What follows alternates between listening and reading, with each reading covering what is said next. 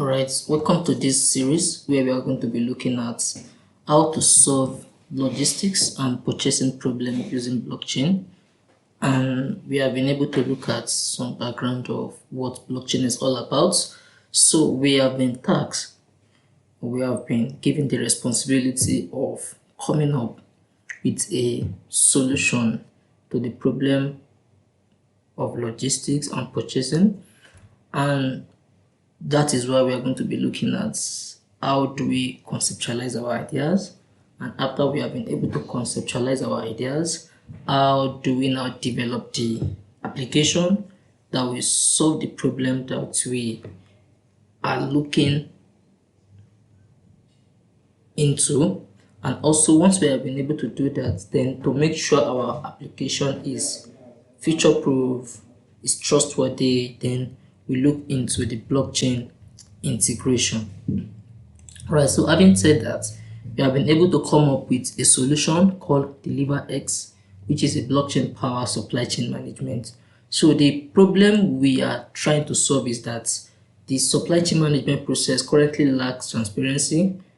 The traditional one, it lacks efficiency, it lacks security, and leading to some challenges like shipment delays, lost or tampered goods, and dispute over delivery. Oh, I got this, I did not get this, and that kind of disputes. And also, this make complaints and cause consumers to frequently encounter difficulties in verifying the authenticity of a transaction and tracking their shipments in real time, and leading to payment and accountability issue among stakeholders, and this leads to errors and the like. So that is why we are here, to solve that problem of the manual way by which the current supply chain is being managed. And that is why we have been able to look at the problem, which fraud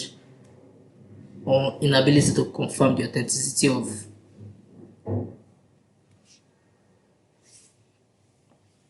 a supply chain.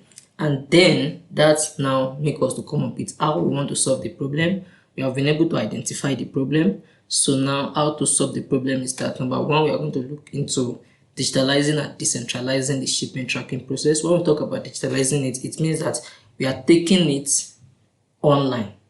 We are making it to be virtual so that it's easily accessible and anybody can access it. And apart from the fact that we are digitalizing it, that means we are taking it online, we are also decentralizing it, meaning that we are not just saving the record in a centralized database.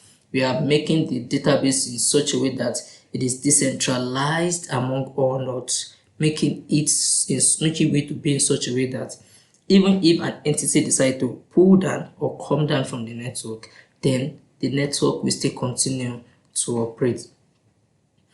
Also, the fact that we are decentralizing it also make it to be immutable, meaning that we are saving it on the blockchain, making the data to be immutable and tamper-proof.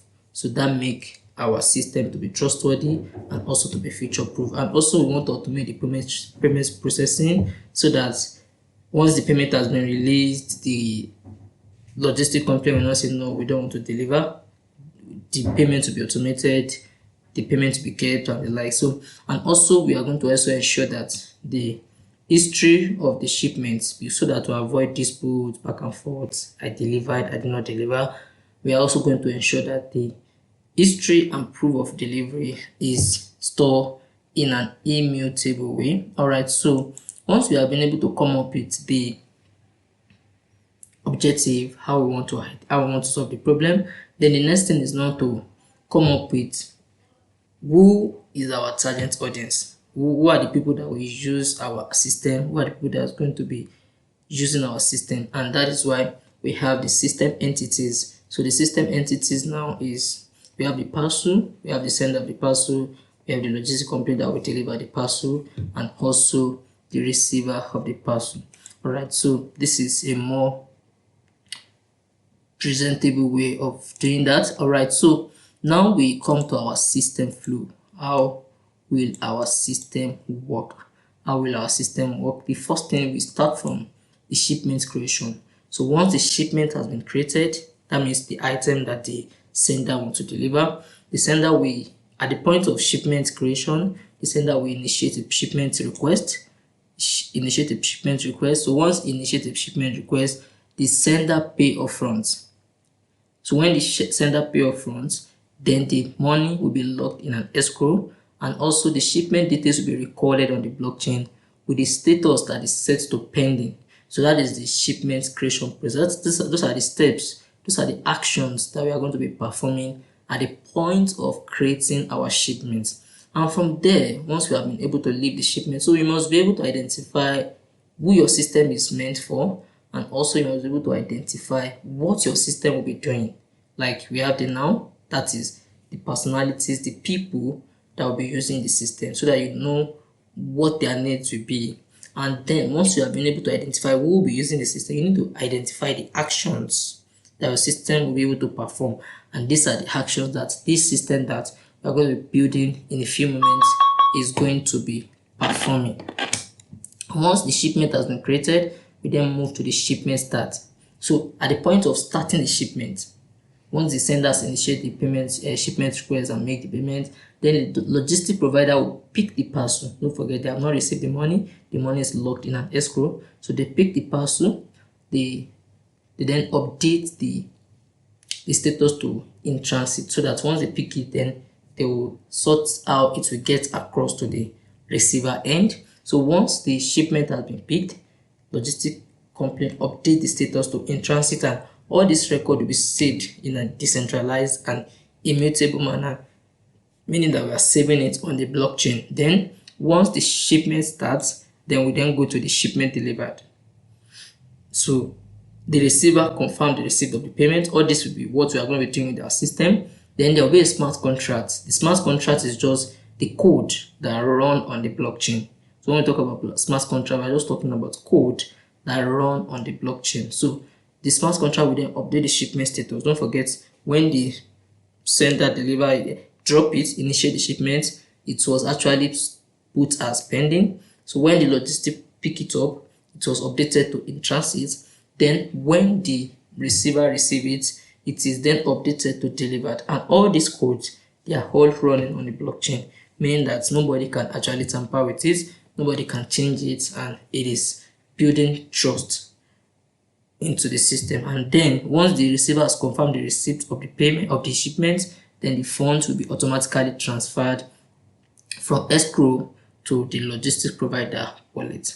And from there, the shipment, we then have the shipment tracking and querying. So once the process has been completed, it's not like that we forget it. So in case there's still a need to reference it, to check it again, then there will be a shipping tracking and querying. So where the system allows users to view the shipment details, track the shipment status, and also check the list of past shipments, and also verify the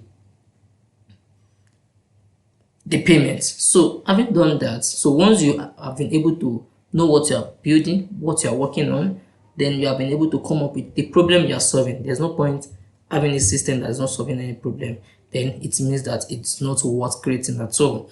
Alright, so once you have been able to identify the problem, then you identify the steps that you will take in solving the problem. That will be the objectives. So once you identify the steps, then you identify who will be your system users.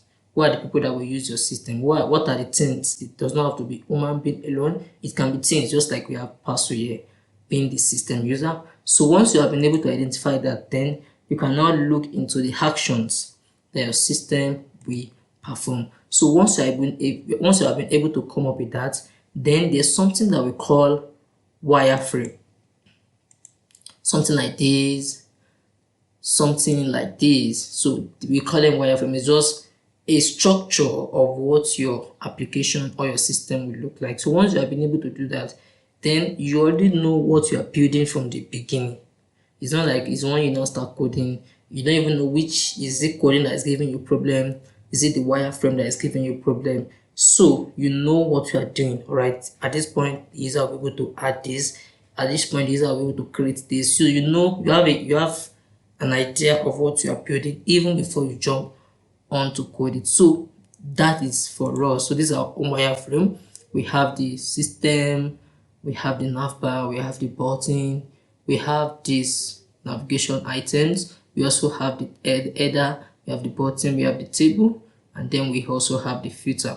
All right, so from there we also have a model where we can create. And so this is me drawing the wireframe. Of course, I've been able to develop the system. I'll just show you the video now. And this is like, this would be your home wireframe. All right, so I will have a home page where the user will be able to connect their wallet. This. So once we're able to do that, then okay, and we have a modal, where modal is just like a pop-up where the user will be able to track their products, create shipments, and also we have a table where once the user has created a shipment, then they will be able to see their details in the table. And also, in case the user want to track their products, they will also be able to track their products with a modal or with a pop-up. Once they enter the ID of the product, they will be able to see the details of the delivery. All right, so in case the user, at the point when the user want to start the shipment, then you just put the address, make the payment, and start the shipment for the logistic company. And also, since we are working with a blockchain application, we need to have a digital wallet. Digital wallet is where we store our tokens, and then we also digitally sign our transaction. So we are going to be looking more into that when we get to the blockchain aspect. So I'll just walk you through the demonstration of the application that we're going to be building before we then jump right into it. So we have the system. The user go ahead to connect their wallet, and that is in an aspect like the login functionality. So once the user added their wallet, then they'll be able to create shipments. So you can see I'm trying to switch accounts so that I can be able to add the receiver, because I can't receive and also I can't be the sender and also be the receiver.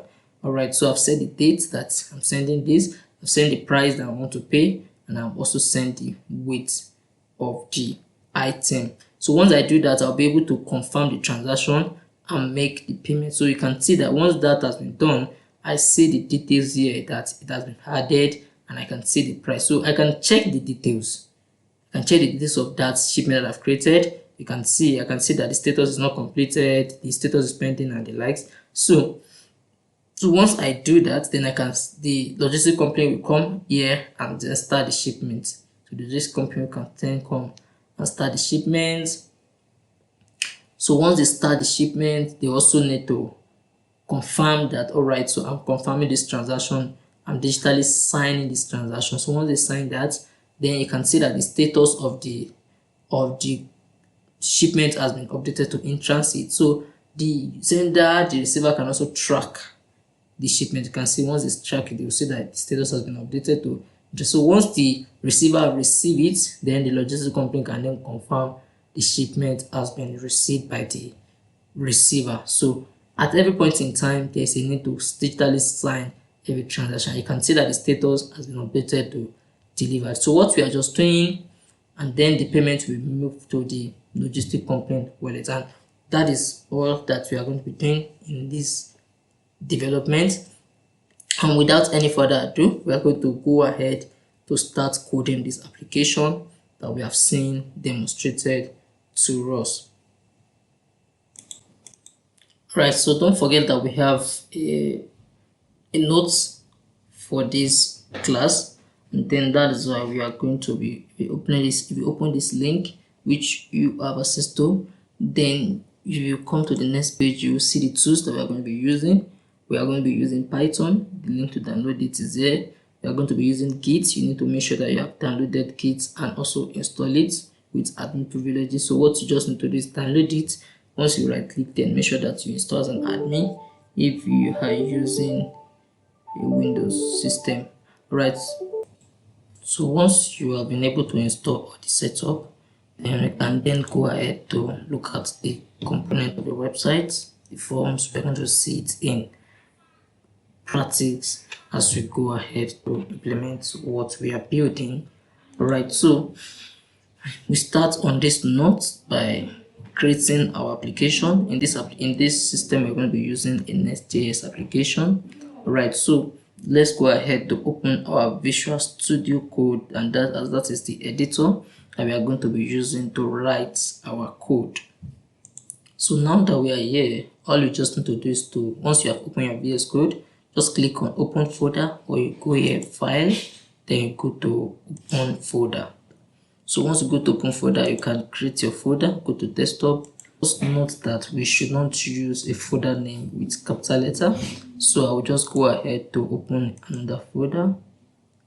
Alright, so go ahead to open, not file now, folder, go file, open folder. So let's go to desktop or anywhere you want to create your app. I'll go to new folder. Make sure that your folder name is in lowercase. Press enter, deliver X. I'll just call it the name of my app. Alright, so once I've been able to do that, the next thing I'm going to do is I'll open my terminal. To open the terminal, just scroll to this 3 dots terminal, then go to new terminal. So once you do that, then you can then say, you should also make sure that your terminal is in Git bash. So just go to this drop down and ensure that you switch to Git bash. You should have it if you actually have your Git installed. Alright, so the first thing we're going to do is to check if Node.js is installed, because that is what we are going to be using to create our application. So I will do node v.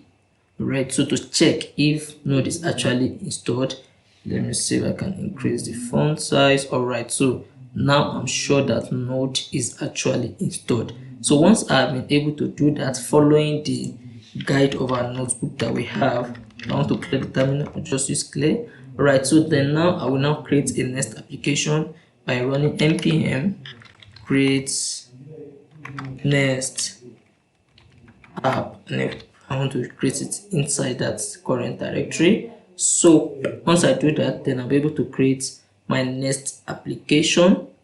So it's taking some time to run. So once it's run, then I'll be able to create the Nest application. Alright, so now we have it. I am not going to use TypeScript, so I'll say no. I am not going to use ESLint. I'm not going to use Tailwind CSS. For this, I will say yes. Also for the app router, I will say yes. And now for this, I will say no. So I will give my app some time to install. Alright, so now that we have been able to successfully install application, then what I will just do is to run the application.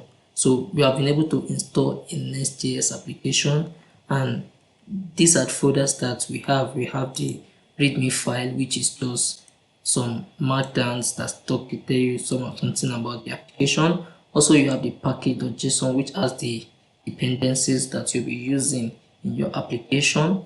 Alright, so we also have the Next config, which is actually the file that is used to configure your Next.js application, and also your JavaScript compiler, which is the JS config file, and also the git ignore file, which is the file that has the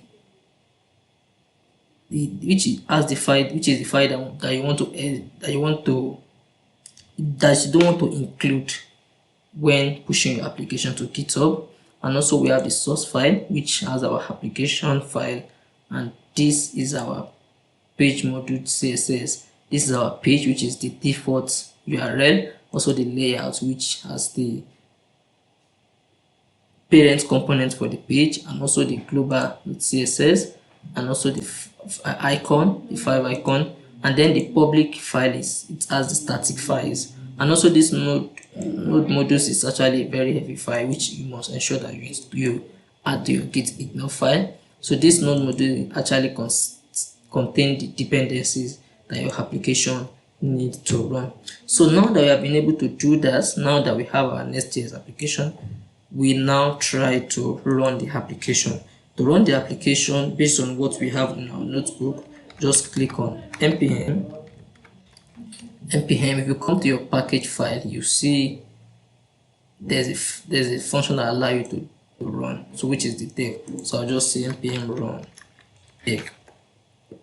So with that, we are going to be able to run our application.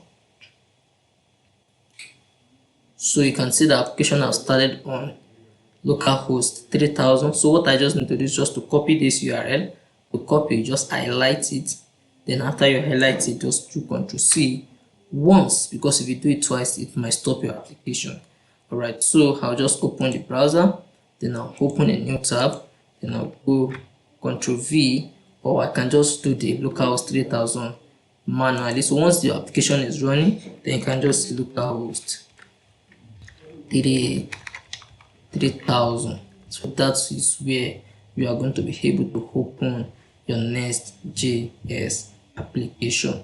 Alright, so now that we have been able to do that, you see the application running.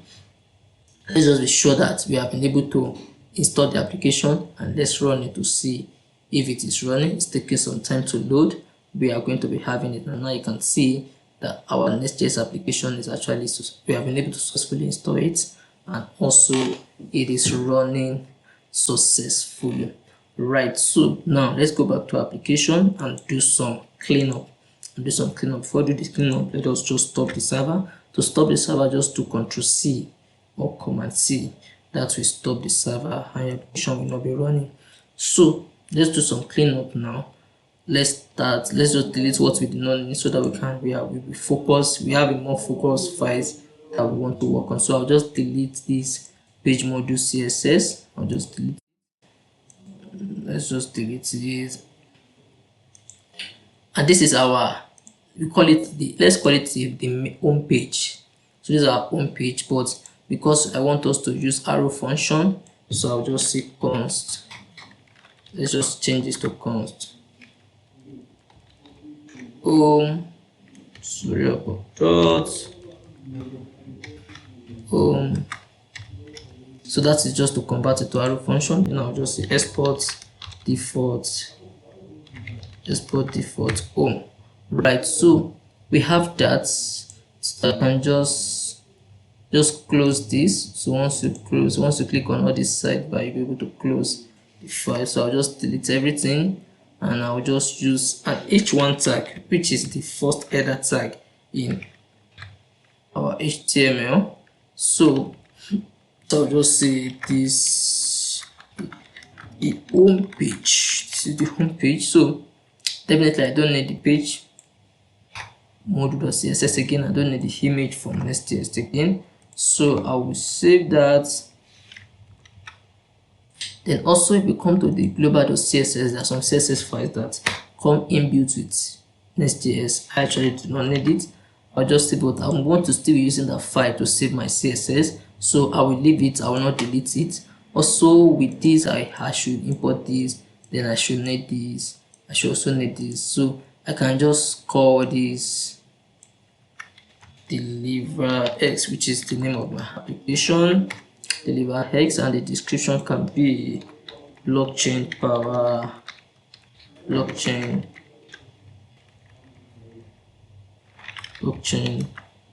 based supply chain management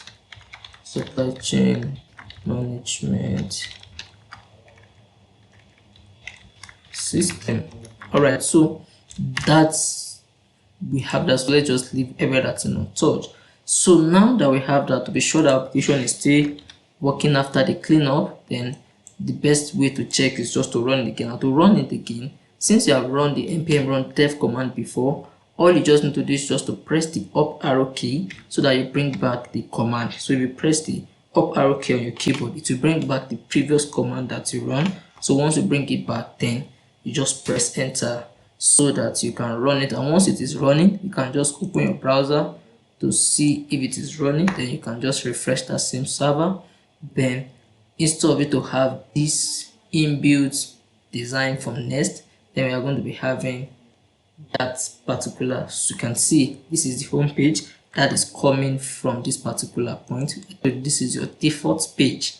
This page.js is your default page, so you can see that this is the home page is coming from you. So whatever you put here will be seen as your major file. That's like a home page, which is the default file that Nest will look for upon starting the application. So now that we have been able to do cleanup, let us now go ahead to hide a styling library. So the styling library that we're going to be using is Bootstrap.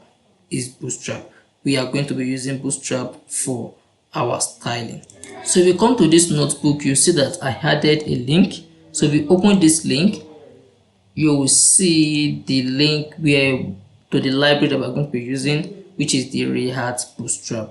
So it allows us to add Bootstrap to our project. So what we are going to be doing according to this instruction is we are told to just install Hardhat Bootstrap and also Bootstrap. So let us go ahead to do that. So you can also check this documentation to get information about what you need to do, about how to go about your installation. Alright, so we are going to open our application again. So I will stop it. Then based on the instruction, I will start by installing Hardhat Bootstrap, and then I'll say Bootstrap. So I will wait for that to install. Alright, so now that we have been able to install Hardhat Bootstrap and also we have been able to install Bootstrap, so all you now need to do is to add that particular Bootstrap CSS to your global CSS file. So I've put the link there in our notebook. So I'll just paste the link, and also you can also get the link from the documentation, which is this link. So since you are putting it in a global CSS file, then you need to use your import URL. Alright, so now that I've been able to do that, the next thing is now to check to be sure that our Hardhat Bootstrap has been successfully added. So in order to use Hardhat Bootstrap, what you just need to do is just the component you are using, they already have the component for you. So all you just need to do is to import the component from Hardhat Bootstrap, then use it in your system. Alright, so to do that, just let's say I want to use stack and I want to use button. So stack is just used to put elements together. Alright, so I'll just say import. So I want to import stack, then I want to import button. So where am I importing it from? I'm importing it from Hardhat Bootstrap. Alright, so now that we have that, I will just over here, I will just open a bracket for this, then I will do stack. I'll do stack, and inside the stack, let's say I want to have buttons. Let me call this button link, and also the other one also, let me call this link 1, and I'll just duplicate this using Alt Shift and down arrow, then let me call this link 2. Alright, so I can define some property for this stack. So let me say the direction of the stack, I want it to be horizontal, and also I want to have a gap in between the element to be gap of 3 is fine.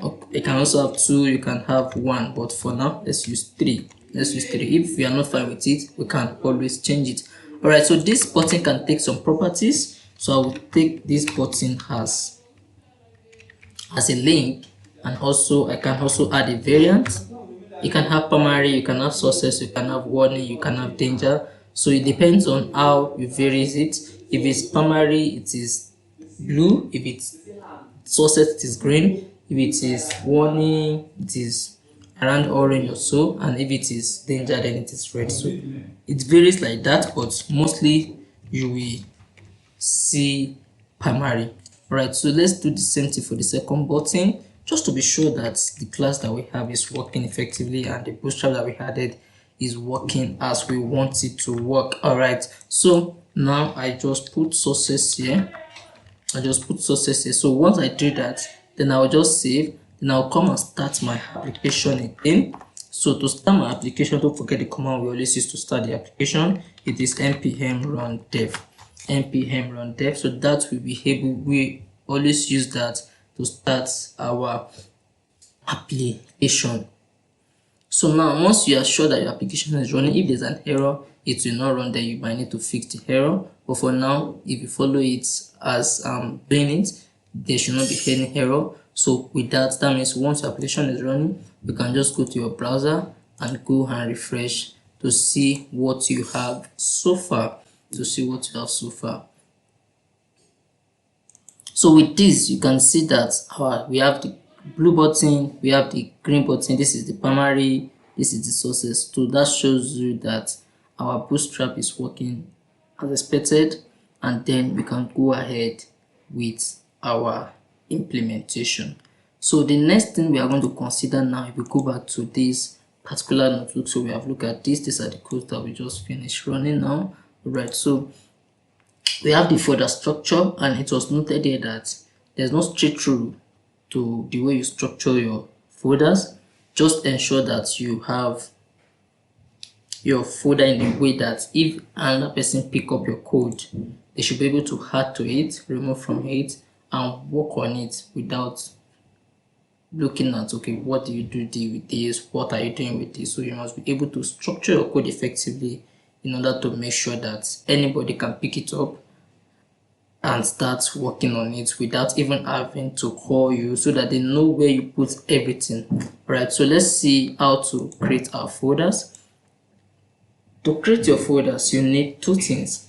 You need, actually, when we're working on our application, we are going to be needing some other things. So we are going to be needing the components. Don't forget that every website or every application has some elements that comes together to become the application. So each of those elements, they are called the components. So definitely you are going to be needing a folder for the components. So, and in order for you to create a folder, all you just need to do is to click on the parent that I want to house the folder. So let's say I want to create a folder under this source folder, RSC folder. Then I should click on the folder. Then once I click on the folder, I should not come to this icon that says new folder. So I'll just click on it, and that will create a new folder. So I'll just call this first folder, I'll call it components. So that I will use to house my components, like the elements that will come together to make my application. Alright, so once I've been able to do that, I'll just click on source again. I want to add another folder for context. By the time we get to the database integration, the blockchain integration, you understand the context better. For now, let's just create the folder the same way we did for the components. So I'll just click on the source folder, then I'll go to the new folder icon, then this folder name will be context. So you understand context better when we get to the backend side. But for now, let us focus on the front-end side, the element side, the component side. Alright, so now that we have been able to do that, the first thing that we are going to consider is because now what we now need to do is we now start switching between your wireframe. Now don't forget to already have a wireframe of what you want to build, what you want to develop. Then you should now start switching between your wireframe and your application. Wireframe and your application. So okay, you pick it, this is the first component in my wireframe, then you go ahead to code it, then you move on to the next one, you go ahead to code it. Alright, so now let us go back to our wireframe. Now first element is our navigation bar. This particular element, this is our navigation bar. So that is the first component that we should be working towards creating, which is the navigation bar. Alright, so you see how your navigation is. You see, okay, you have the logo, you have some menu items, and you also have a button where the user can connect their wallet. So what you need to do is to open your system, and don't forget that we have a folder called component. So see every element of your application as a component. So when you see those elements as a component, that's when you can now know, okay, like how do I code this? Then you code it separately, you put it in the components folder, so that when you want to use it, all you just need to do is just to call it. So even if you want to use it in more than one places on the website, so it will be easy for you, instead of you doing it several times, all you just need to do is just to call it. So you will see the process that we are going to be taking in installing and setting up each of the components of the website. And don't forget that the first element on our wireframe is actually the navigation bar. Alright, so we are going to go ahead now to create the navigation bar. But now when you come to your component folder, the first folder I want you to create is the index.js file. Now this index.js file is like the default. Anytime you hear index in a application creation process, it is always considered as the default file. That means if any folder or any file is referencing this particular component folder, then the first thing that the particular file or folder will come looking for is the index. So if you don't have the index, then you should specify which file you want to reference. But if you just say I want to come to this component and you don't specify any file, then just trust the fact that the file that is coming to look for this component will look for the index file. But if you don't want to check the index file, if you don't have index file, then you should specify which file you want it to look for. Alright, so it's better we see it than to just keep explaining it. So now what we are going to be doing, now we have the index file, just see it as a default, and also the component.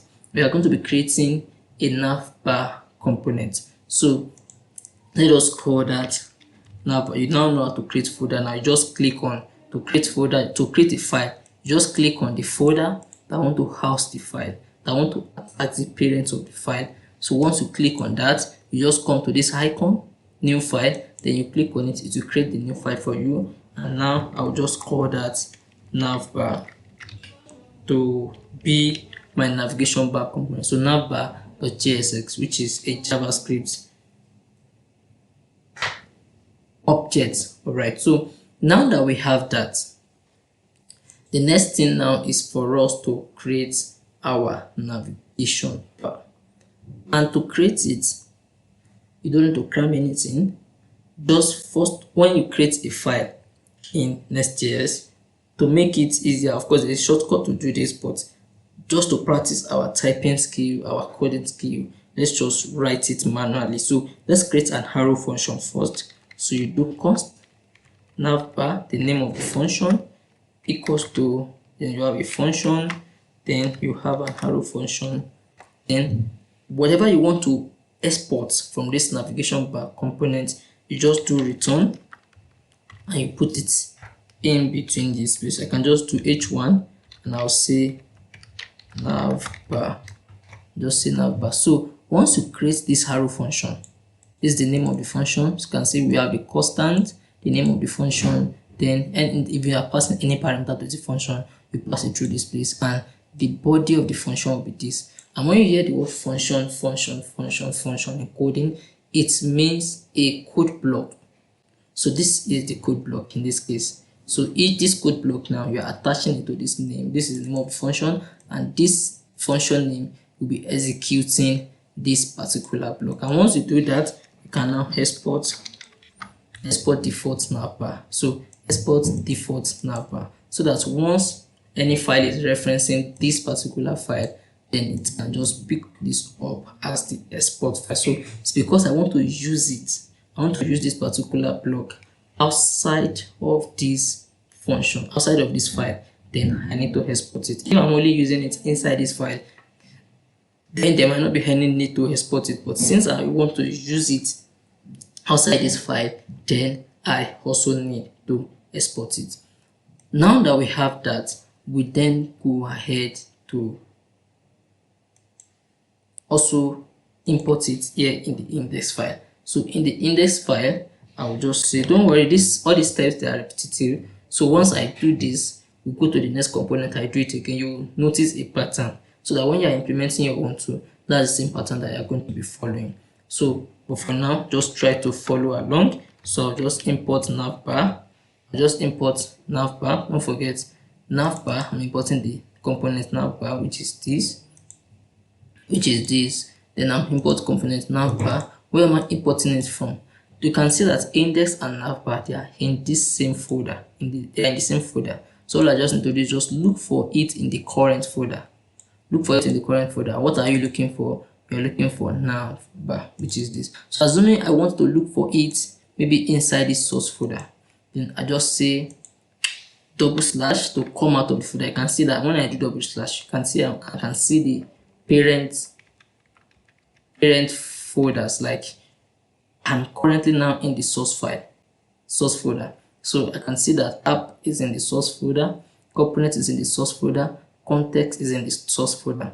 So but for now, I'll just limit it to just one dot, because both index.js, which is there, and also the navbar.jsx, they are in the same folder directory, and that is why I don't need to do a double dot. And once I've been able to import it, I'll just export navbar. So all the components, so that it will be easier for me to call from outside this particular page. In order to be sure that our component has been successfully installed or set up, I'll just come to the default page. Don't forget our default page, which is always inside this app, and this is its page. So I'll just erase this. Since I'm done using this, I'll erase this. So I'll just import from the word import. I'm bringing it into this file. So I'll just import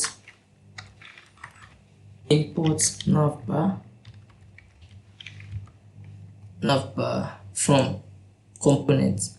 So you can see I'm importing navbar. So when you put it inside these curly braces, it means that you are not exporting it as default. So if you are exporting it as default, you don't need to put it inside these curly braces, because if it is default, for example, if you look at this particular one here, I'm exporting it as default. So when I want to import it from this file, you can see when I wanted to import navbar from this file, I did not need to use curly braces, because I have exported it from this file as default. But when it comes to now I now imported it, then I export it again. But in this case now, I'm not exporting it as default, and that is why when I'm importing it here, I should use curly braces, because I'm exporting it not as default. But if I'm doing it as default, then I don't need to use curly braces. But the beauty of this is that I can easily do navbar, I can do hero, I can do button with just one line of code. But if I have to export it as default, then I will have to do it with several lines of code. I will have to do button, I will have to do hero, I will have to do all this, which might make my code to be unnecessarily too bulky. It will still work, but just that it's I might end up having more lines of code. Alright, so we just close this. So it's easier that way to do it just one line. So once you have been able to import it into this file, then you can use it. How do you use it? You just use it like this, navbar, and you make it a self-closing tag, since you are not passing anything in between it. So if you are passing something as a child element now, then you can now say, okay, you want to have it as navbar, then you can now pass whatever you want to pass here. But since you are not passing anything, then you can just make it a self-closing tag. So I will just save and see if we have our navbar. So let's go back to our application. Then I refresh. You can see I have the navbar already. Navbar. So which is coming from this point. So if I change this to 1, for example, and I save it.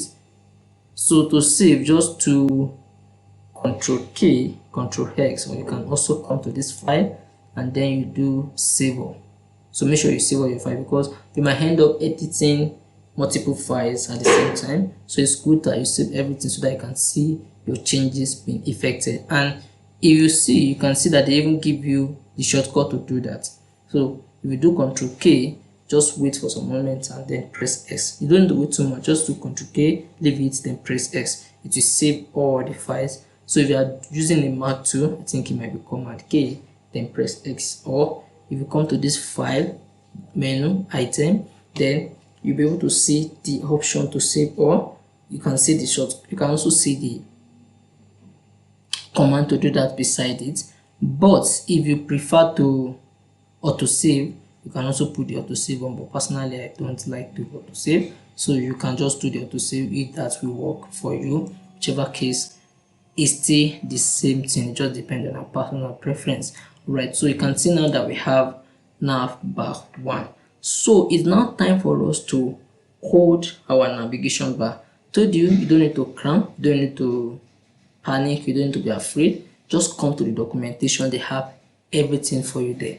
So you just pick the component that you need from the documentation, then you use it. So if you come to the documentation, you just come to components, look for components, you see all the components that they have for you, they have the code for you. You can just pick these codes and use it. Alright, so now the component that we're currently looking for is the navigation bar. So I'll just come navigation bar.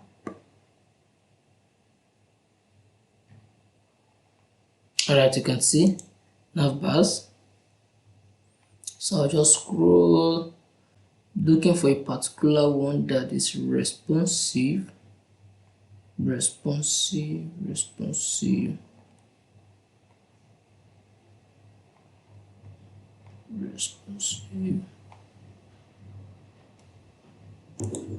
if we keep scrolling, you see the one that is responsive. Now you can see it here. Responsive behavior, the one that when you toggle the navbar, it opens the menu on a small screen, and on the last screen it shows the menu. So let us use this. So it's also important that you copy, and when you copy, you must be able to update the code to suit what you need it for. So let's just copy this, just watch, and once you do 2 or 3 times, you'll be able to notice the pattern and be able to effect it, you'll be able to conduct that yourself. So I'll just copy this. You can see where I copied from, NavBar. So once I do that, I'll erase this. Now open a bracket. Now paste what I copied. So once I paste what I copied, you can see that I need some components which from React Bootstrap. So I'll just come and import it, every component you are going to be using. And in case you are not sure, it's a thing you can also come back to the documentation and also pick it from there. So if I go back to the documentation, I can see the component that they use. So I can just copy it. I'll modify this to suit my own need. And that is the benefit of knowing all these things. So just copying and pasting, you know how to update the code effectively, and that is what you actually need. There's no need to cram. So I'll just put copied, container. This container, I'll put it here. You can see when they are importing it as default, they are not using curly braces, but when I need to import it not as default, then I need to put a curly braces so that I can do more than one at a time to save me having to write several lines of code.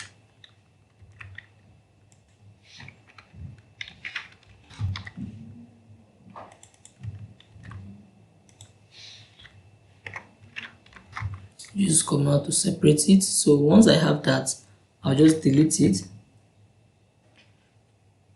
So I'll just delete it. So I'll just save. Now let's see our navigation bar now.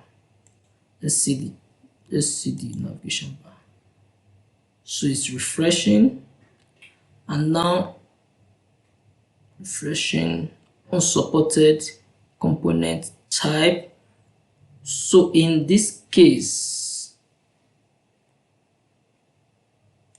now when you see something like this, of course you might not need to disturb yourself too much with the technical aspects of the implementation, but now it's saying unsupported server components type undefined. So meaning that there's something in Next.js that we have the server side rendering and we also have the client side rendering.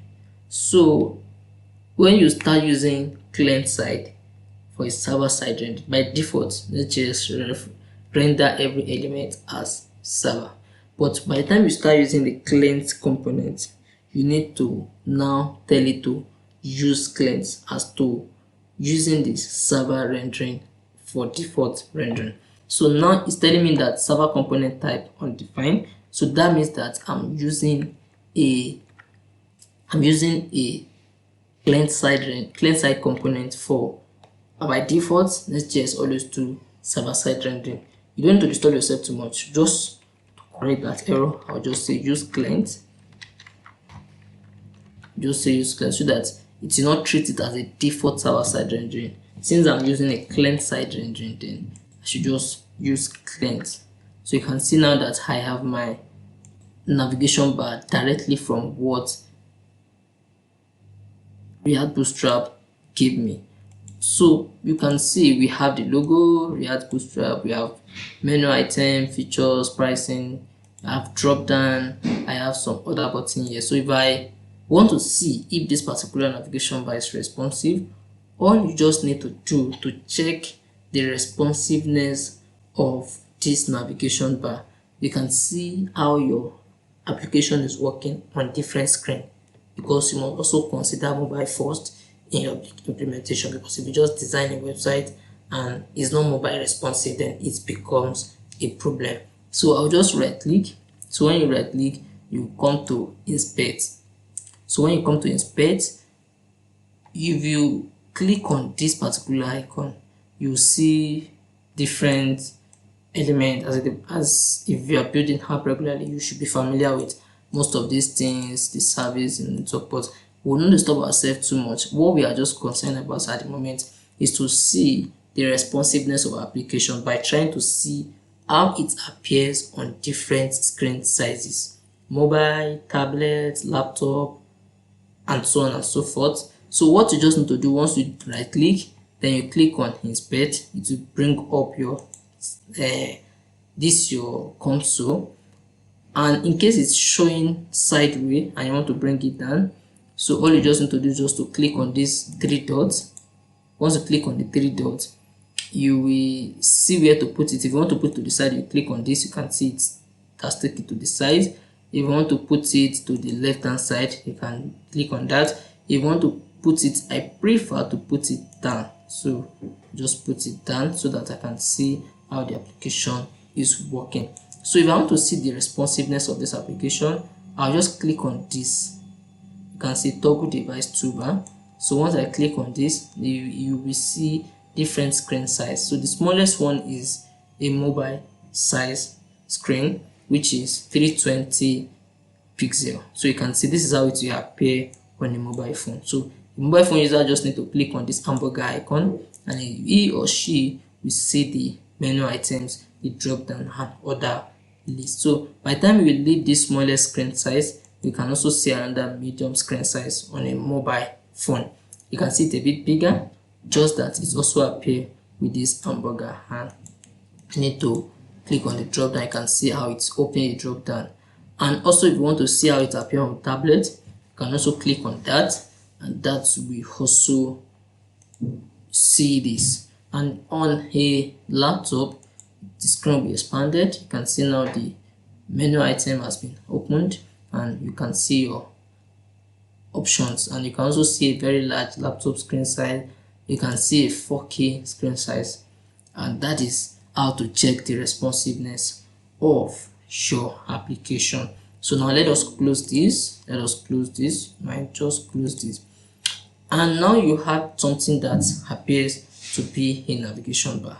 Don't forget you have a wireframe that is guiding your development. In wireframe, you have your logo, you have home and blockchain, and you also have a button here. So now let us update the navigation bar that we have to speak to our wireframe, to speak the language that we have here, that we have represented here, so that we can be able to make progress with our design. So the first thing you should look for is this React Bootstrap. So I'll just erase this. You can see I have the compose on collapse on select, expand on large, the class, I have the BG body territory, and also I don't want to let me just erase this and just say just hash. So the name of my application, you can see here, just look for where you have the letter and just change it. It's just like editing documents, it's the same thing. So by the time you work with this for some time, it becomes easy for you to work with and also to update. So you don't need to change what you don't know, just to change the text. Now you can see the menu items. Now you have the features, you have the pricing, and you have the one that is a drop down. So for now, I don't think we need the drop down, so I'll just try to close that drop down, then so that it will be easier for me to highlight. The ones I highlight, I'll just delete it because I don't need the drop down, but I need two menu items. So the first one, you can see these are the menu items. I will just not take it to anywhere for now. I will just say what's our first menu item. First menu item is home. Let me just say home, and then our next menu item, I don't want it to take, this is where it will link to. So, and also the second menu item is, let's just say about. And you can also see that from our wireframe, to the right, we have a button called Connect Wallet, and the same thing on the one that we copy. We have two buttons to the right of the navigation bar. So that's what we are going to be trying to work with.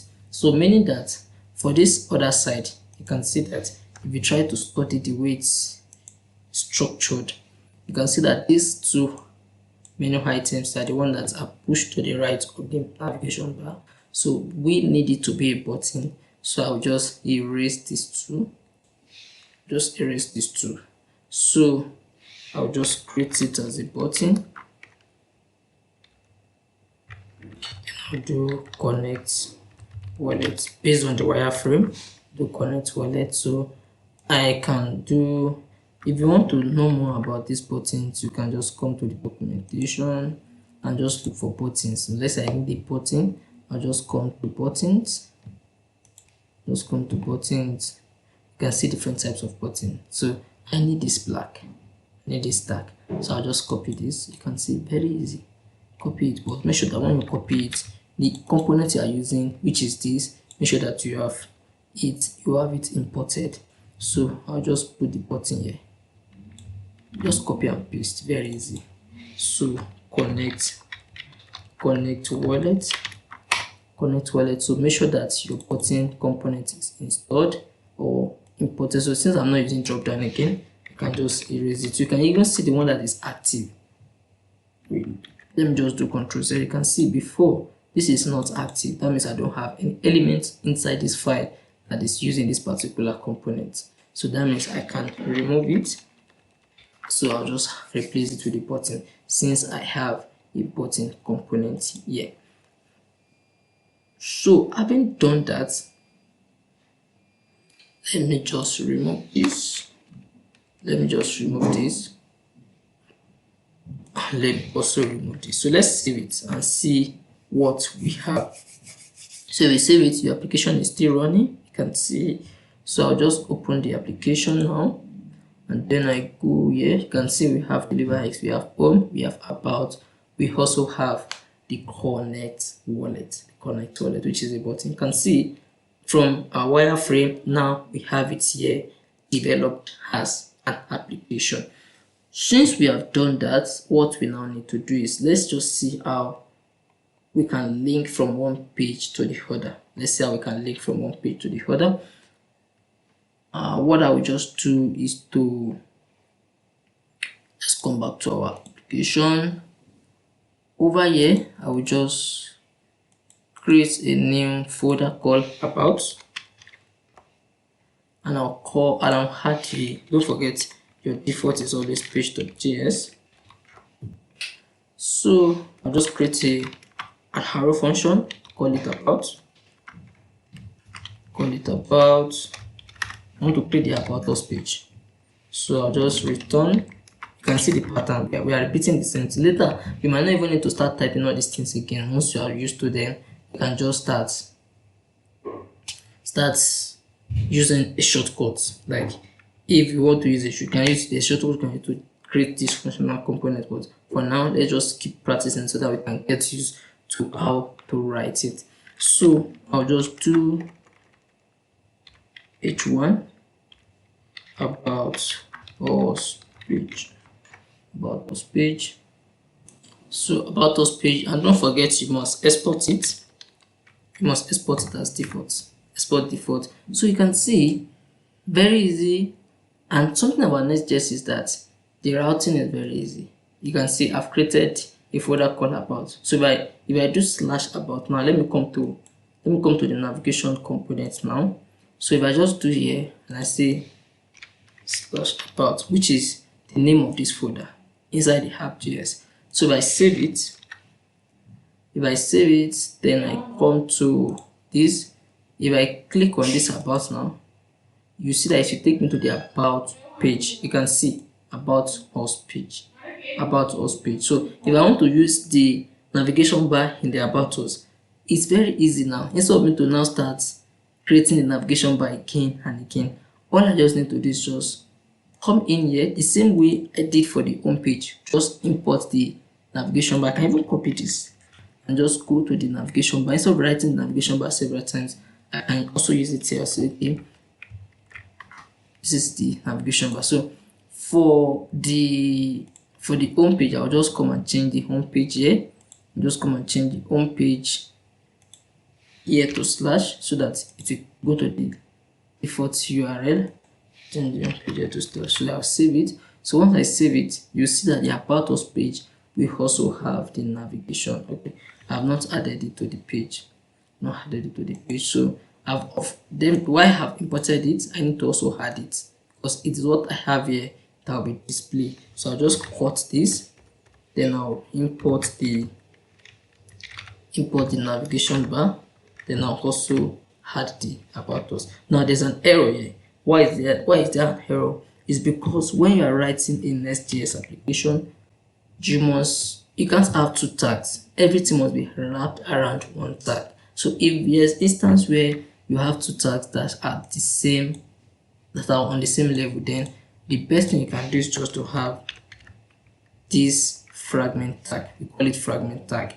If you don't have anything inside, just for you to use it to close your elements, because everything must be wrapped inside one element. So you are not allowed to say NavBar, then h1, then on the same level. So everything must be wrapped inside the parent element. Then you can have as many as possible. Once you have one particular parent element, wrapping them all together. So you can see our error is gone now. If I come to you can see now we have the navigation bar. So I can go to the home page. This is the home page. I can go to the about us page. This is the about us page. So having done that, we can now say we are done with the navigation components of our wireframe. So we are done with this aspect.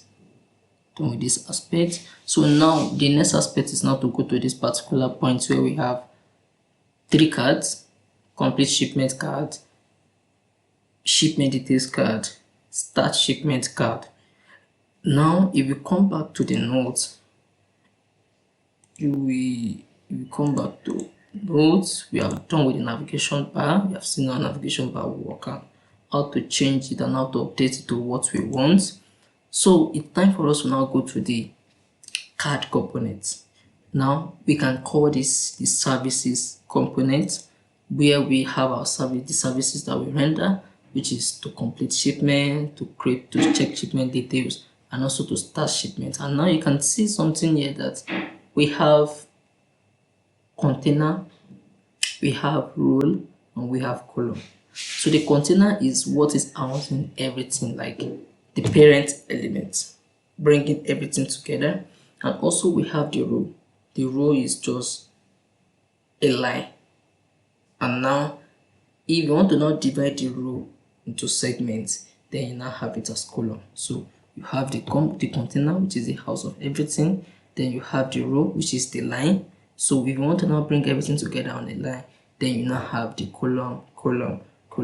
And now we go ahead to create the services component. Don't forget, I told you every element you see on the web page, on the wireframe, you see it as a component. This is a component, this this is a component, this is a component, this is a component, everything is a component.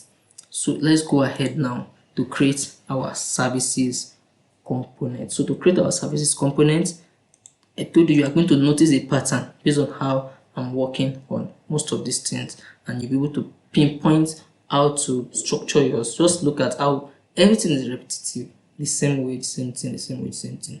So now let us go ahead to our component. So when you want to start a new component, same way when we wanted to start a new component of NavBar, the first thing we did is to come to the component folder, then you create the file. So click on the parent folder that I want to house the component, then click on add a new file. Then what is the name of our component? Let us call it services. So now that we have the services, I will just, the first thing, our arrow function. So I'll just do services, then have this bracket, then have this curly braces, which is the block of the function. Then don't forget to export it as default. Export default services. And once you have been able to do that here, then you come to the index file. You are going to be noticing pattern that we're going to be doing, what we're going to be doing. So I'll just import services. As you are writing, you'll be seeing the suggestion. So services, since you are exporting it as default, so it's easier for you to do that like this here. So once you import it here, then you can then just go ahead to export it. So I just like it to be on a separate line so that it will be to appear nice. So services. So to be sure that our services component has been successfully integrated, I'll just come in here and I will import services. You can see the benefit of writing it as not default, so that I can be able to do everything on the same line. So I'm going to create a new line for every component that I'm using on the web page. Now that our file is more than one, then I need to put it in a bracket. So I also need to have a fragment tag, like I've explained before. And also we have the services. So to be sure that services is really working, then I come to check it here on our web page. You can see now that we have the services component. So definitely based on our wireframe, after the NavBar, the services components come next. So we are sure now that our services component is working effectively. So what we just need to do now is just to add our code. Now don't forget, you have the container. Let me go back to what I'm referring to. You have the container, you have the column, and you have each row, 3 rows. So if I go back, if you want to learn more, you can just come to the documentation and just go to layouts. You see the breakpoints, you see the grids. The grids are, you can see container, row, container. So this just have one container. So this one too, you can see this is also one container. This container float is more, the breadth is wider, does not give too much allowance to the edge of the browser. So you can see this is a row, the first row of 2, the second row of 2, the first row of 3, the second row of 3, the third row of 3, and this is a row, this is a row, and everything has to be in a container. You can see. Let's see. So for now, you notice something here that they said on extra small screen, then it should be 6, meaning that it should, normally we always have 12 columns in a row. So that means on a small screen, then occupy 6, so that others will just occupy maybe 3 to make 12. But let's see that in action. You can see You can copy any of this one and see how it works. They even give you some of the outputs, which is why documentation is very good. Just look at it and you can always copy this code and use it. So this is the code that I'm going to be using, but I will just not copy it. I just like to write it so that in the process of writing too, you also get to understand it better. So the first thing is that we need some components from React Bootstrap. So what you need to do is to import it. So just a container from React Bootstrap. Also, I need row. Right now, you know what container means, you know what row means, you know what column means.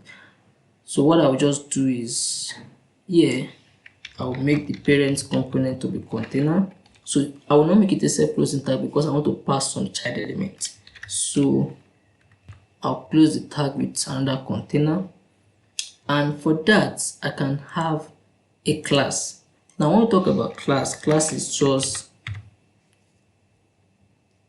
like defining some CSS attributes of how you want your application to look like. And normally, when you're writing your HTML, it's common for you to just use class. But when you're using Nest or React, you should, instead of using class, use class name. So this class, they are all coming from Bootstrap. There are some Bootstrap is a CSS library that have already helped you to define some variables. Like for example, if you come to get bootstrap.com, you see, if you come to documentation, and you can even search for, let's say you are searching for padding, you can see that you have some classes that have been defined for you: margin top 0, margin S1, margin X2. So all these classes have already been defined for you. So what you just need to do, if you want to use this class, for example, instead of you to write this CSS, all you just need to do is just call this class. So when you see dots in front of an element, it means class. So just call this class. If I want to call this class, for example, I'll just copy it, then I'll just come into my code, then I'll just put that class here. Then I'll be able to use that. I'll be able to use this particular padding left of this, padding right of this. So padding is just space inside, margin is space outside. So this, you can see how they are using the class, but because this is HTML, that's why they are just using class. But when it's come to Nest, when it's come to React, instead of using class, you use class name. And edit it, I can't edit that, so use class name. But for now, we are going to be using, you can see from the web page that it's very close to the navigation bar. So we don't want it to be this close. We want to have some space in between. So I'll just do padding horizontal. That means the space in between the elements horizontally, so both up and down. So I can have padding top, I can have padding bottom, but for now I want to apply the same space at the top. I want to also apply it to the bottom, so I'll just say padding X, padding Y, which means top and bottom. Then I want to have it as 5. The more the number, the more the space. So let me just go ahead to say services. So let me just save for you to see the effect of that space. You can see the space. So if you reduce the number to 2 and you save, don't forget what I'm using to, you can see that it's now closer to the top. Right, so that is that about that. So I'll just use 5 because I need more space. And now from the container, you can guess the next thing, which is the row. So row, which is the line. The row is the line, so I need to put this in a bracket. Just cut it, then I'll paste it again, which is, so once I have the row, I also want to have a class name for the row.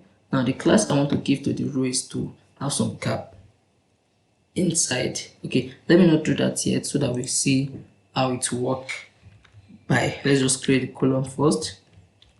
Let's create a column. Let's do this column 1. To duplicate, just put your arrow, your cursor on there and press Shift Alt down arrow, then I'll do 2, then I'll do 3.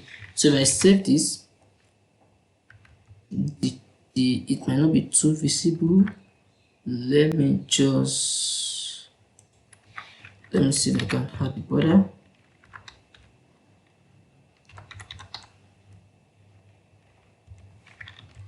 I hope the class is correct. So if you are not sure of anything, just come to documentation, border. So you see, very easy. So you can see border top, border bottom, border.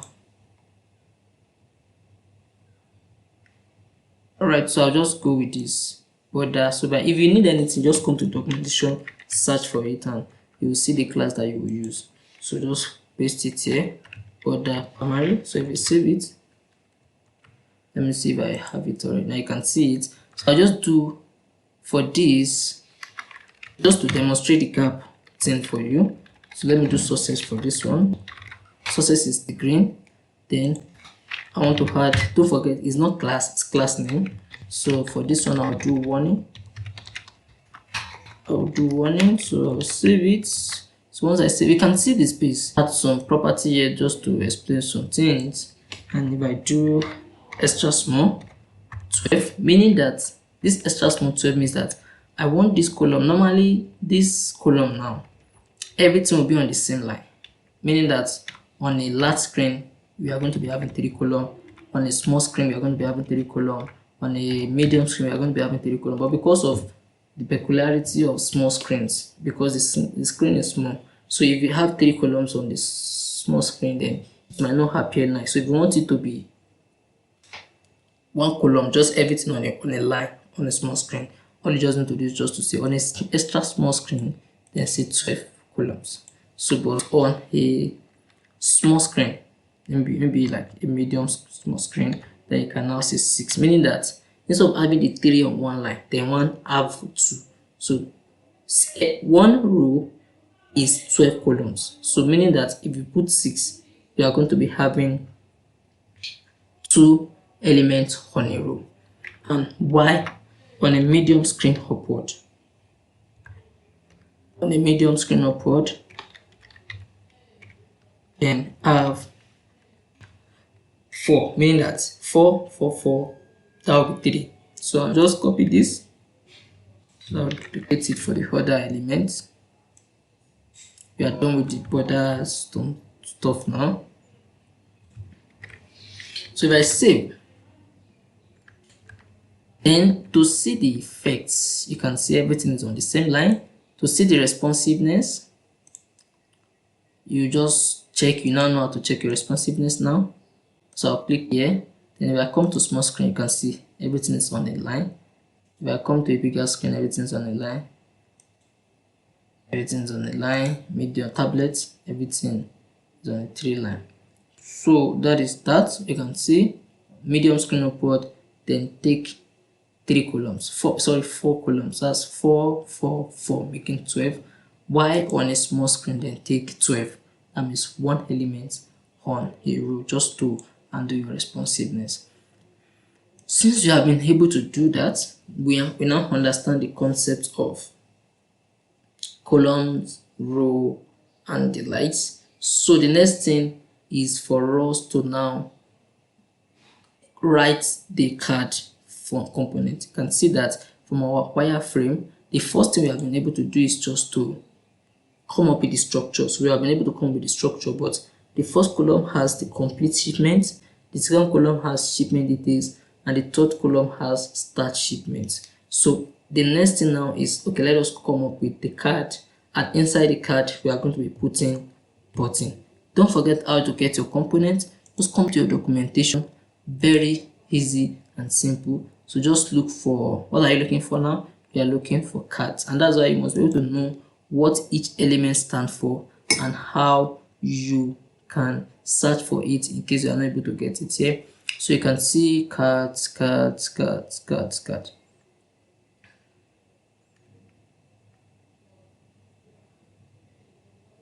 can see different cards. different. Alright, so let us use this. Just copy. You can see how easy it is. Just go to documentation, copy, know the element you need, then copy it. So once you copy it, then you just come inside one of the columns. Don't forget, each of the columns has one card each. So I'll just paste the card here. So but don't forget, once you are using a component, you can also come back here and copy the component that you use. Be sure that you import it. It's repetitive, but so you need to follow. Once you can follow the pattern, there's nothing you will not be able to create. So I'm using a button, so I'll just copy this and put it here. I'll copy card and I'll put it here. Then once I've been able to do that, so to ensure I know what I'm editing, I can just leave some space between the column and the card. So now I don't need the card header. So I also, based on the wireframe, you might not need this. Okay, you can just save it to see how it appears. And now it's giving us that server component error again. You can see cannot read property of undefined. Let me see, we have copied something we should not add.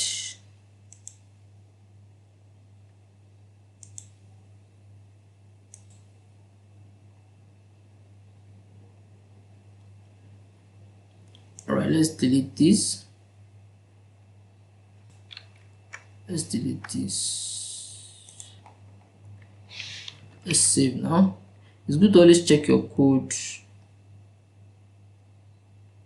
Server component, I think it's a server component issue. So you know how to fix the server component issue now. Just come here, use cleanse. So anytime I hope the cleanse is correct. Start cleanse correct. Yeah. If you check now, you can see that you have your card. You have your card. Now let's write some. If you come to your, you might not need to disturb yourself too much with all the CSS, but once you have an element that is doing what you want it to do, then I think you should be fine instead of stressing yourself too much with too much modification. But if you look at the wireframe, you see that we have some shadow. We also have some, of course, the line already, the card already has this line. It's just that we have a little bit of shadow. You can see the shadow. So, and in between the card we now have the button. So that's what we are going to be implementing now. So we go to our code editor. So we just do class name for the shadow. To add the shadow small. Then let's put the text to the center. And let us also add padding: front, left, back, up, down, left, right. Let us add a padding of 3. So when you do not see anything Y, X, B, T is top, B is bottom, X is horizontal, Y is vertical. So if you don't see any of that, you just see P3. That's a padding of 3 to the top, to the bottom, to the right, and to the left.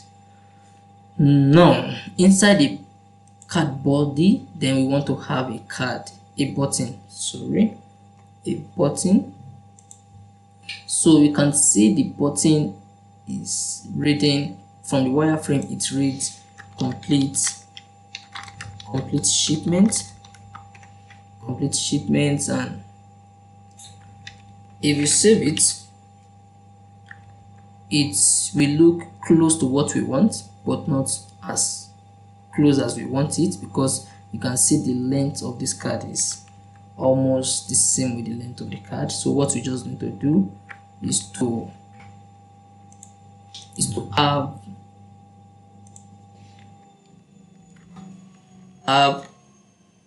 class name to be width of 100.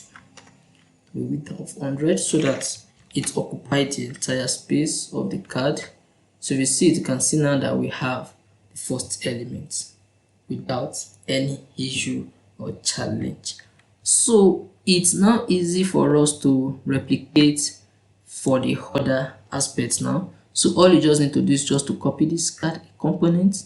You just start changing the text. So just pick this card component, put it in the second column. Then the second column is what? Shipment details. So I'll just do shipment details. And the third one is what? Third one is start shipment. So I'll just copy the card again. If you are not sure, you can just paste it a bit, then copy, then do what did I see there again? Start shipment.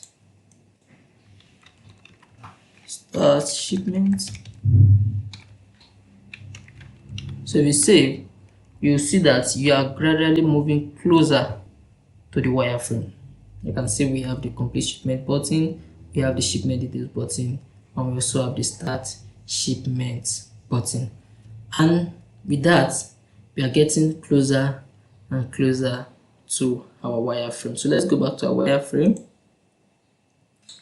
You can see something here that before we go to the table components, when you click on complete shipment, a pop-up will come up that says when you click on start shipment, a pop-up will come up that says track products, create shipment, and let us try to create this model now. This will definitely be a component on its own. So you already guessed now. It will also be a component on its own. So once it's a component on its own, you can also then import it again, use it in the page file. Then the same process is what we'll be doing. If you need the pop-up, if you need the model, then go to documentation, pick it, modify it to your taste, then you'll be good to go. All right, let's try that together. So we want to create this now. So all we just need to do is to come in here. To the components. So see, if you have been able to do that, let's just look into the model or the pop-up creation next week. Thank you so much.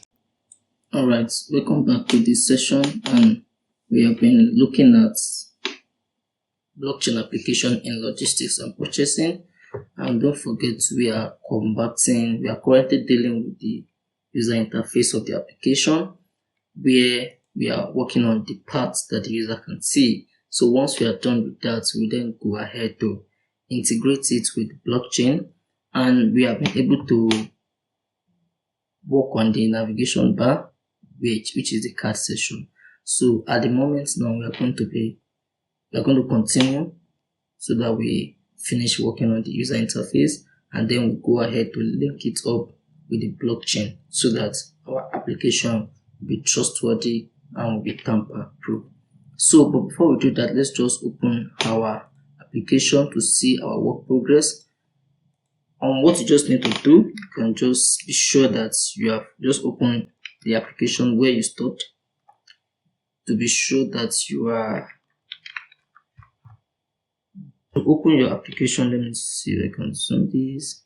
Alright, so to open your application, all you just need to do is just to run npm run dev,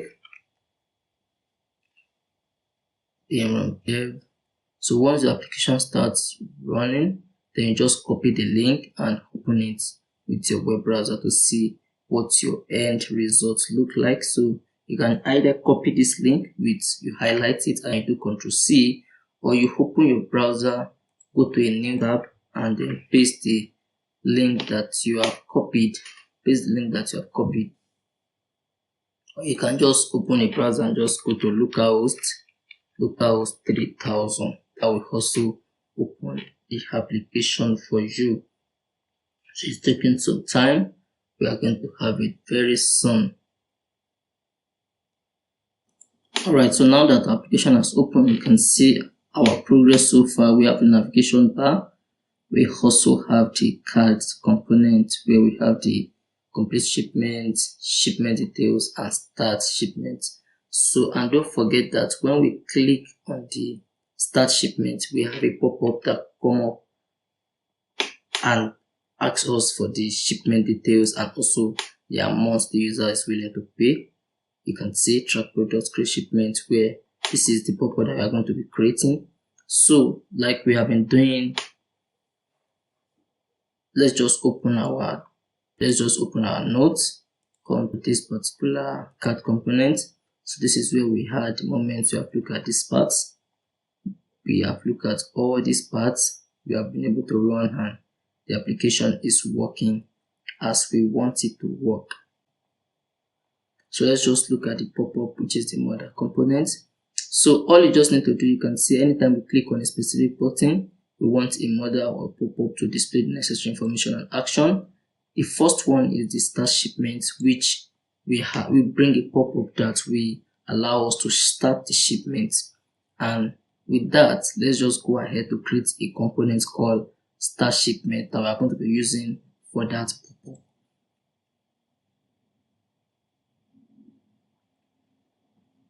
So after which we then come and get the components from our documentation like we have been doing. Alright, so let's just go to our code. Then you can then close all this. Let me think this is better. So you can then close all this, then you go to your component folder, then so in the component folder you just create a file. So I don't forget how to create the file. You click on the particular parent folder that I want to house that file, then you click on this new file. Then once you click on the new file, you give it a name. So the name we are giving it is the start shipment, because that is the pop-up that we are going to be using. So don't forget the extension JSX. So once you do that, you create an arrow function that will help you start shipment.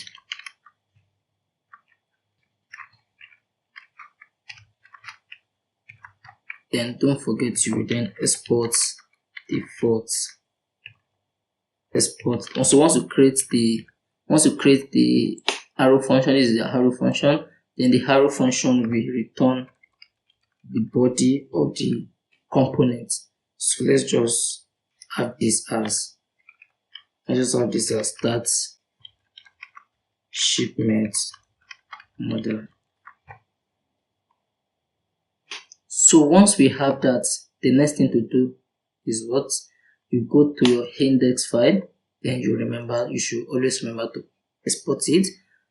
So I'll just import start shipment from this particular current folder directory, then I'll say start shipment.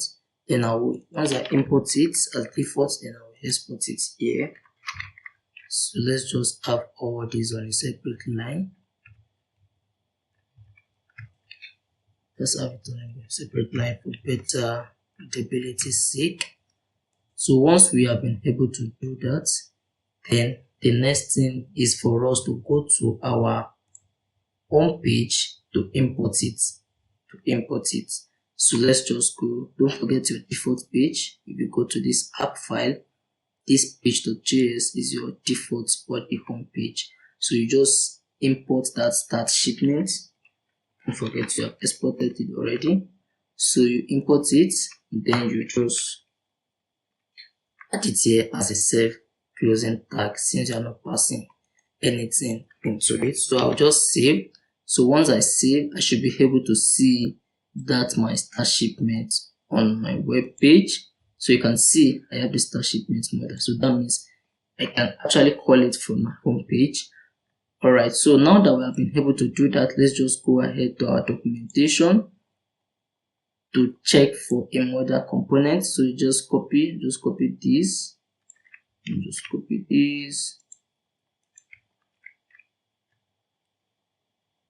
So you go to components, Then you look for Modal.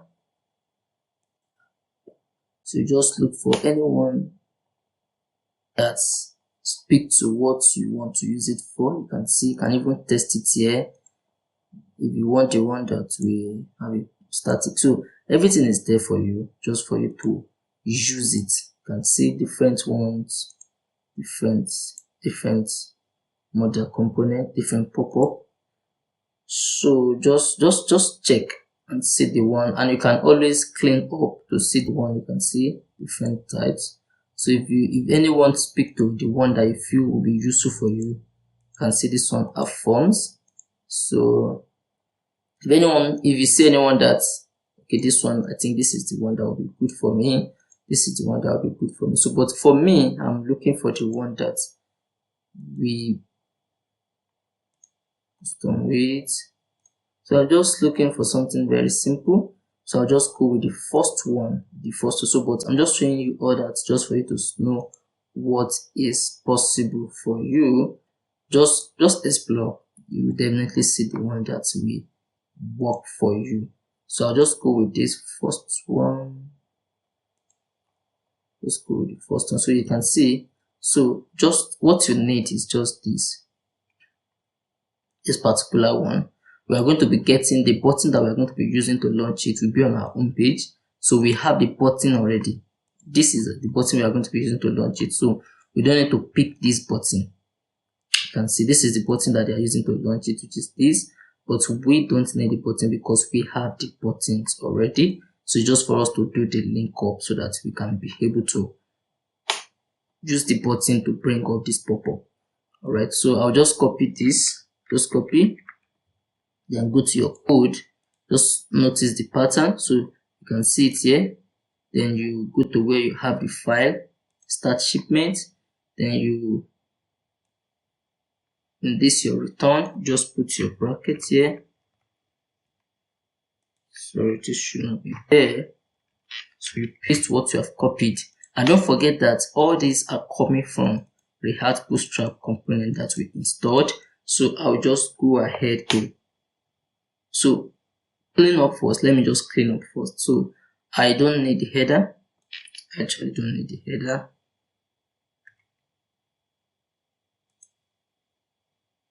I don't need the header. I only need the body. So I will then, so I know I need the modal. So I'll just go and copy the component that I am using, which is the, so I will also still put some things there, but let's just go ahead to copy that. Let's just take it one step at a time first. So you can see the component that they use. You can see the component they use. So I'll just pick those components.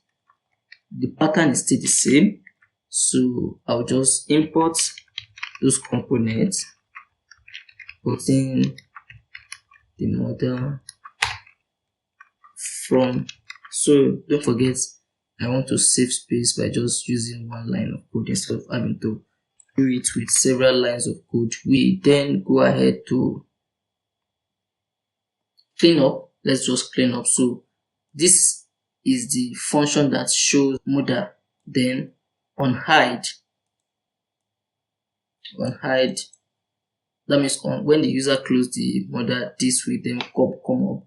Then you also have the body of the modal. You have the body, then the body, what do you want to put in the body? The first thing is the header. So where you have the header and where you can also close the pop-up, and then from there you have the form. You have the form from what you have in your, you can see this is it. You have the header, you have this text, and you have these forms, and you have the button to submit that. But let's just see how it works first. Let's just leave it like this. But so that we can be able to close it, because when you open it, you must be able to close it. Then all you just need to do, and also I want it to be at the center. You can see from this one it's at the center. So I'll just put I'll just put it properly. Let me just save this. So I'll just put the property, because it will give me some error. It's fine. So I'll just do some cleanup. So on show, actually let me say I'll be getting some property from the home component. This is parameters that I'll be getting from the home component. So let me say start modal, and also the set start modal. Then I'll also be getting the start shipment. So this start modal is just to know if this particular pop-up is open. Like if the user wants it to be open, then it will be true or false. So if it is open, it will be true. If it is closed, it will be false. And also this set start, so that when I close it, I want to be able to update that particular element that is opening and closing the modal. So if I want to close it, then I'll just have a button here that will say set this particular thing to false. Once it is set to false, that means I should close this pop-up. And also start shipment is when we design our form. Then when the user click on the button, then it will trigger the action that allow the user to start their shipment. And then we go ahead to say that when I hide this pop-up, when I hide this modal, then I'll just modal. Then I just go ahead to say set start modal to false, meaning that I want to close it, because when it is true, it will be open. You will see it when I go to the home page now.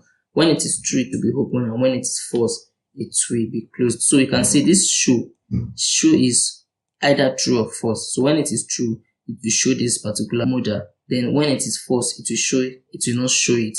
Then I will just go ahead to say this is the start modal. Then now that we have that, so if this is true, it will show the pop-up. If it is false, it will not show it. Then I also want it to be set, so you can see this is just for me to update it, that when I click on hide, that means when I click outside the particular pop-up, then it should set this to false. That means it should close it. Then I also want it to be at the center.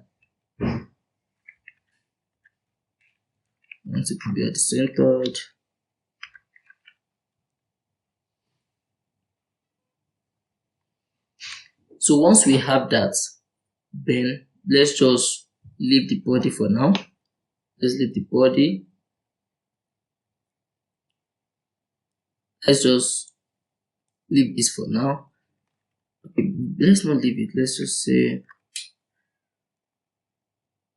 let us have something that's a button that we can use to close the pop-up.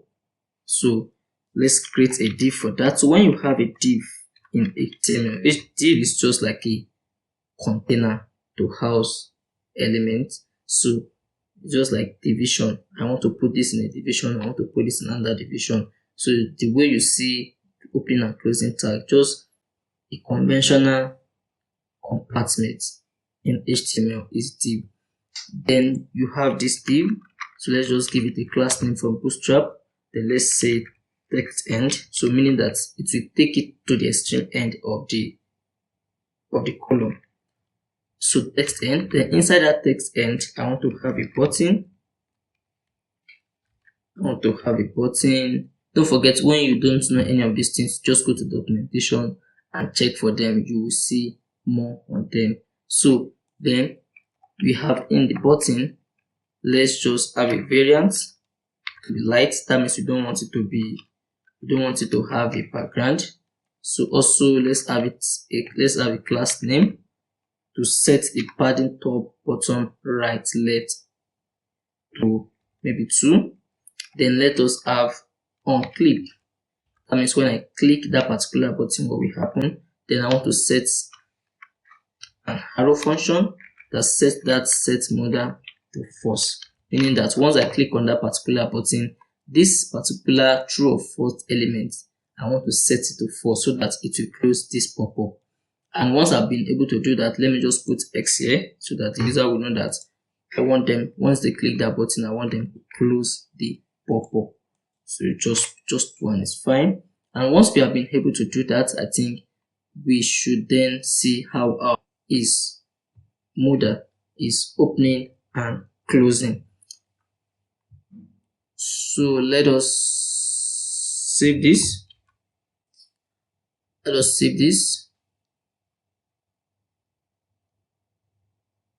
Let us remove this footer.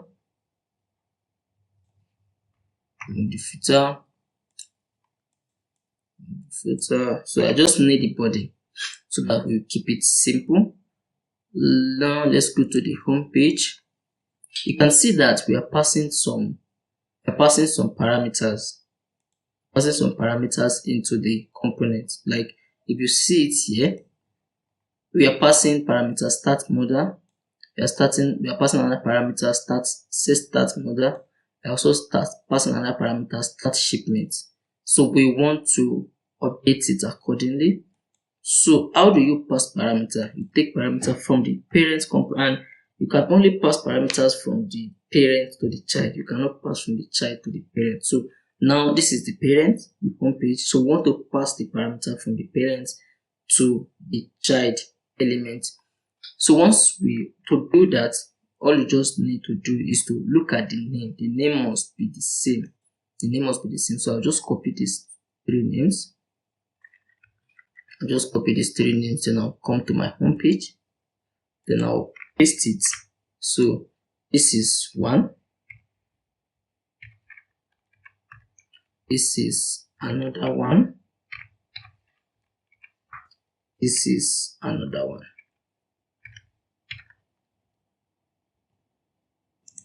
At this point, there's a particular element that we are going to be looking at, which is the use state hook. And according to W3 School, is telling us that the React use state hook allows us to track state in a function component. State generally refer to data or property that need to be tracking in an application. And when you import use state, so you just first import it.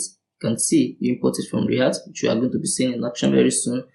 Then you use it. You can see you use it. So when you need to update an element, that is when you use the use state React hook, meaning that at one point or the other in my application, I want the variable to be updated. So that is when I use the use state. So if you look at this now, for example, this is how you have called the hook from React. So once you have been able to call it, then you declare it color, set color, use state, this. So that means that this is the variable name. The variable name is actually color. So in the initial value is this empty string. And when you want to update it, maybe you want to update it to blue, then all you just need to do is just to call this function. This function is used to update it. If you want to use the value of the variable, then you use this particular one. But if you want to update it, then you use this particular function to update it. So you are going to be seeing that in action very soon. Let's see if they still go ahead to. You can see this is where they are using it. Initially now they are not setting to empty string, they are setting it to red. Now when they want to update it, you can see now they are updating it here. From initially it was set to red. So if you call this color variable initially now, it will be red. But now when you click on this particular button, it will now set it to blue. You can see. So if you at that point when they are using this color now, instead of it to be red as it was initially set to, it will now be blue. So let's see that in action with our own use case. So the first thing is to import it as usual based on what you are seeing. So import use state, just to be able to update our variable. Don't forget where we always import it from. Import it from React.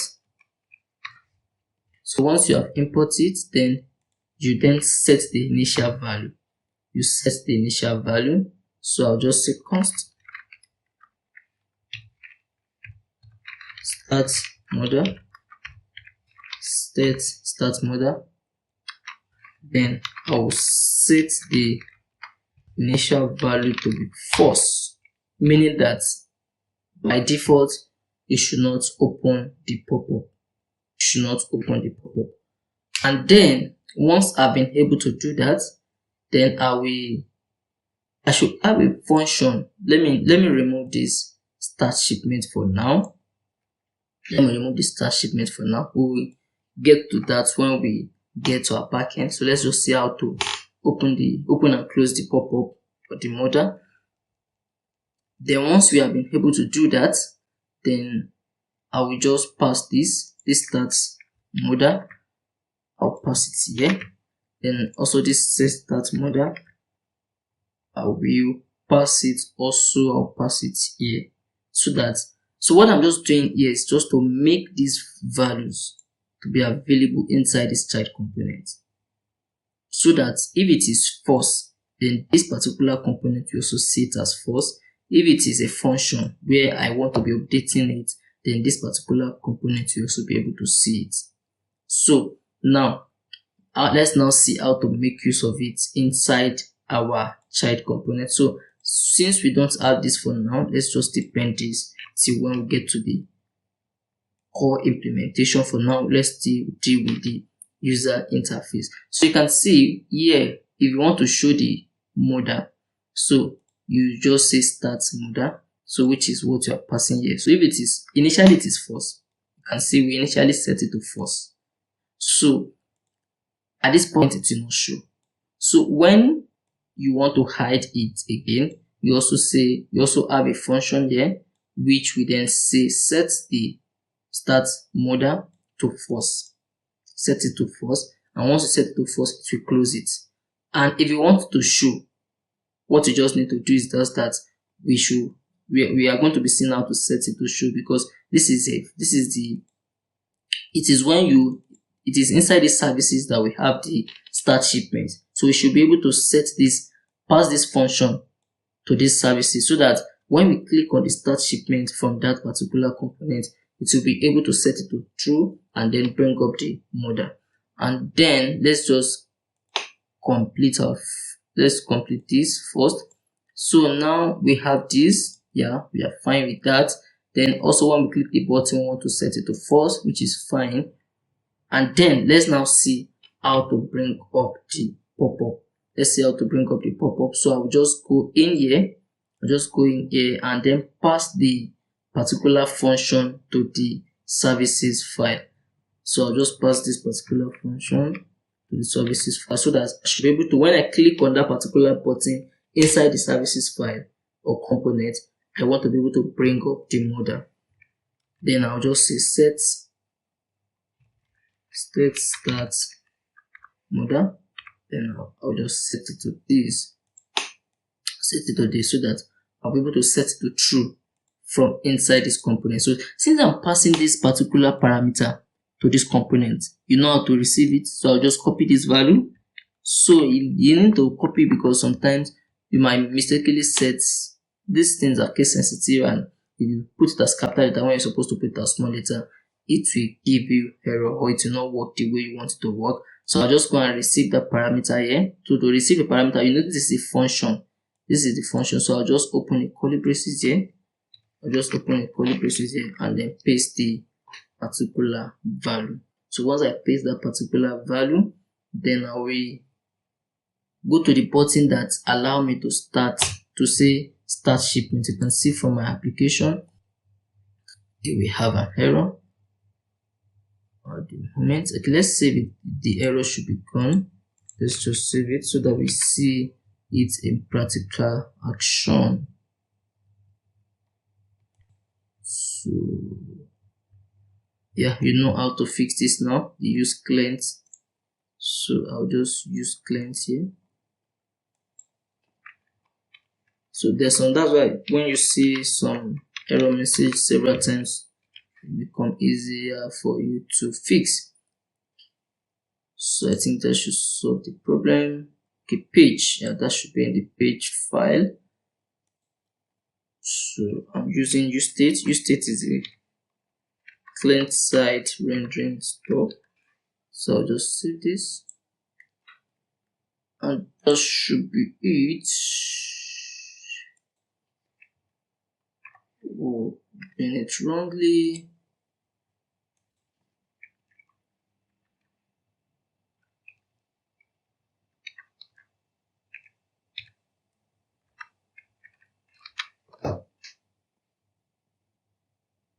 So we should have it now. So once I click this button, I want the modal to come up. So you can see I've passed the variable to the services component, so I'll just come here to receive it. So this is the set start modal. Then I'll just go ahead. This is the button that allows me to start shipment. So I will just set the parameter on click. That means once this button is clicked, I want something to happen. That means I want the modal to come up. So I'll just say on click, then equals to curly braces, and I'll set this now to set the function, then I'll set it to true. So once I have that, then I can just, so we have this. So once we click on this start shipment, it will set this start modal to true, meaning that it will bring it up. And once we click on that cancel button, it will close the modal. So let's see if it is actually working the way we want it to work before we then go ahead to update the components of the modal. So if you click on this, you can see you are reading the text in a modal. And if I close it, you can see it's closed. If you click outside, close, open, close, open. Now we have been able to work on our start shipments modal and open and close it, and it's working effectively. But notice that we can't start the shipment that has not been added. If you look at our application flow diagram, we need to create the shipment first before we can start it.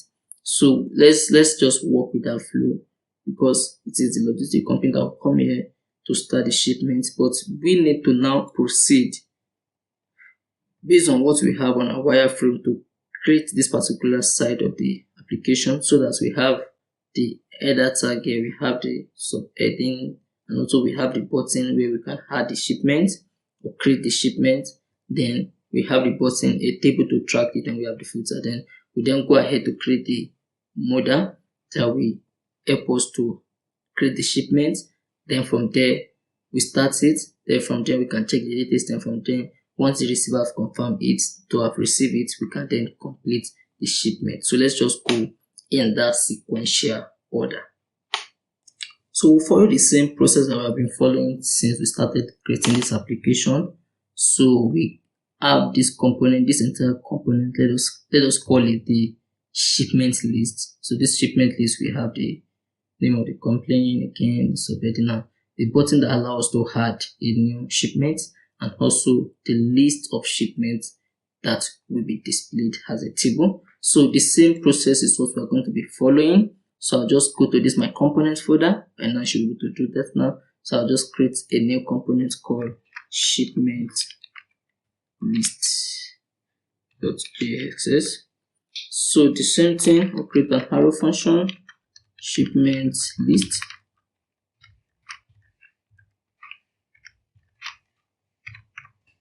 So I'll just return, just to be sure it's visible.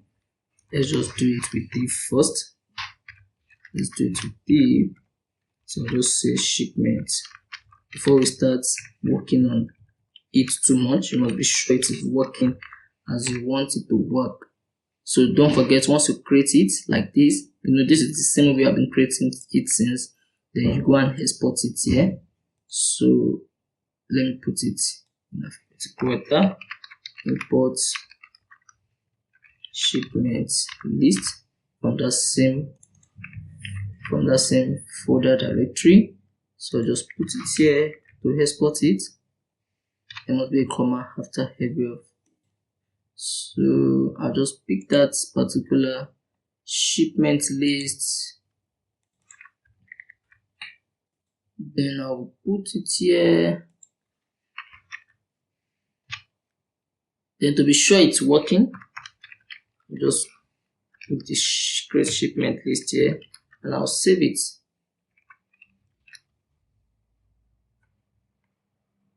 So once you have saved it, I'll then come and check to see if it is working. See that, yeah, it is actually, our own page is actually saying it. So that means we can then go ahead to create our component. You can see you have the header tag and also this particular element. Let me see where I can, yeah. You have this, then you have the button, then you have the table. So let's go ahead to create it. Don't forget, anything you are creating, if it has some more component like this, you should put it in a container, then you should put it in a row. You can see this is a container and this is a row, this is another row, just that the two of them, they are at the extreme end of the row. And then you have your table occupying the full width of the container. So let's go ahead to do that. So now that we are sure that our shipment list is opening effectively, so let's go ahead to add the components. So the first thing, you now know how to deal with grid now, which is the container, row, and the column. So I'll just come in here, container, then I'll create the row, then I will do, let me do a class name,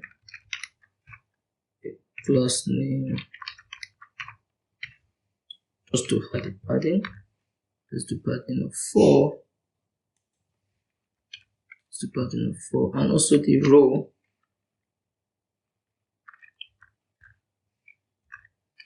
Let's also do a row of align. Let's align the items to the center.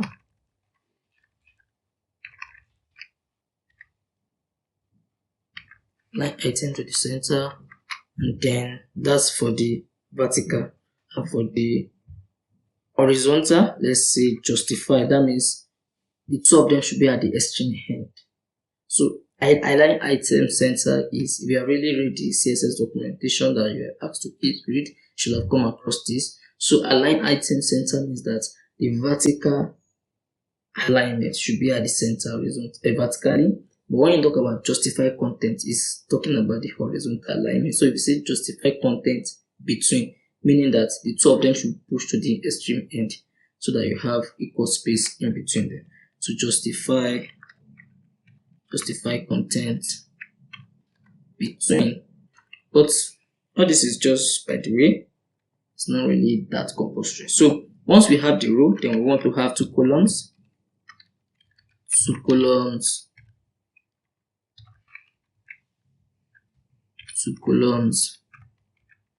Then I will want to have my header tag. So you can see from our wireframe, it's kind of dark, so let me just call that text tag. Then I have the name of my application, X. Then I also have a paragraph, class name, estimated. You can see that one is not as bold as that other header. So I'll just say blockchain solution to supply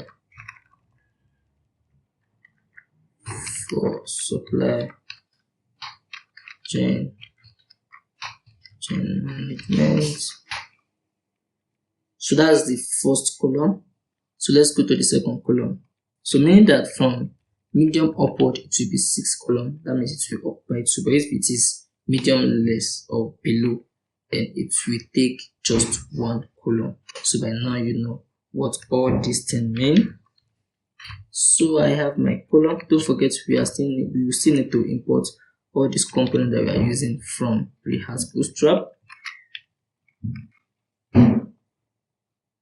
So I have my item 6, and also when it's on medium, I want the text to be towards the end, so that I have it towards the end like it's shown on the, and also I want to have a margin top of 3. Then I also want to have a margin top when it is medium. I want to have it to be 0. So if it is medium downward, then I want to have a margin top because it will be 1 column. But when it is 2 columns, there's only for a margin at the top. At the same time, all this just by the way, once you have a working application, it's fine. So I will then have a button. I see that's the button. You can always even use a button that you have used in any of your, maybe I've used a button before, you can see this is a button. I can just copy this button and come and use it again. There's no crime in doing that. So start shipment list. I'm looking for the shipment list now. Yeah, this. So I can just put the button here again and use it again. So maybe now it's not light again because I want it to be dark from the wireframe that we can see. So and also I don't think I need any class. So and at the same time, when this button is clicked, something should happen, but let us leave it empty for now. We're going to be seeing that later. And what's the text inside that button? This is it, add tracking. So I'll just say add tracking. Add tracking. So once you have been able to do that, I can just go ahead to save to see what we have. But don't forget, you must import all these elements that you have used from your Bootstrap, so that your app will not start giving you error. You use row, you must import it. You also use button, you must import it. So any component you use from your Bootstrap, you must make sure that you import it. And in case you forget to do that, it will give you the error, then you fix it. It's just one of those things. So let's save to see what we have. To save, just do Ctrl K and X. You can see it's looking like our wireframe. Then you have your device, and you can also check the responsiveness. Don't forget how to check responsiveness. Just right click, then go to inspect, then come to this particular button. Then you can see how it will appear on the mobile. So you can see that's the function of that margin top. If you don't have that margin top, it will be very close to it.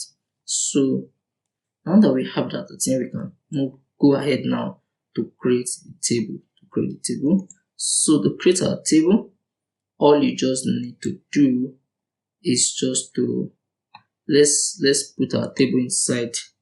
Let's just say inside it should still be inside the container. Then let's say table. Let me just say div so that you see something I want to show. Let me just say table, just save, now come and open. You can see table. Alright, so I can just put the table in a div. So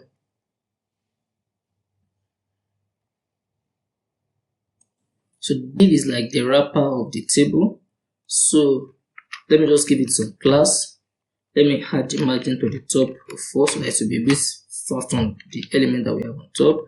Then I want to have a border, and also I want the border to be rounded. Then I also want the overflow. This is to make it to be responsive, so that when I'm on mobile, I'll be able to scroll it and see the other elements. Otherwise, I will not be able to do that, and it will not be responsive. So in order to ensure that it's responsive, that's why we are having that overflow. And all these classes, they are coming from our styling library that we are using, which is the Bootstrap. Now it's time for us to create our table like we always do. Let's just go to React Bootstrap documentation, then look for table. Any elements you are looking for is just there for you to check it out. So and just check. You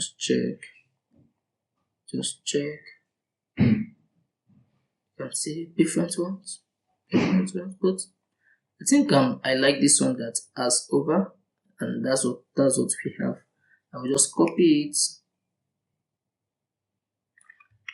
See, the same pattern is what we have been using since, so I'll just put it in there. So I think this might not be needed. Let's just leave only the margin top, and if you need it, why not? We are going to update it. So we have the stripe, we have the bordered, we have the hover. So when we put our mouse, hover means that when we put our mouse on it, it should like give us some sign. So we have the hover, and also to ensure that it is, so let's come and import it, the component table. Let's import that component table, and also to ensure that it is responsive. That means it is displaying where on mobile, then you should add the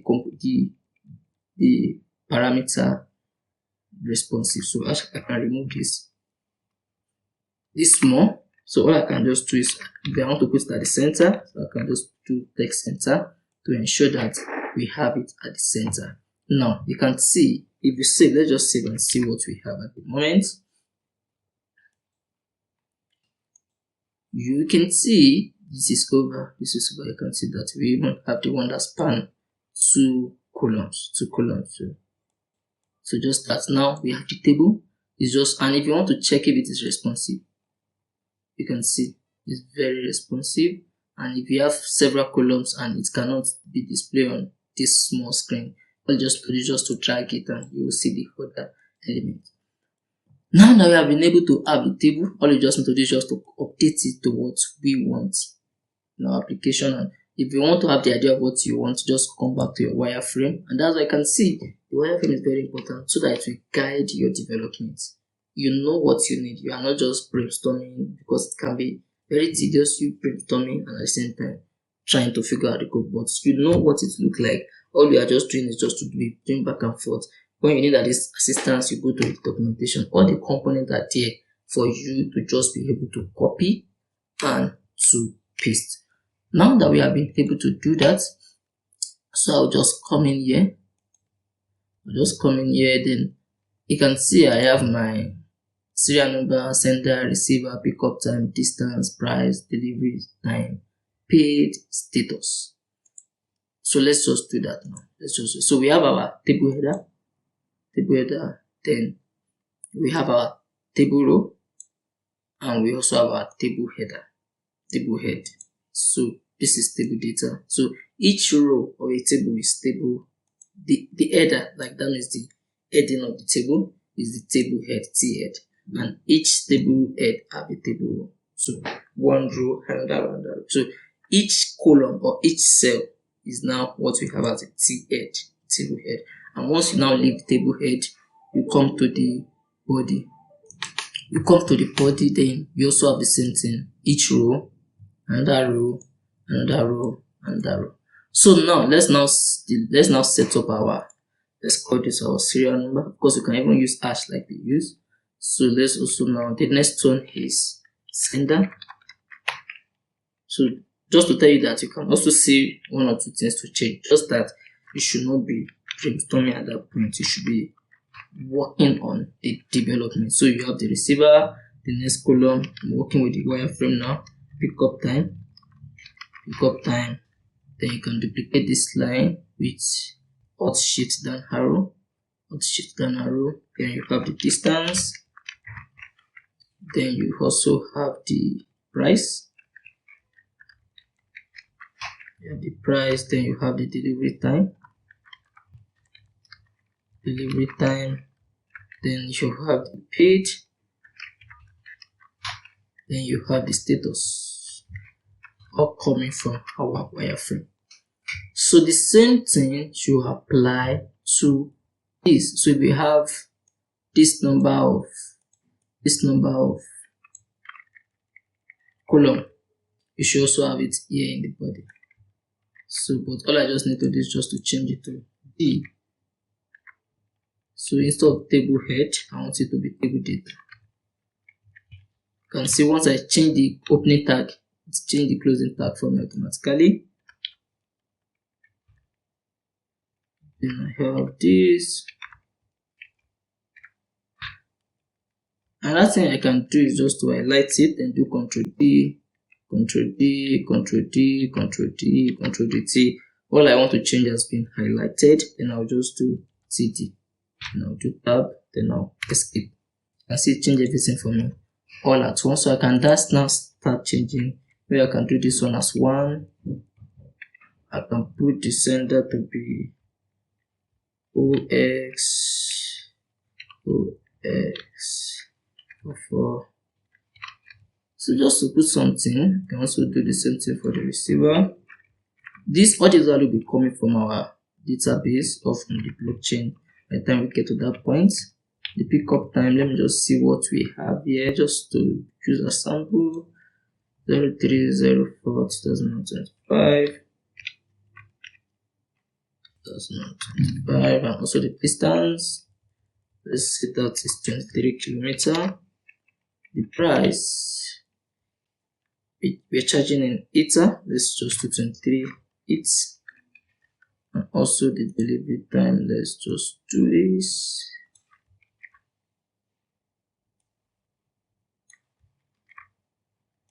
Let's just change it to 4.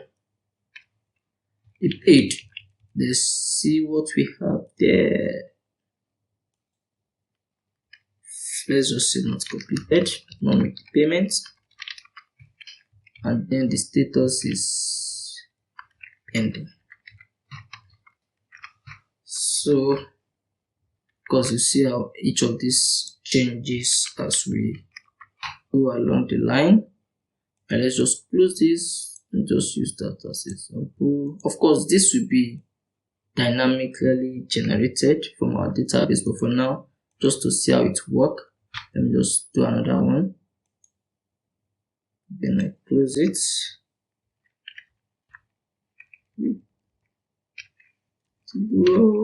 So I save.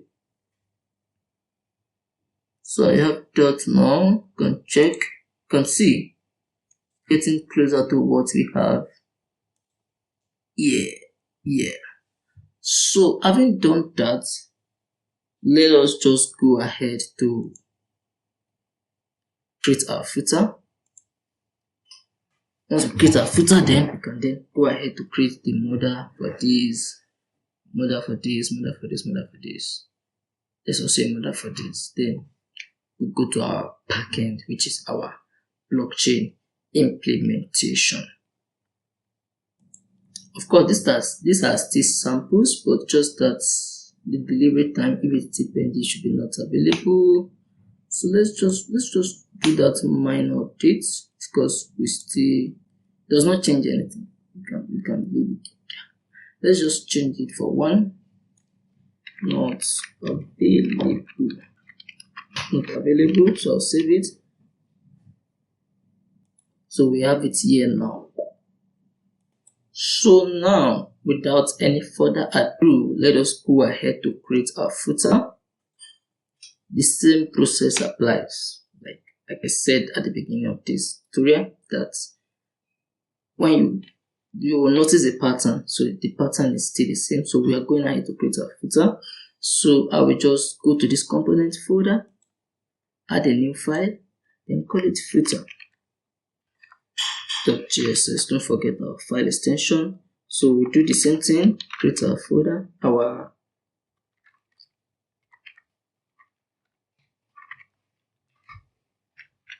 function, create our folder, we create our function, spot default footer, then we return, let's just say this is the footer. This is the footer. So once we do that, we go to this index file. Let's put that at the top. Import footer from the current page. So just do it here. So once I have that, then I just come to my home page to import it, or anywhere I want to use it. But now I'm using it here. You see the beauty. You can always use it again and again and again and again. So let's save it and see what we have. See, this is the footer, and the reason why it's coming this file is because we do not put it in a container. So let us now, since we are sure that it's working effectively, let us now go ahead to design it. So let's open the footer. Then I come to have open bracket here. Then I have the footer HTML elements. So let me just add some padding at the top. Padding top of 5. Padding top of 5, then I put it in a container so that it will align with other elements on the page. Then inside the container, I will have a row. Don't forget, we are still working with a wireframe. You can see this is the footer. We have the row. It's not showing here. Yeah, you can see. But let's just go ahead to design it. We have the row. Inside the row, let's just do some horizontal alignment. I told you when it is justified, it is horizontal. If it is align item, it is vertical. So let's say justify between, meaning that push some item to the extreme end left, then another one to the extreme left, to the extreme end right. So let's just do justify content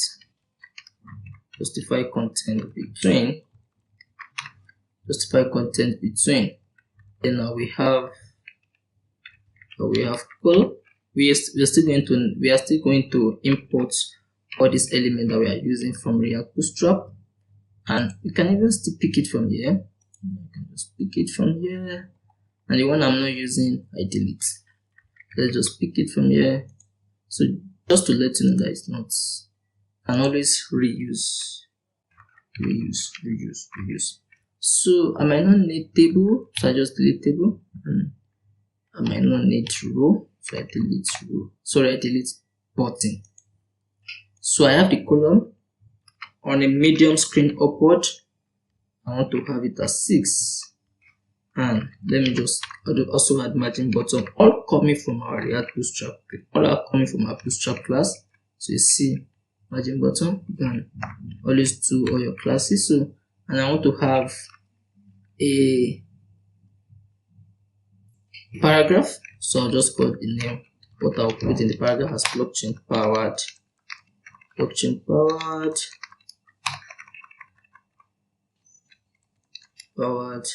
supply chain management.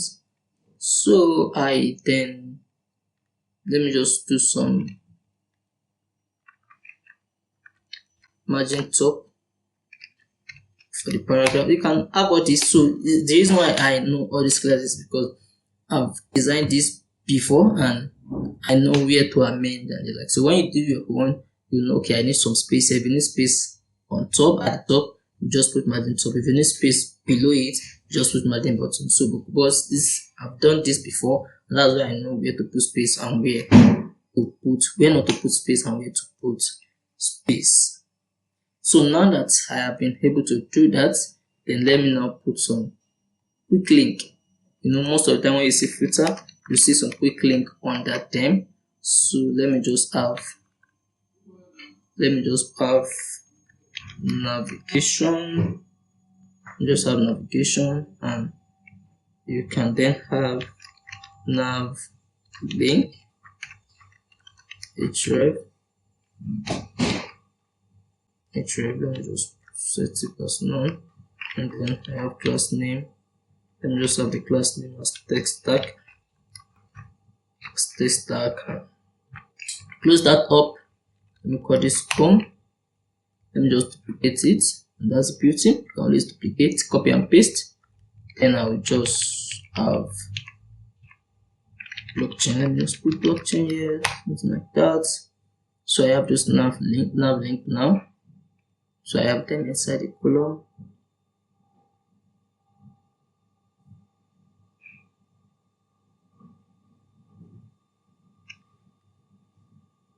If you are not sure, let's just see what you have done so far.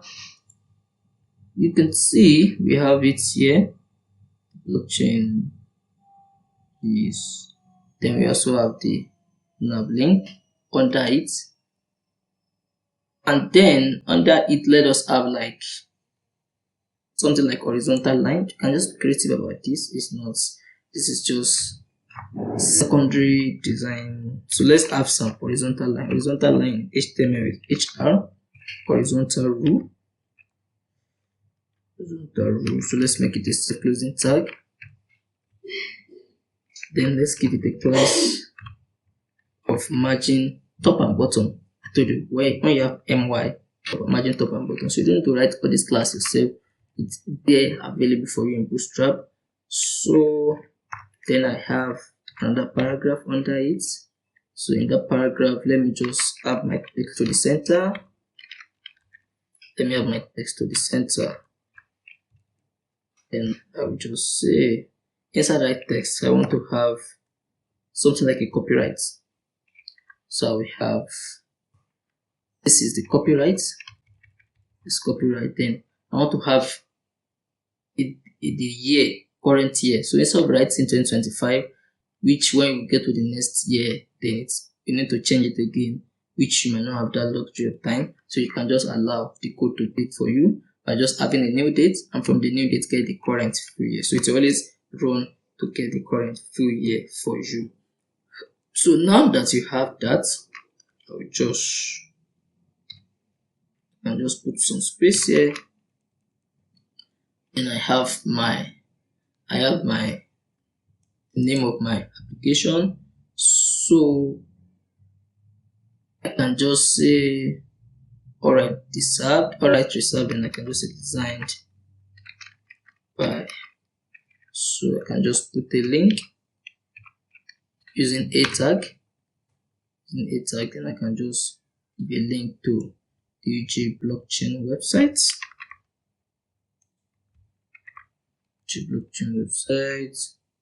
Then just UJ blockchain. I'm always changing anything if I'm not happy with it. So, but I want the link to always open a new tab. So that's why I'll just say target blank. Then I will also have some class name here to be text primary, so that it will be blue. And also I want the font weight to be bold. So all these classes, check the documentation, you have them all there. So then I have alright reserved. Let me see what we have.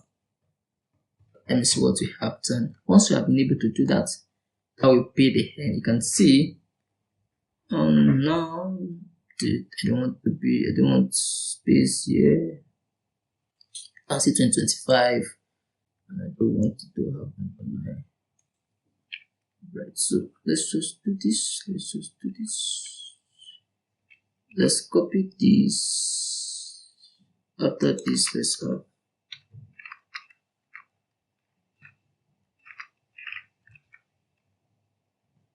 have some space. Now we have the space, and so I don't want to have underline. I don't want text to be underlined, so I'll just use this decoration to be none. So that will remove that underline. You can see it's removed. Alright, reserved. And now we have our footer. Then we can go ahead to add the modal to this add tracking, so that when you click on the add tracking, it bring up your pop-up or the modal that allow you to create the shipment. And then once you create it, it's added to the table. Once you add to the table, you start it. All this are done using modal. So now we know how to open the modal, close it. So let's just go ahead to do that for the add tracking button. Alright, we are gradually getting closer to our finished product. Now we just need to work on this modal, which is this track product, create shipment, where the user can create their shipment. So the same thing applies. So just for you to add the components, see if it is working, then check the documentation for the code to do that. And if you have already have the code already, just copy it from one place using another place. Then you are all good to go. So now let's jump right on it. Alright, so we just go right here and then create the components that we're going to be using to create our shipment. So I'll just call that create shipment JSX. So once I have that, the same process applies. Create our function, then you do export default. But for now, I'll just remove this. Then I will then say return. Let's just do div and say create shipment modal. So now that we have exported it, so what you just need to do is just to go back to this place and then say Let's just do it in alphabetical order.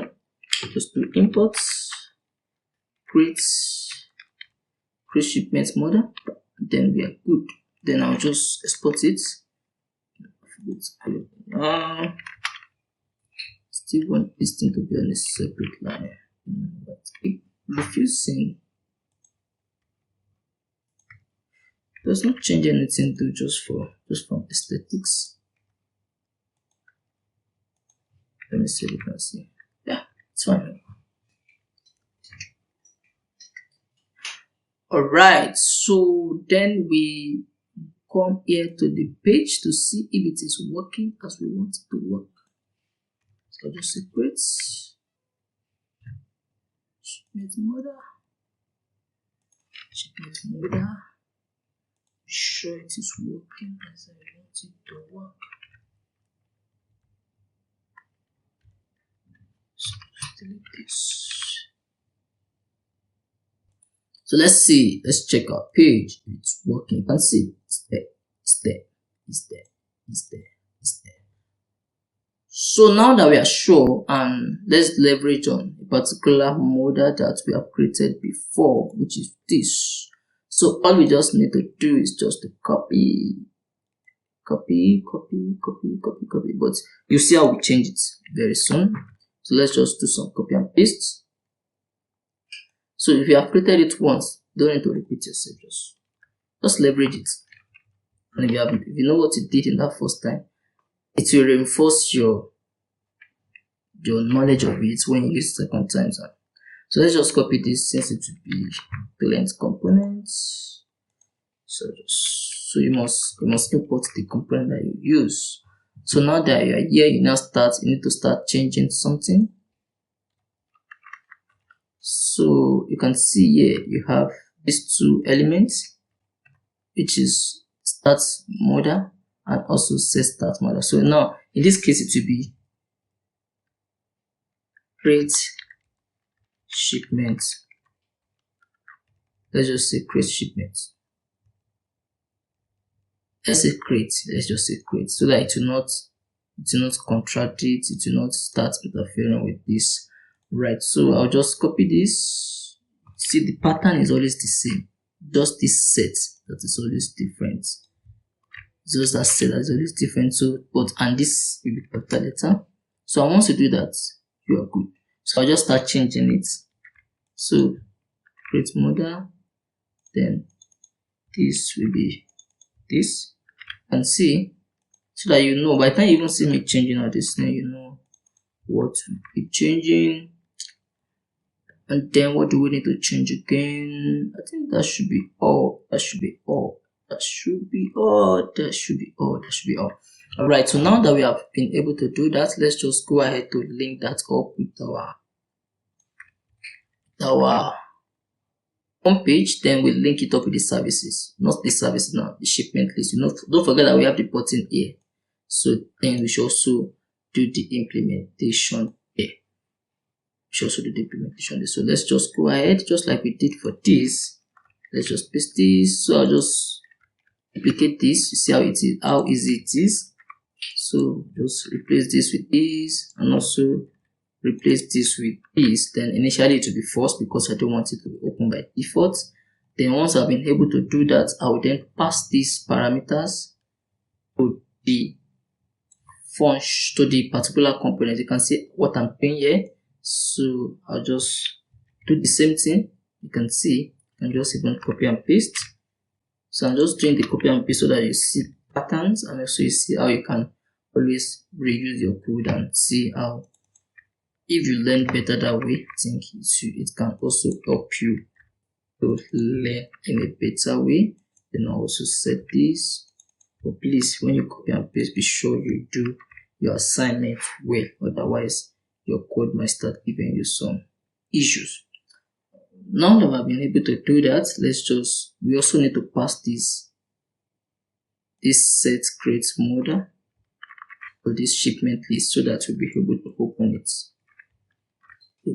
it. So now that I have this, I'll just copy this, then I'll come to my shipment list, the shipment list component, then I'll receive that component and pass into it from this place.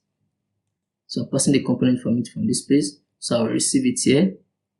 Shipment list. So I'll receive it here. So set. So, and this button is what I want to use to pop up the modal. So I'll just set this to a function. And I'll say set create modal to true. That will make it to open. So I'll just save. Let me be sure it is working as I want it to work. So if I say add tracking, you can see it's opening up, but let me be sure it is not contradicting. You can see it's the same, but let me just see if I can change something here. Create shipment. I'll just say create shipments. Create shipments modal. Then I'll come in here and I'll say start shipment modal. So I'll save up Ctrl KX. So once I've been able to do that, I'll come in here. You can see create shipment modal. You can stay start shipment modal just to be sure that I'm not opening the same modal. Now that we have been able to do that, we can then jump right on it to create this particular. So just to add track product, create shipment, digitalize and decentralize supply chain management, receiver, date, distance, and price. Now let us jump right onto it by just coming in here to now start creating our components. So we are working from our wireframe now. So go to the start shipment. Now we are sure that it's working effectively. So we just go ahead to, we have the modal body now. So let's just go ahead to add the heading. To add the heading, so which we are going to be putting in a div. So you can see that we have the div already, and we are putting the text as a center. So you can see from the wireframe we have the heading tag. So let's go that again. Head 4. So I'll just say track products, create shipment. Shipment. So I'll also have a paragraph tag. So just to have some. So this is coming from the wireframe, digitalize and decentralize supply chain.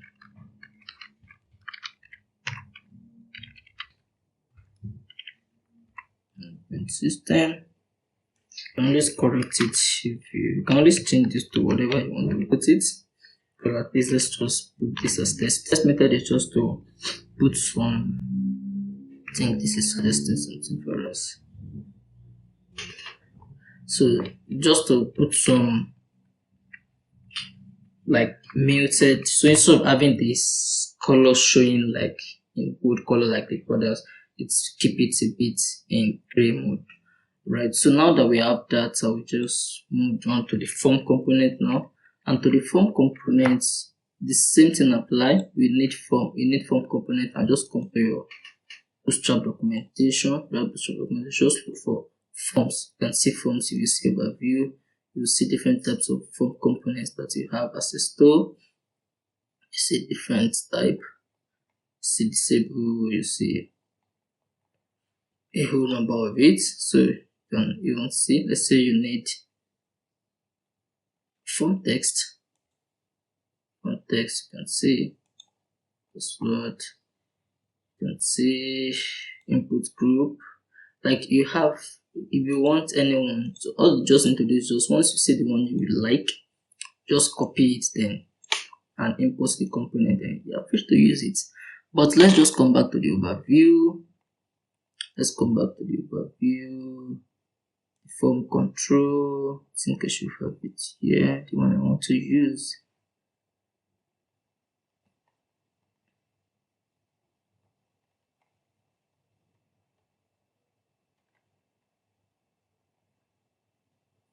Let me just use this.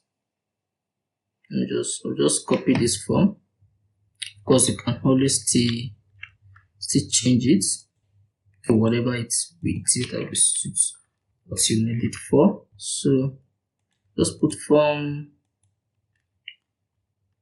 Let me just write the modified one. Of course, you can always modify it to what might suit your case, but for the first time you are using it, you can always pick it from there. So I will just have the form group, then I will have the class name. Let me just put the margin top with 3, and I don't need this. And I'll just add some form control. The form control is the form element itself. So I don't need the label, so I can remove the label.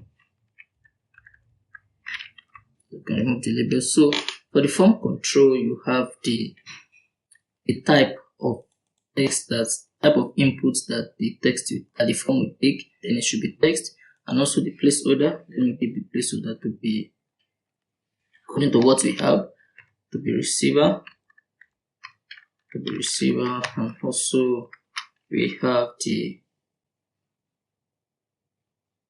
Before I start changing it, let's just be sure it's working effectively. So you can see we have the form. So we have the form imported already. Then we should be good to go with that. So just save and let's see what we have. So it's always good to always run as you are working on it, so that you be sure everything is working effectively before you move too far. And I think this is fine. At least it's getting closer to what we have here. So now that we have that, you can see this. So let's move to the next one. But before we move to the next one, okay, let's just move to the next one. So you can see this form group is what is housing everything. So I can just duplicate it. So now the next one can then be the pickup date. So every other thing is still the same. This is the receiver, this is the pickup date. So I can just change the type. Now instead of taking text, now I want it to take dates. And also I will change the placeholder. The placeholder is what the user will see before they start typing anything. So the placeholder will pick up dates. And now let me just duplicate it before I go and check the outputs. So the next one, according to a wireframe, is the distance. The distance will take a type of text.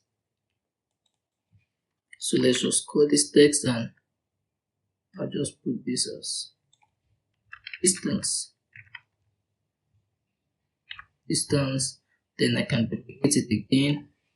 You highlight it and do Alt Shift down arrow, and that will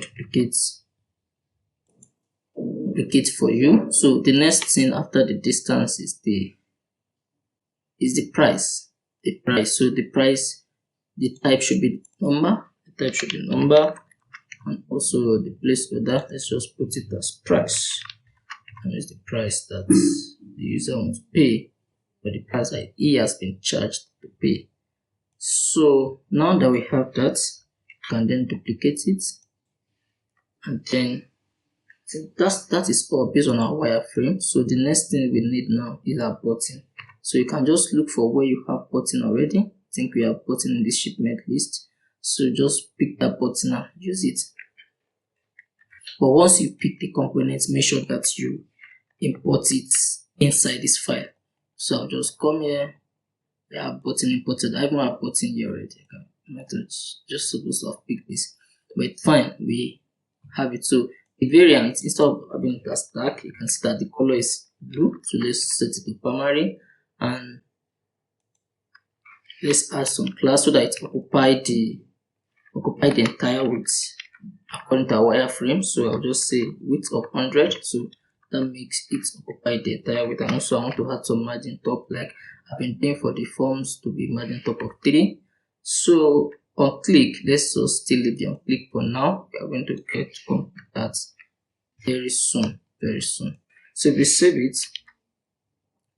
so I'll just change this to create shipment.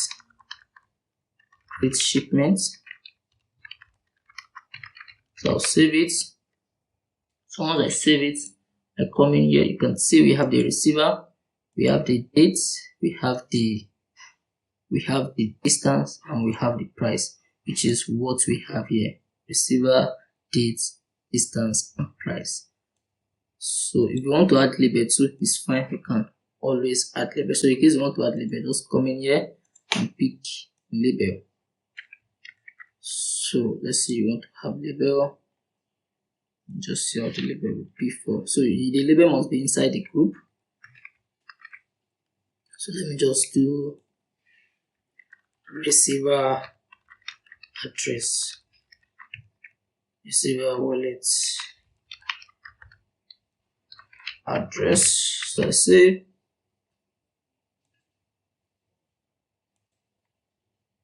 so you can see, we check it, you can see you have it here, but I need to change something from label. So you can see you have the label. You have the label. So, but personally, I don't want to put label, just to be able to just focus on the key functionality. So now that we have that, it's now time for us to update our form details. As we get the form details. Another thing I want you to notice is if you save it,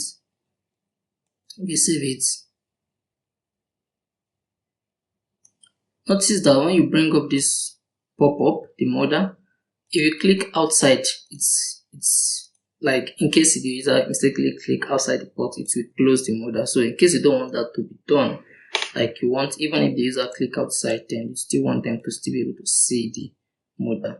All you just need to do is just to copy your code, then say that backdrop will be static. So with that, even if the user click outside the modal, it will not close it. So you can see until when they click on the close button. So let's just do the same thing for our other start shipments modal. So I'll just copy this property and I'll go to this start shipments, and I'll set it and I'll save it. So with that, if I click outside the modal, it will still not close it.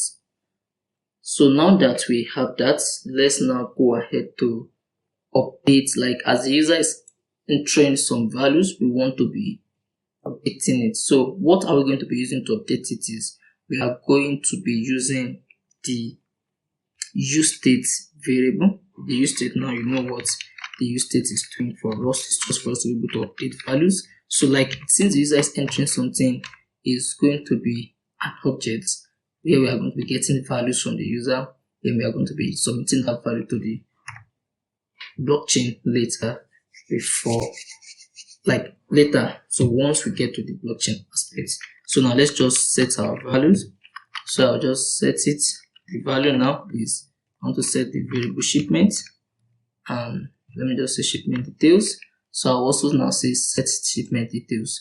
So it will be an object, before, if it's true or false, it's boolean, meaning that either true or false, but for now it is. So you can see I have this is the variable name, shipment details, and then in case I want to update it, then I'll be using this set. So I'm setting for parameters, which is the receiver. Initially I'm setting to be nothing, then I'm setting the pickup date, then I'm setting the distance, then I'm setting the price. So having done that, then I'll just come in here. So there's a value that as the user is typing, I want to be able to take the value. The value here is shipment details dot here is what is the receiver. So receiver, and as the user is typing, so it will be changing the inputs of the form. So I'll just say elements. So I'll then say set shipment details to an object. So I'll destructure. This is to destructure the value. So just to get the current value of shipment details, destructure it. That means get the receiver, get the pickup date, get the distance, get the price. So once I structure it, so I'll just update the receiver to the event of this form dot target dot value. Don't worry too much about the technical details, but just that what I'm just doing is that as the user is updating this form, I'm just updating the value of the receiver based on this value that we have set. And for the user to be able to see what he's typing, I need to also be updating this and to also set the value to the receiver. So it's very simple as just saying setting the value of the form to be shipment details, pick the object value receiver, and as the user is changing the details, then be updating it. So now if you save it, you can just do the same thing for the other ones.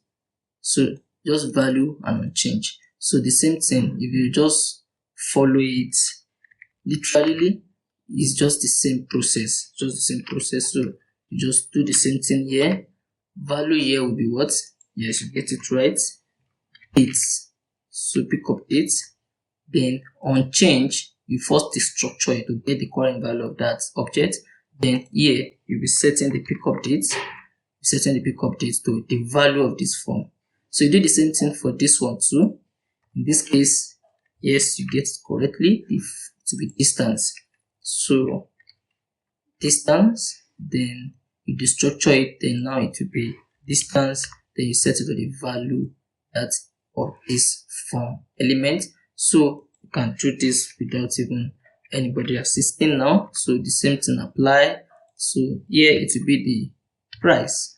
So and once I destructure it, then I'll set the price to the value of this form feed, and that will be it. So if I save it, let's be sure everything is still working as we want it to work. Okay, yeah, still working. So this should only take number. So if you set number, it will create. So when I click on create shipment, so I can just have a function to submit my shipment. So I can just say, let me create a function to create the shipment.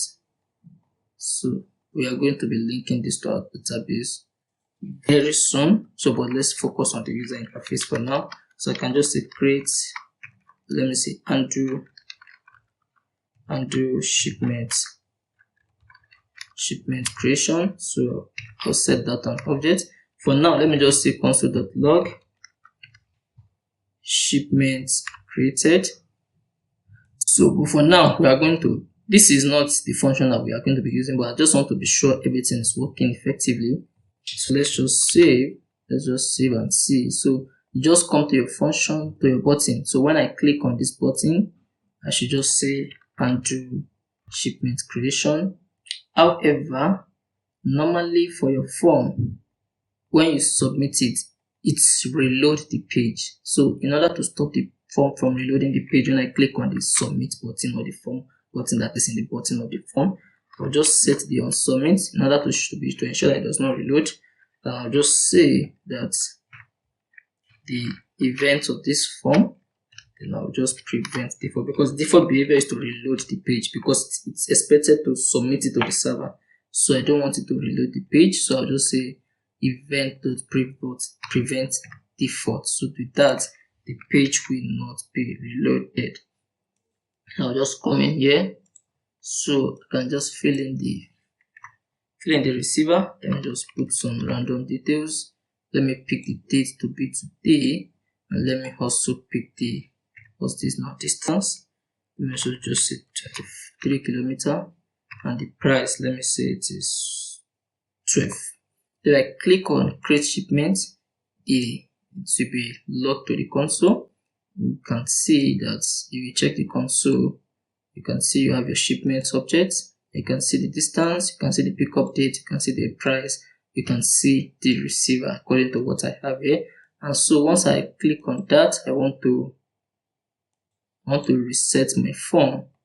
I can just say that set shipment details, set shipment details to an empty object. Yeah, just set it to the default behavior, so that once I click on the submit, you can see that it resets it. Alright, so of course we are still going to look more into that when we get to the backend side, and with that, which is the blockchain side, and with that, I think we are done with the hard tracking. So I click on hard tracking, I put my receiver, I put my date, I put my distance, I put my price, and I click on create. So once I do the create, it should also, once it's created, it should also close the modal, but let's still leave it like that and just close it like that, since we are still working on the user interface. So we are done with this particular one. So without too much delay, let us move on to the start shipment modal. So now for us to know what we should do for the start shipment modal, let's just come to our wireframe and let's see if we take a screenshot for this. Yeah, this is the modal for starting the shipment, where we are going to put in the address of the receiver and also the index of the shipment. So with that, we can then start the shipment. So the same process, the form and also the button. So you can always, so we just say start the shipment, the receiver, the index, and start. So you can see it's getting easier as we practice more. So now let's come to the start shipment component. This is it, definitely. So we just do the same thing we did here. You can even just pick some code snippets here. So what you can do here is you can just split your VS Code. You can see once you click on this, you split it. I just hope you'll be able to see it now. So just open the start shipment here. Then for this one, for the create shipment, I open it here. For the start shipment, I open this here. Then when I click on this place, I then open the start shipment so that I can be able to pick code snippets from one place to the other. And if you want to wrap it, like if you don't want any text to be under this like this, you can just do Alt Z. That will wrap your components for you. So now that I have been able to do that, so I'll just pick some code snippets here. So I can just pick this div and just pick this div and replace it with this. So I can just say start the shipment. Start the shipment. So our wireframe does not have this. So let's remove it. So we have two forms elements, which is, so I can just copy this and do it line by line now. So you can see how I am comparing it. So once you have been able to do it once, you can always repeat yourself and pick inspiration from what you have. So I need the form, so I'll just import. I have the button and the modal already, so I'll just import the form.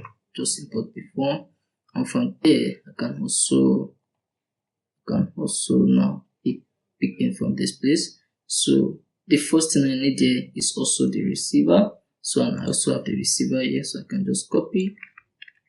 So I can just copy this and put it here. But I told you that when you copy, you must do your assignments properly. So you can see that you have shipment details, but here you don't have shipment details. So you can just pick this, you can just put this as, so you need the use state, so you can also come here and pick the use state. It's easier when you copy it. Sorry, just do Ctrl+C to copy. So you can just put it in here. Then once you do that, then you can just come and initialize the, so this I will call let me call it the products, but let me just see the shipments. Shipment details 2 is fine.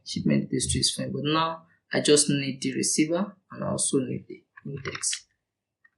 So I need two things from the wireframe. So I don't need 14, I only need the receiver and also need the index. So that is what I will limit myself to. So I think shipment details 2 is fine, so that we don't rewrite our code too much. So I have a shipment receiver.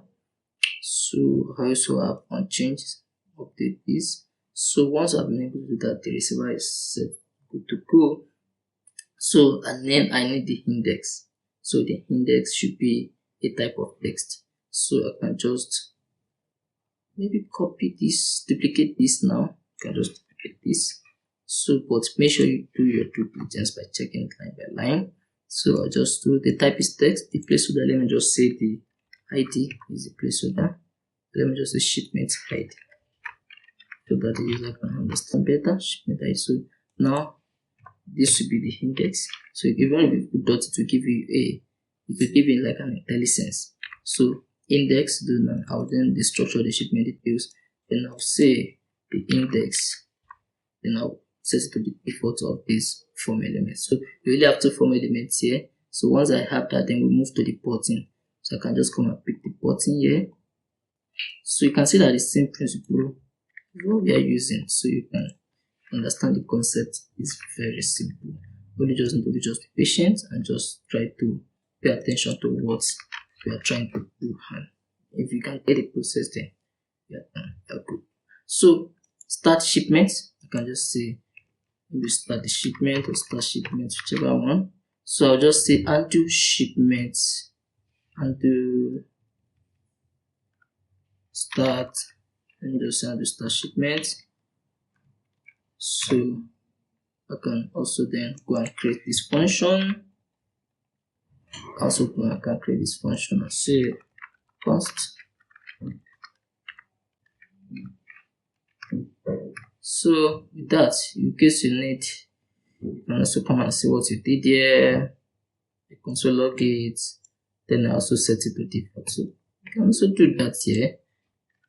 Also do that here. That's okay. Shipment started. Then I'll then say also set it to default. Then I'll close the modal. This is closing the modal for me. Then but I don't want to close it. So if I save it, let's test it. See that we are able to do one. Repeating it is very easy.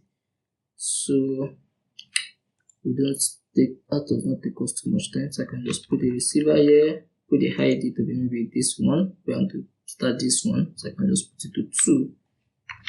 Then I start shipment. So when I start it, it's already clearing the form for me. So I can just check my console to see. You can see shipment started, and I can see the index, and I can see the receiver. So this is like what we are going to be sending to our backend. For now, we are still dealing with the shipment, the user interface. So if you click on the hard tracking or hard shipments, you can see that you see your details. You can close it. If you click on start shipment, you can see you can add your details. You can close. So let's move on to, in case the user want to track, or let's just jump to complete shipment. So from there, either you want to track it when it was added, when it was removed. So you can always use the shipment detail. So we have just 3 modal to go, 1, 2, and 3. So now let's go to this complete shipment. The same process applies. So in case you want to give it a try before you watch the video, you can do that.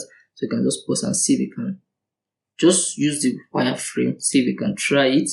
It's really go a long way. You can say, okay, let me just try this one all by myself. So the complete shipment is also the same thing. Just put in receiver ID, then put in the product ID, then click on complete shipment.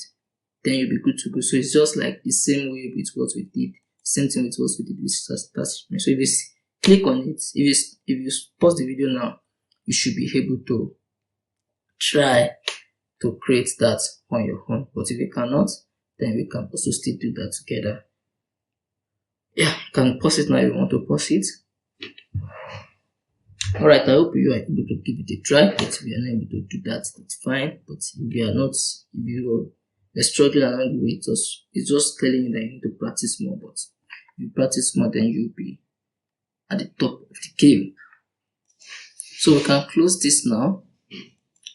If we need it, we can always still create it. So I'll open the sidebar. Just to do that, you can just do this.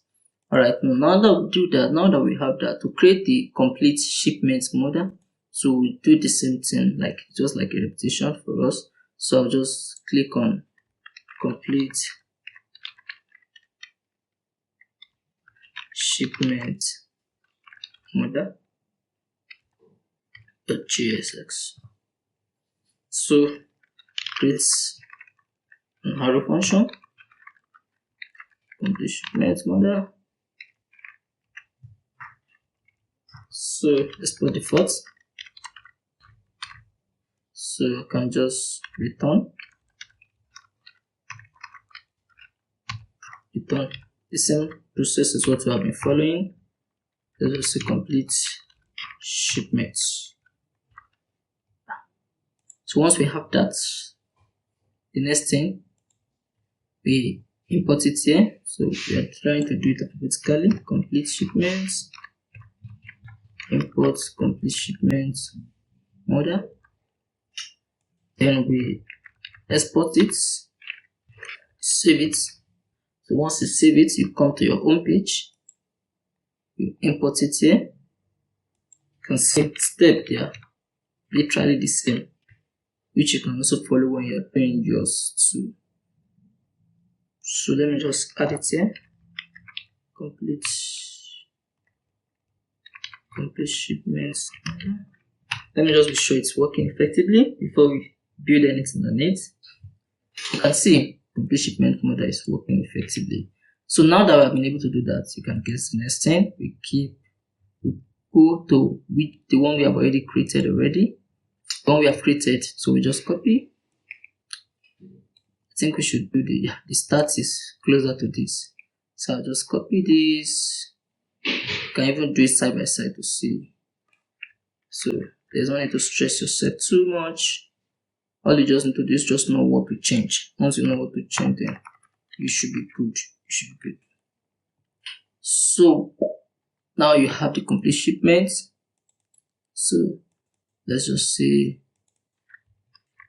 so this should be this, and then this should be this. Based on what we have from there, you can go back to confirm. So this instead of starts to be complete, and these two instead of set starts, I can just copy this, and before the sets, this is what you use to replace it, and make sure that the C is capitality. If you can do that, then you are good. So I'll copy this, I'll replace it with this, then this also copy it, then I'll replace it with this when it is closed.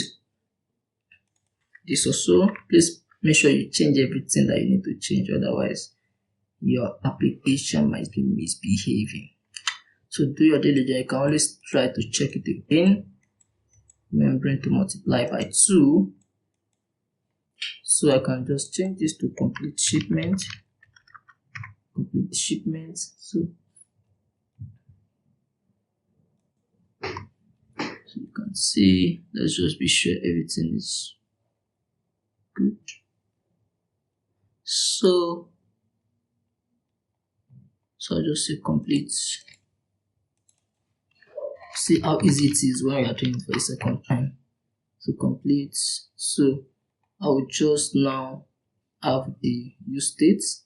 So you can also copy it from here. Anywhere you have used it before. So since it's cleanse component, you should also do where to put it there. You should also do where to put it there.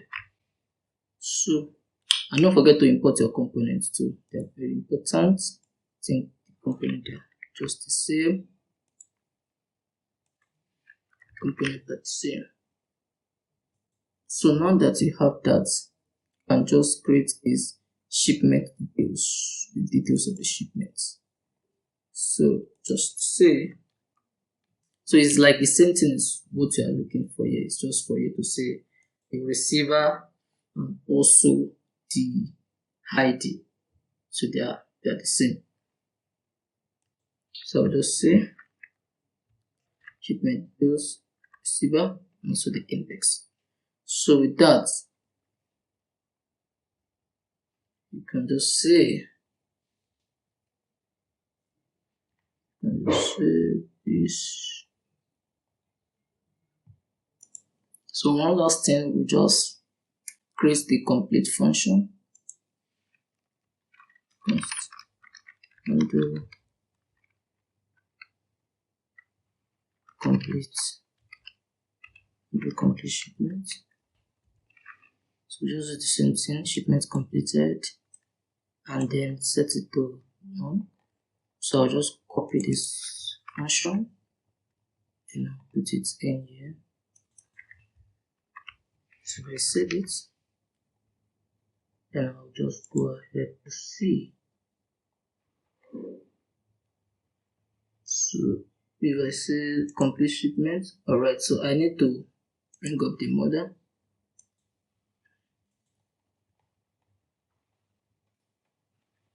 Don't forget, when you come to your home page,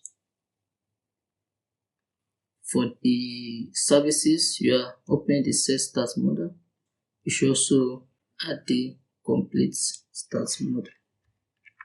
That should also be there. So you should just update it to maybe complete model and see. Then you can just copy this and set it here. So it should be capital letter after the set. It should be capital letter. So because it should be true and false. So for the services, I'll just repeat it. So that button will trigger my complete model. So I'll just set complete model. This. So I need to go and receive it at the other side. Services components. So I'll just come in here. Set complete model. Then just like what I'm doing here, I just copy this and then do it here.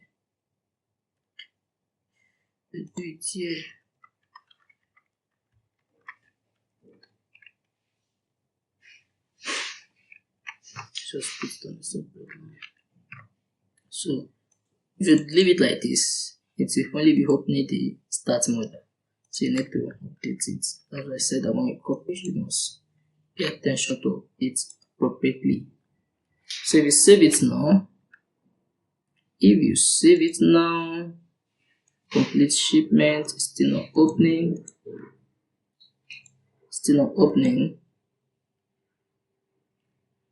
And because if you come back to your home page, if you see the complete shipment, we are not passing anything to it like we are doing for this. So we need to do that. So I'll just duplicate what I have here, put it here, but I need to change it to its own, otherwise it just starts misbehaving. So complete model, and I copy this again, put it here. So if I save, let's see if it will work according to how we want. You can see, so complete, close it, complete, put the receiver, let me just put the receiver, shipment ID, let me say 2, let me say 1, then I say complete, so it will. So if I check the model now, so if I check the console, you will see that you can see shipments completed, and I can see the index, and I can see the receiver. That should be sent to the blockchain for appropriate execution using our smart contract. So we are done with that particular model. So now let us go to the next one, which is the shipment details. Shipment details. So the same thing is what we are going to be doing. Let's come back to our wireframe to see what our shipment details look like. You can see, just take the index of the shipment and then fetch the details for us. So if there's no shipment details, like once you open it, it will not show all this on the first look. So once you put in the ID, you click on shipment, it gets shipment details. It's then display all these details. So if you put another ID, you click on it again, it's update details. So that's how that particular part works. So let's do this now. Don't forget, the process is still the same. So what we just start with is we come to our component folder, then we click on new file, then we just say shipment details .js. So we create our arrow function. See that the process is just the same. So just say return. Just say shipment details.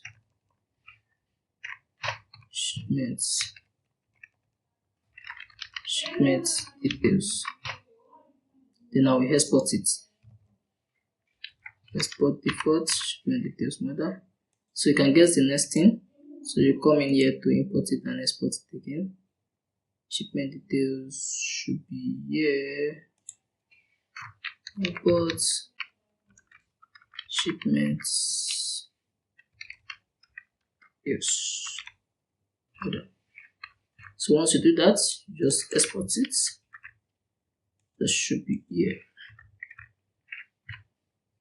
That should be here. Then what do you do next? You go to your home page to import it and see if it is working before you start working on it. It has to be working before you start working on it. Otherwise, it will not give you what you want. So let's see if it is working. Let's come in here. You can see shipment details is here. So that means you are good to go to start working on it. So we do the same thing, get the model that we have already created, then we use it.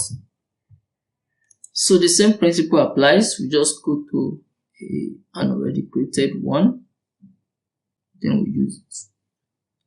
So let's go ahead to do that. Let's use the one we just finished creating now, which is this. So I'll just copy all this, but this will be a little bit different, but the same principle applies. Just copy, then we come back to our shipment details model.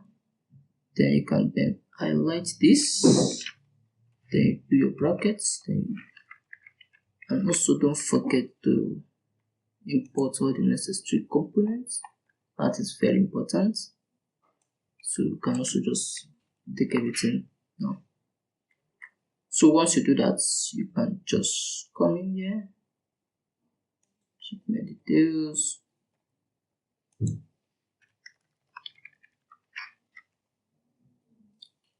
so let's start editing, let's start updating.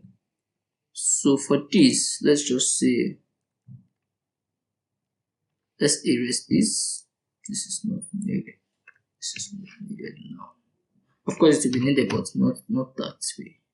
So let's change this to details mode. Let's change it like that. Then we can just update this the way we have been trained. Let's just do Ctrl D to duplicate it. Then I just change this to capital letter. Then I also change this to capital letter. So you can just check. So what you need based on the wireframe is just the shipment ID. So you can just check. Let's see what we have here. Product tracking details. Just update it. Product tracking details. Product tracking details. So I don't need the receiver now, but I need the ID, shipment ID, and the ID shipment ID. So let me just set that. So let me just, since it's just one, I don't need to set that subject this time around. So I can just say const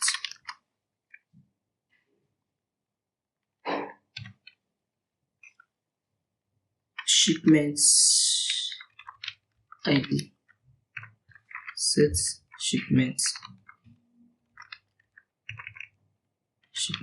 ID. Yeah, that should be it. So let's just update this to, so instead of just setting this, since it's not an object again, I just set it directly. Then on change, just set the ID.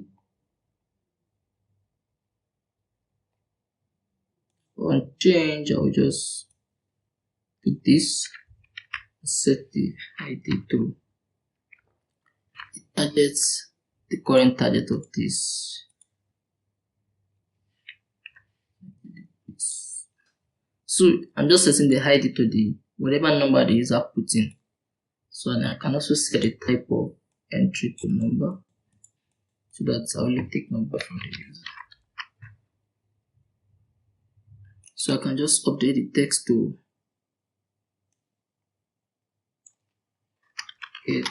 shipments details.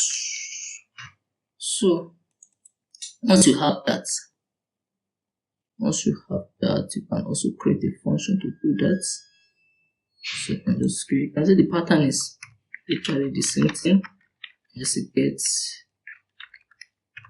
say Andrew gets shipment details.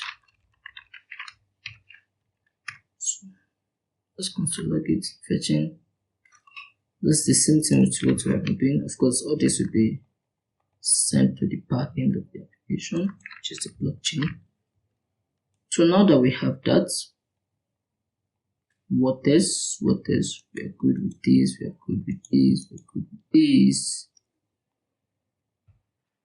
We are good with this. So what you then need to do at this point in time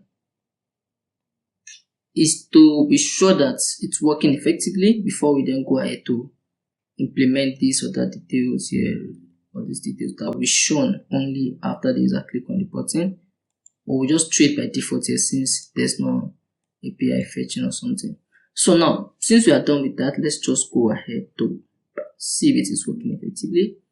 And to avoid the same mistake we did the other time, let's also just go ahead to link it. So you need to link it to the services. Don't forget the button is part of the services component, which is this. So I'll just duplicate this. Then I'll change this to details. Let me just use the same thing that I use here. Just go and pick it. Yeah. Shipment details. So this is it. I think we are even missing something out here. We're supposed to import, supposed to receive this here.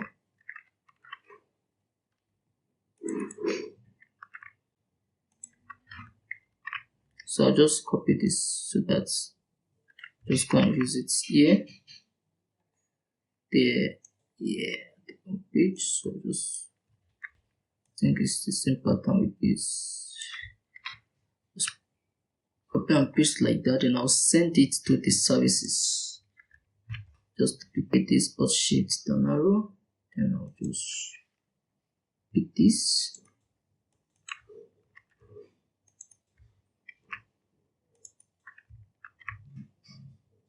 So once I have that, I will also send it to this. Just pick this so that I know what to send. So I'm just gonna copy this so that we can do less of typing.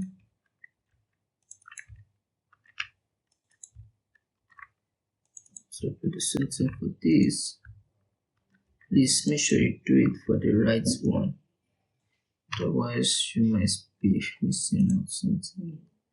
Or maybe your app might not work effectively. Please make sure you're doing it correctly. Now that I have done that, I think we should be good to go. Now we need to go and receive it at the services end. So I'll just copy this. Services, then I'll add this. So when you're sending a parameter, you should go and receive it at the further end. So this is the on click here. So I need to set. Let me just take it to the next line. On click. So I'm just having a function. I'm setting this to true.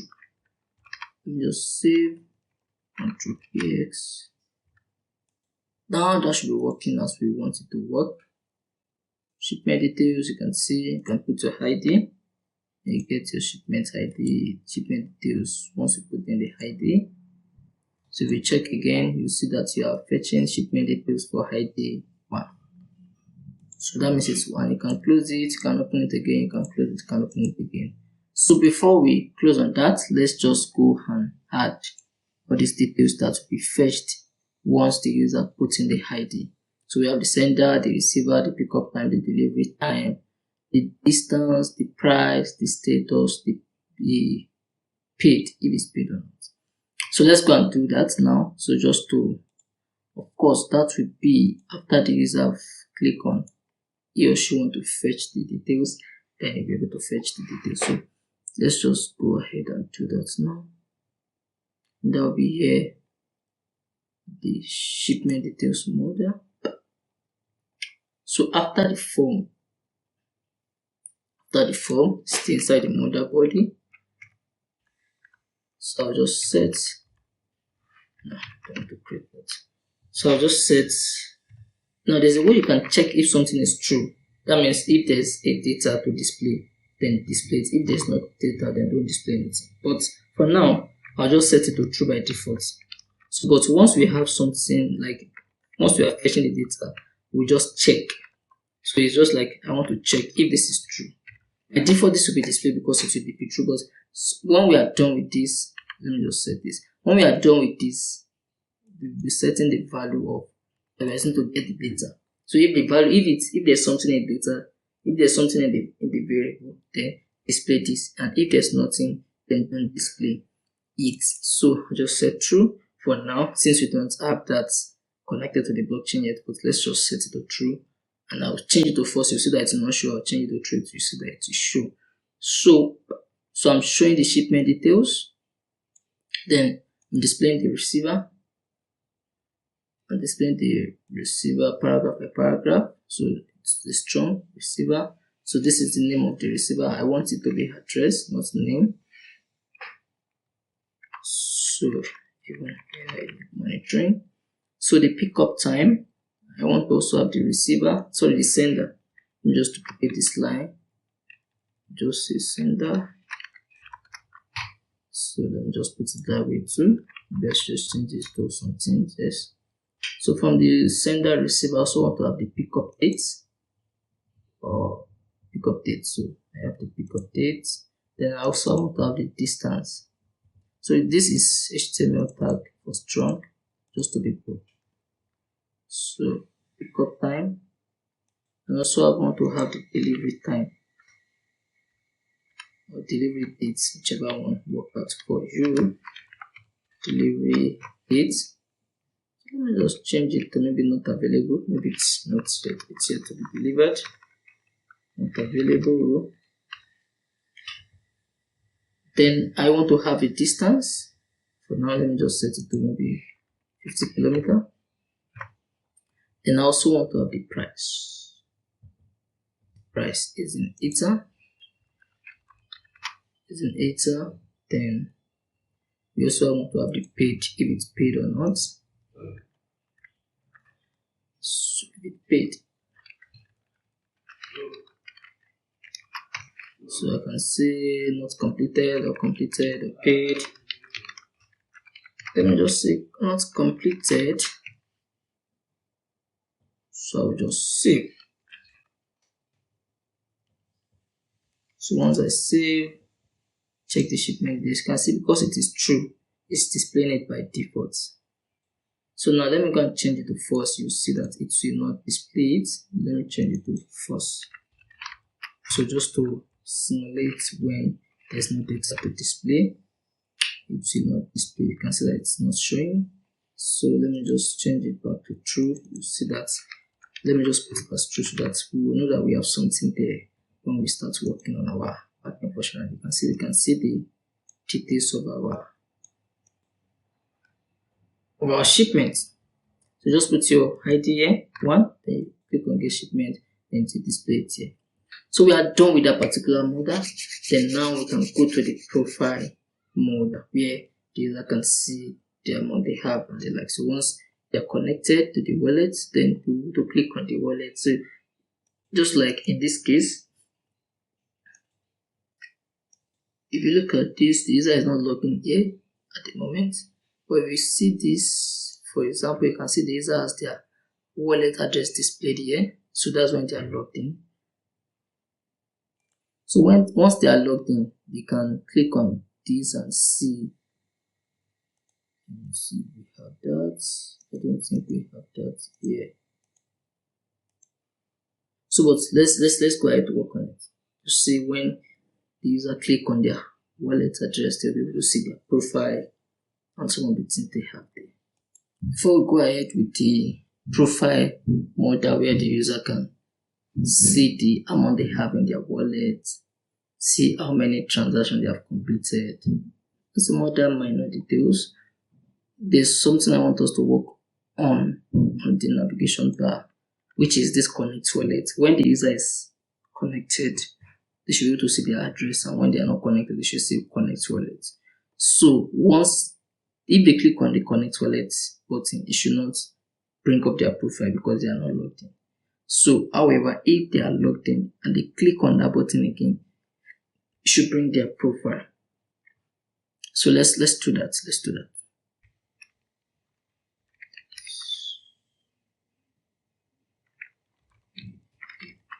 Just one button.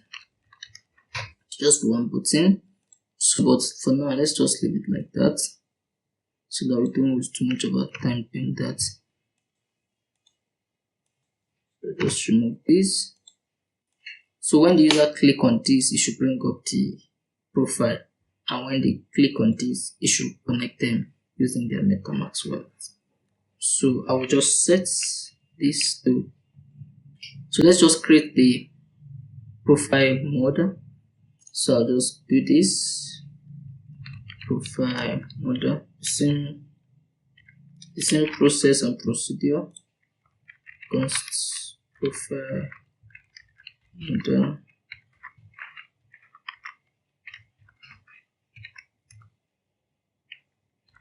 Done. So we check again if it's working.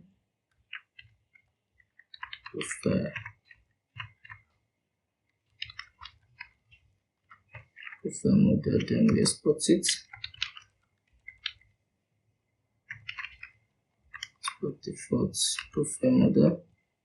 And we just come in here, then we say import the P will be somewhere here. Import profile model. Then we just export it. We export it. So that will be it. That will be it. That will be it. So once we have that, we just go and test it again to be sure it is working as we want it to work. Just copy it. So the same process, same process applies to everything. So let's check now. You can see it's actually showing up here. So now that we have that, let's now go ahead to implement our profile model.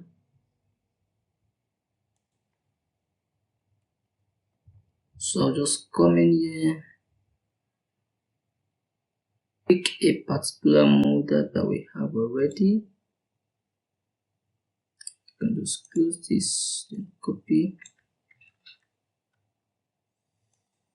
Come in here, since we are sure it's now working effectively, I'll just put in here.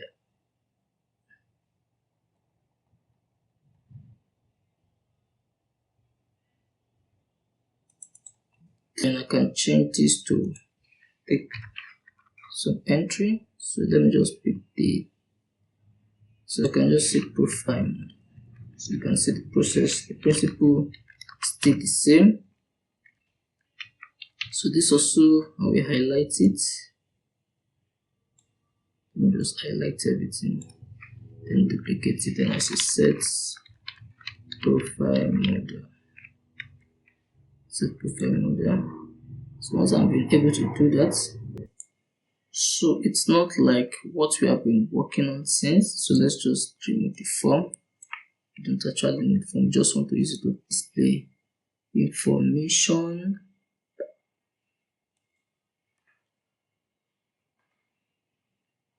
So I'll just set this to, let's just set this to page 5. Then I'll say, just say hello user. Hello user. Then I'll use this to display let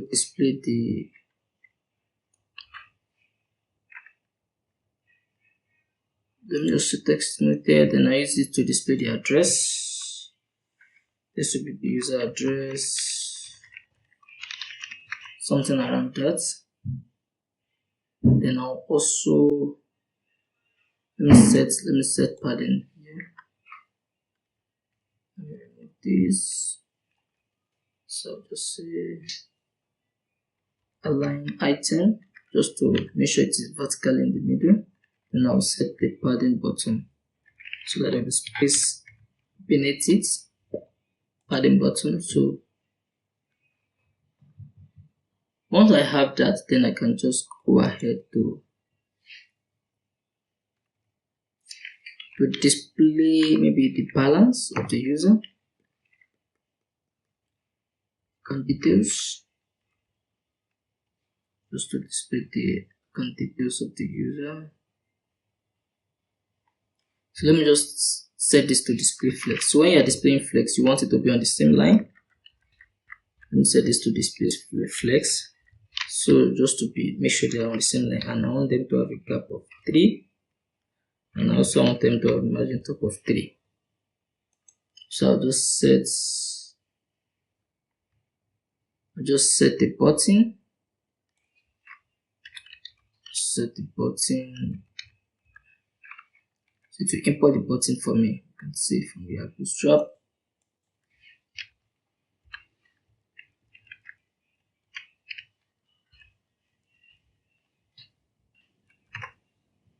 I'll set the button. From there, you can just say inside the button, let me just make the button to be an outline button, parent of outline, so that the user does not start clicking it. Outline dark. So I'll just say the balance, user balance is, let me just set that for now like that. And also I can duplicate this button to display the total shipment of the user. So I can just say total shipment, or maybe if it's more than 1 or not more than 1, then I can just say 10. So once we have that, let us now go and set. Let's be sure all the components you are using have been imported. We have imported button. We need to import Modal.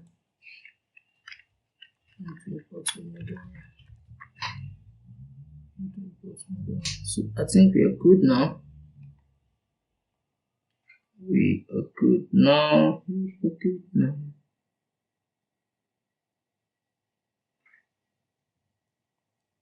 Alright, so let's do this. Let's just make it to be client component. Let's make it to be a client component. Use client. Let's use client.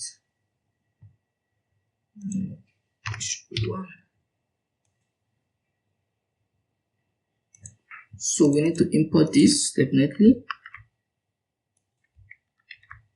It will be coming from the parent component. So let's just copy it so that we go and use it from the home component, from the parent component. So we duplicate this again, then we pass it here. Where are we popping up that particular modal? We are doing that inside the navigation bar. Inside navigation bar, but we also need to pass it here too.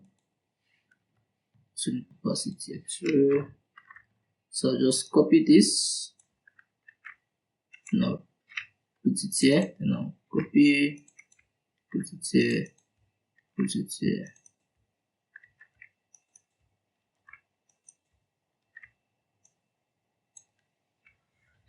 Move it, then I'll go and do that for the navigation bar, so that I'll be able to open it from the navigation bar. So I can just set it to open it. So let's set it. Right now you should be familiar with all this.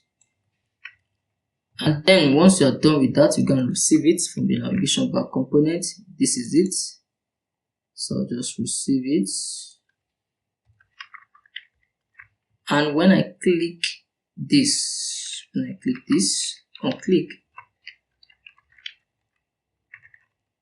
sorry about that. Click. Then I want to set to true. Set profile modal to true. But I need to close the brackets. Now that we have that, I save. Then I go ahead to open it to see if it is working. You can see, hello user. Then you have this. So I think I should put it, centralize it. Let me centralize this. Centralize this. Text center.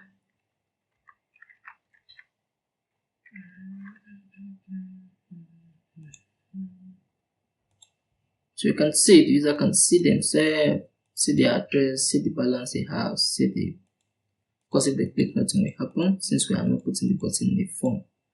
So that is that about that, but this button will not be displayed together. When the user is logged in, to only show this, and when they are not logged in, to show this. So when they are logged in, they can click and see, oh, I have this balance, I have this total shipment, then they'll be good. So on that note, we can comfortably say we are done with the user interface, because now we are left with just connecting our application to the database, which is our blockchain, to ensure that our application is decentral. We have been able to digitalize the system. Of course, there's no system without database interaction, but the database we will be using, and also the backend implementation we'll be using is the smart contract, and the storage will be on blockchain to ensure that our application is secure and also trustworthy.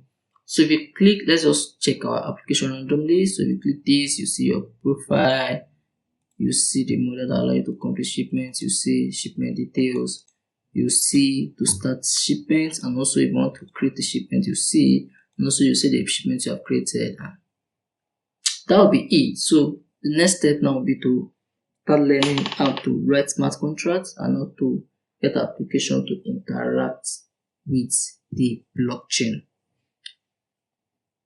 So if you want to stop your application, you just come to the terminal and do Ctrl+C. That will be it. Thank you so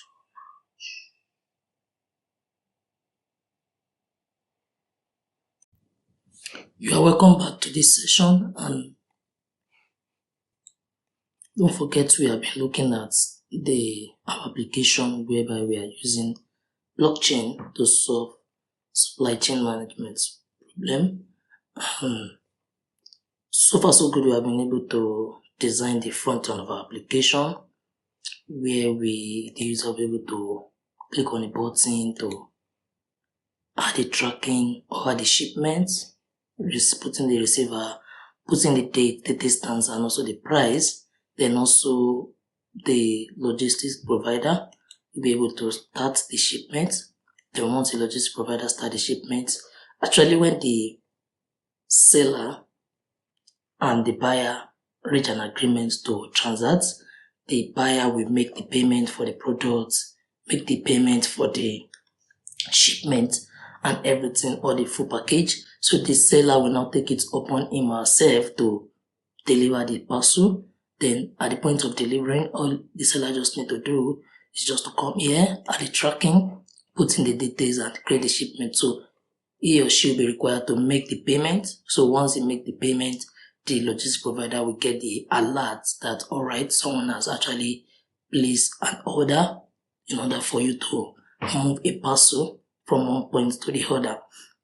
And so once the logistics provider get the alert, the sellers make the payment, but the payment will not go through to the logistics provider yet. We are going to keep it in an escrow. So the logistics provider will come right here to start the shipment.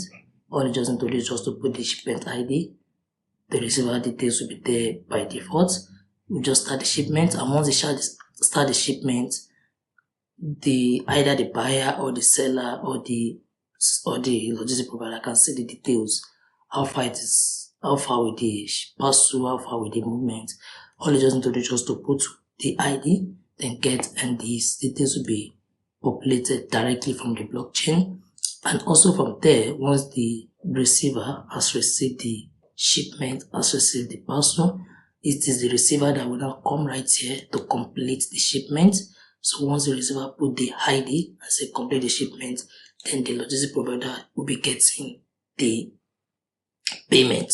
So we have been able to complete the front end of the application, and now it's time for us to go write some Solidity code in order for us to be able to integrate blockchain into our application. And for this, we are going to be using Solidity, and also we are going to be using Ganache.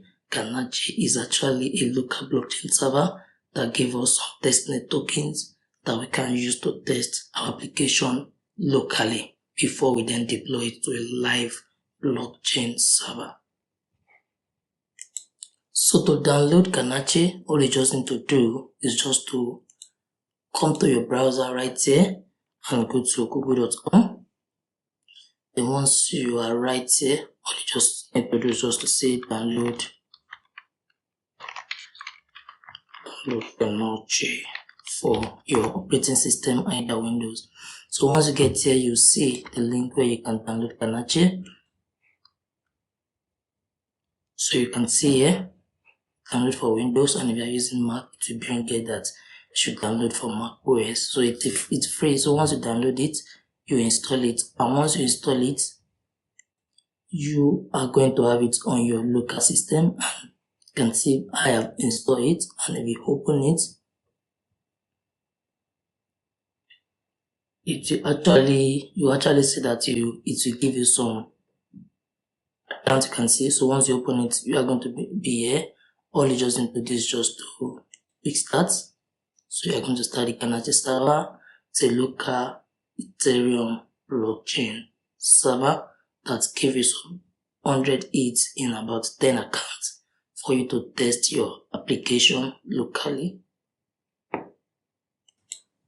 Now you can see right here that you have several accounts. This is an account, this is an account, all having 100 ETH, and it's about 10 accounts because it started from index 0, so 10 accounts. So for example, in our own case now, we have the buyer, we have the seller, we have the logistic provider. So in testing our application, we can just assign this particular account to be the seller, assign this particular account to be the buyer, then assign this particular account to be the logistic provider. So it depends on your own use case. If you are also working on any other application, then they will definitely be the user of the application. Then you can just take this one, use it for a particular user, take this other one, use it for another user, take this other one, use it for another user. So now that we have our Ganache local blockchain server installed and set up, now it is time for us to now go ahead to implement the backend. Don't forget, we are working with Web3, and for Web3, what makes it different from Web2 is that for Web2, the backend is actually a lookup. It's a centralized blockchain. It's a centralized database. However, for Web3, the backend is a decentralized blockchain. So blockchain itself is a database. What just makes the difference between blockchain and the Web2 database is that for the Web2, it is actually a centralized blockchain. It's actually a centralized database. However, for the Web3, it's decentralized. So the two are actually storing data, but for the blockchain is actually decentralized, where nobody's an authority and you can't manipulate it, you can't change it all by yourself. Alright, without any further ado, let us jump right into it. So now we are currently here. This is our source code. So we are going to be creating a folder that we are going to be using to store our blockchain implementation. And for us to do that, we just introduce just your folder. The one you want to create folder, just click on any empty space because I want the folder to be in the root directory. So I'll just create new folder, then I'll call that folder, let's just call it blockchain. So that will be our backend implementation in the world of Web 2.0. Now that we are here, you can just open your terminal. In case your terminal is not open, just come to these 3 dots, terminal, new terminal. So once you do that, then you can just check to know which folder you are in. This is the folder you are in. So I'll just enter the blockchain folder by saying cd blockchain.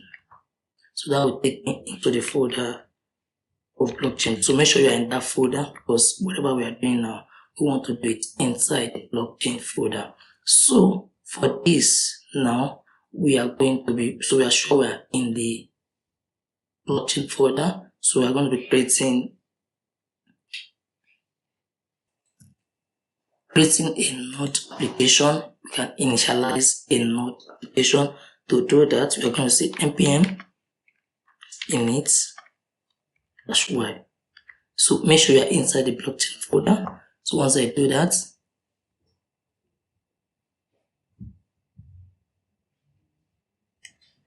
then you can see that it has been initialized. So you can see we have a node application initialized in that particular folder. So now that we have been able to do that, let's just see. We are going to be using Hardhat for compiling our smart contract and also getting the application binary interface API of our compiled smart contract. So you can see this is that we are going to be using that. So it is Ethereum development environment for professionals. So you can see we can use it to compile our smart contract. You can use it to run Solidity locally, and it also allows you to debug, and it is flexible. You can bring your own tools. You can extend it. You can also easily integrate it with your with your front-end application. It make it easy for you to write Ethereum-based Solidity. So we are going to be using this Hardhat for our implementation. So in order for us to do that, let's come back to our code. I'll just clean this using the command clear. So now I'm going to be creating the Hardhat application, but make sure that you are inside the blockchain folder. So I'll just say npm install. I want to save it to the development. So save Hardhat. Save Hardhat. So once I do that, I will install Hardhat for the development environment, and see that. So we are just waiting for it to finish installing.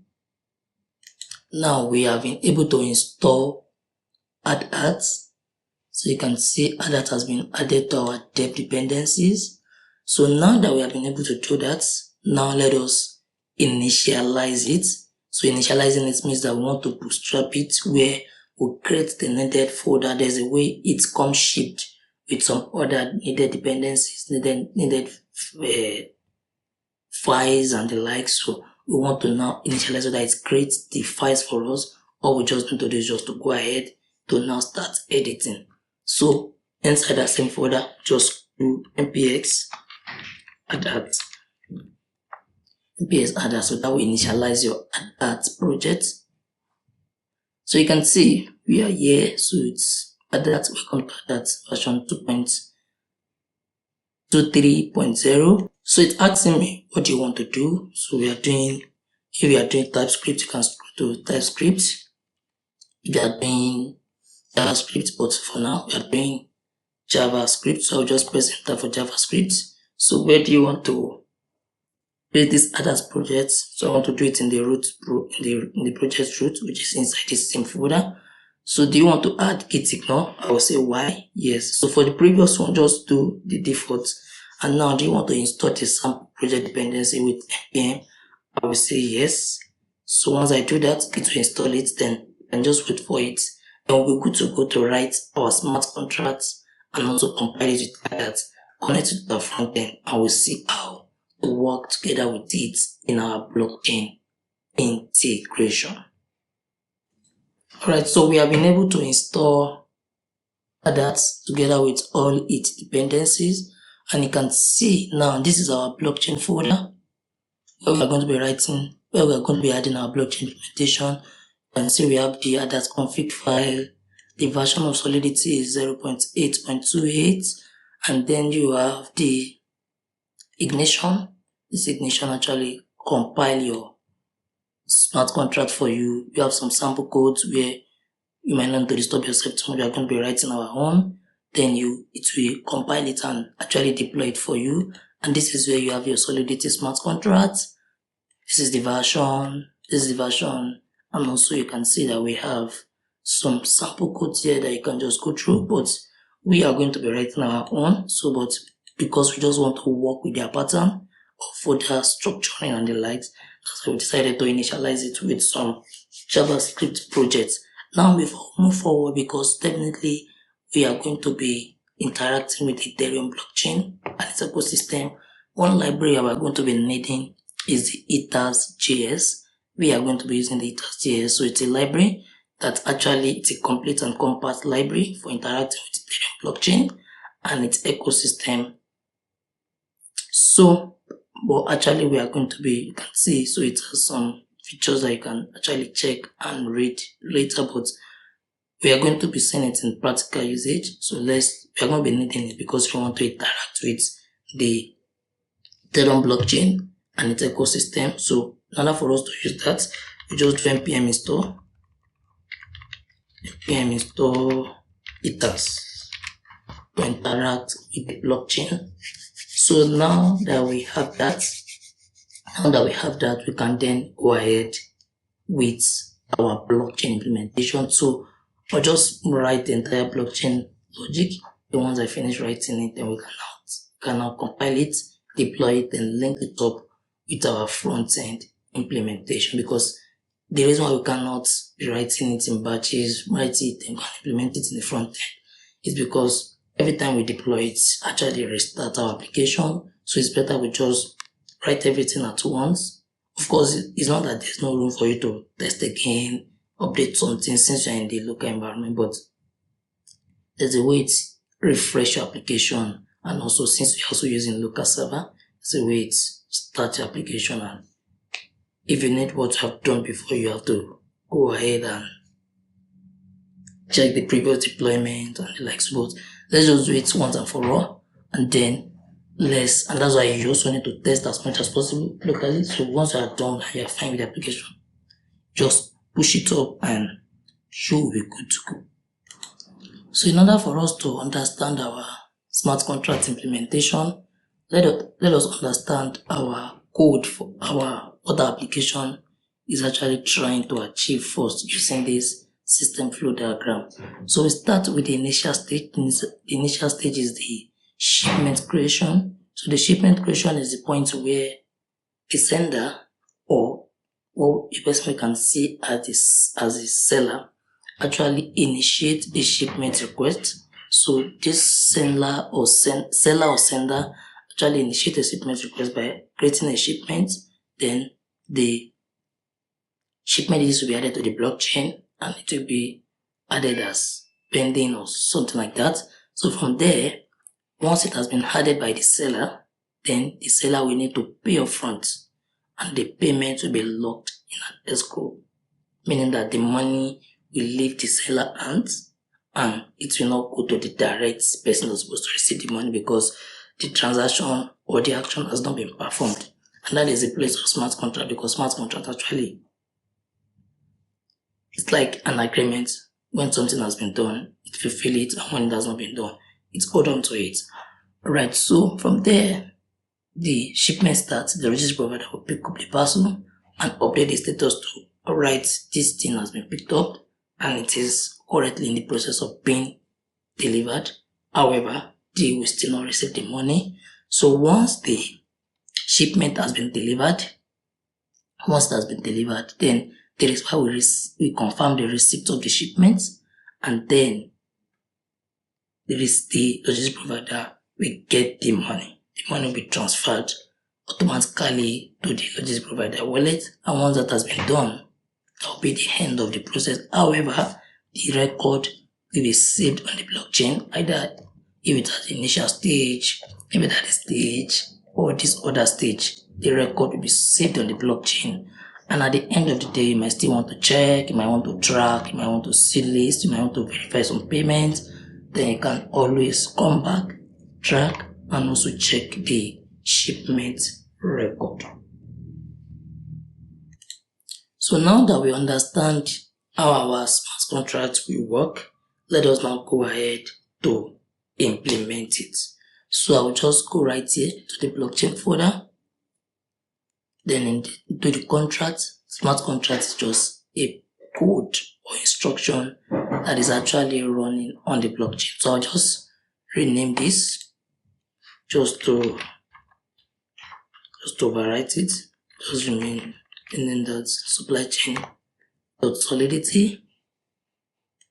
So here you go. So you have it. So I'll just turn off their code. Don't forget when you're writing your smart contract, what you should start with is your license. So how do you do your license? Just do, let me close the space, increase the fonts, and also reduce this. So create your license, SPDX license. So let's do MIT, meaning that anybody can use our code. So now, once you've been able to put your license, then the next thing is to specify the version of your Solidity compiler. And how do you do that? You do pragma solidity. Then what is the version?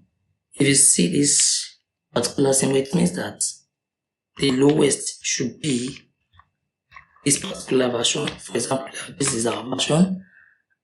Means that the Solidity compiler should be lowest of 0.8.28.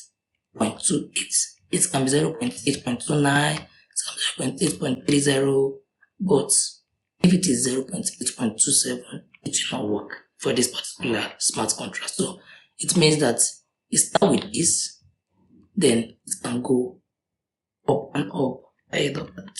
Alright, so now that we have specified our Solidity compiler version, the next thing is supposed to then start writing our smart contract. So we do contract supply chain. So this is our smart contract. This is the name of the smart contract supply chain, and this is the curly braces that mark where it starts from. This is the curly braces that mark where we are ending it. So let's start with the state of our status of our supply chain. So let's do a none. Let's do status. So the three status that we're going to be having is created. Let's do created. Let's do picked up. It has been picked up. And let's do delivered. That's when the user have actually received it. So delivered. So now this enum is just like numeric values. So you see this as 1, you see this as 2, you see this as 3. But for your own comprehension, you should be able to read it as text. It's also seen as 1, 2, 3, but the computer or the compiler will see it as numbers. So but you will see it as text. Alright, so now let's go to struct. Struct is actually, let's see struct as structure. Let's call it struct shipment.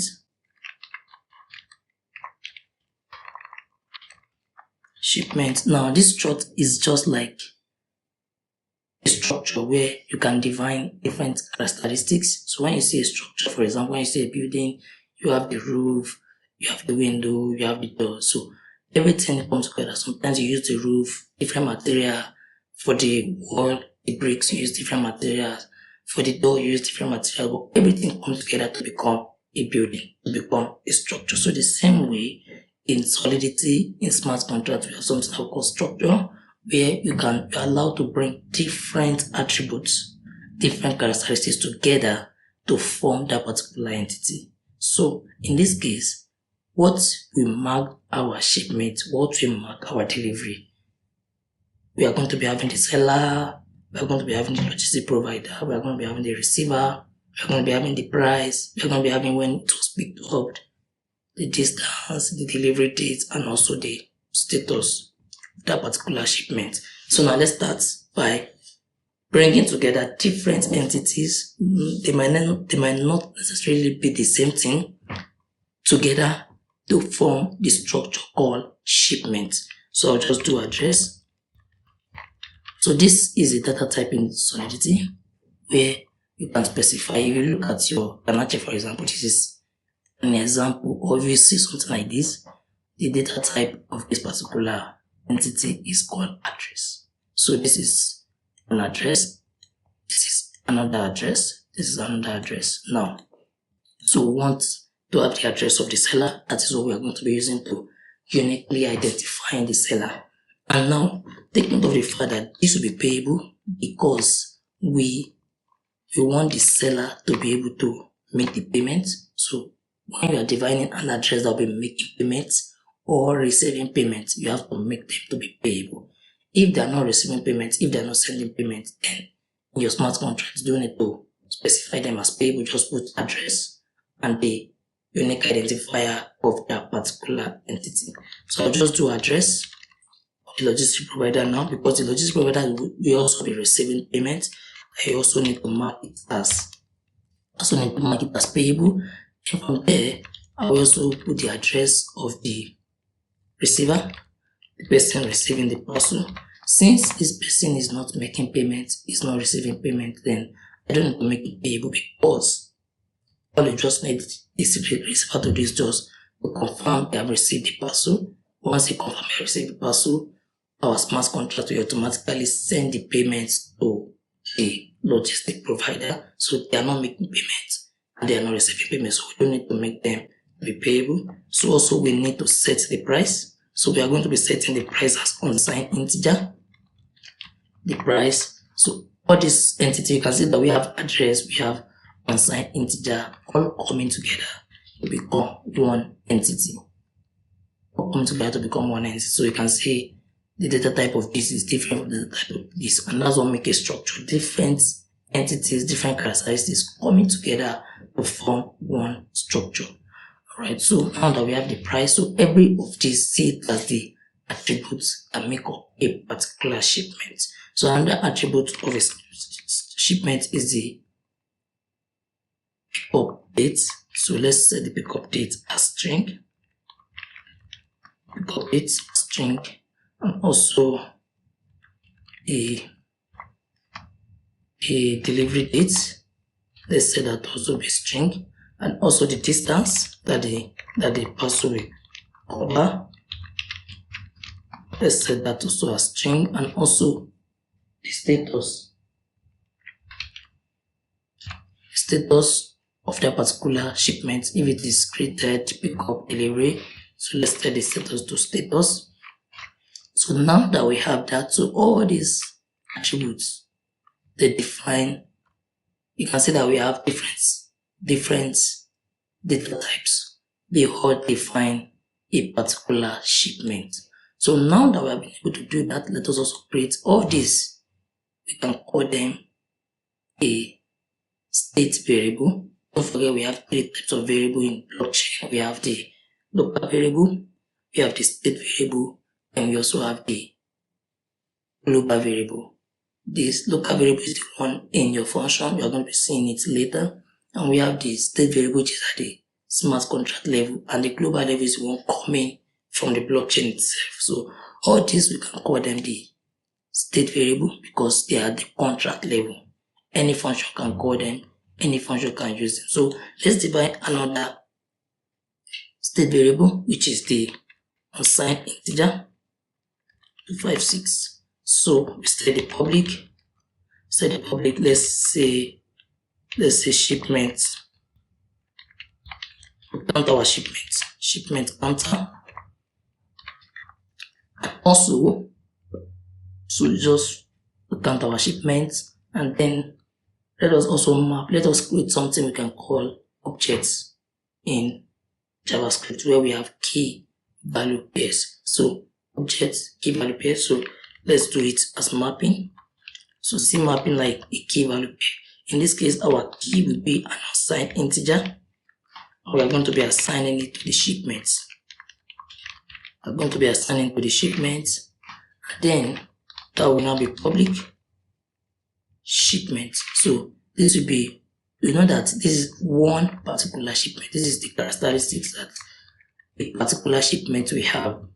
So now in the bit, we now map each shipment to a unique value, just like see it as a serial number, like number 1, let's say shipment for number 1, number 2. Don't forget, when I show you the front end, I was showing you some shipment ID. So each shipment must have a unique ID that when you want to refer to that particular shipment, you should be able to refer to it as using the ID. So in this case, we are using that as mapping, where this is a unique ID and this is that particular shipment.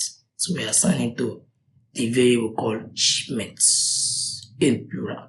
So now that we have that, at every point in time, we are going to be performing some action. So when you perform a particular action, you emit an event. So anytime you carry out an action, you conduct an action in smart contract, you emit the event. So now let's define our events. So the first event is that the delivery, the shipment to be created. So, and when the shipment is created, so this is an event for shipments created. So when the shipment is created, what do you want to do? You want to have the assigned integer, which would be assigned integer, which we want it to be indexed. So that will be indexed, meaning that you can't have 2 repeated value. So we're going to be having the shipment ID. And also we want to have the address. So this is what will be emitted, which will also be indexed. So we can use this to call this particular shipment.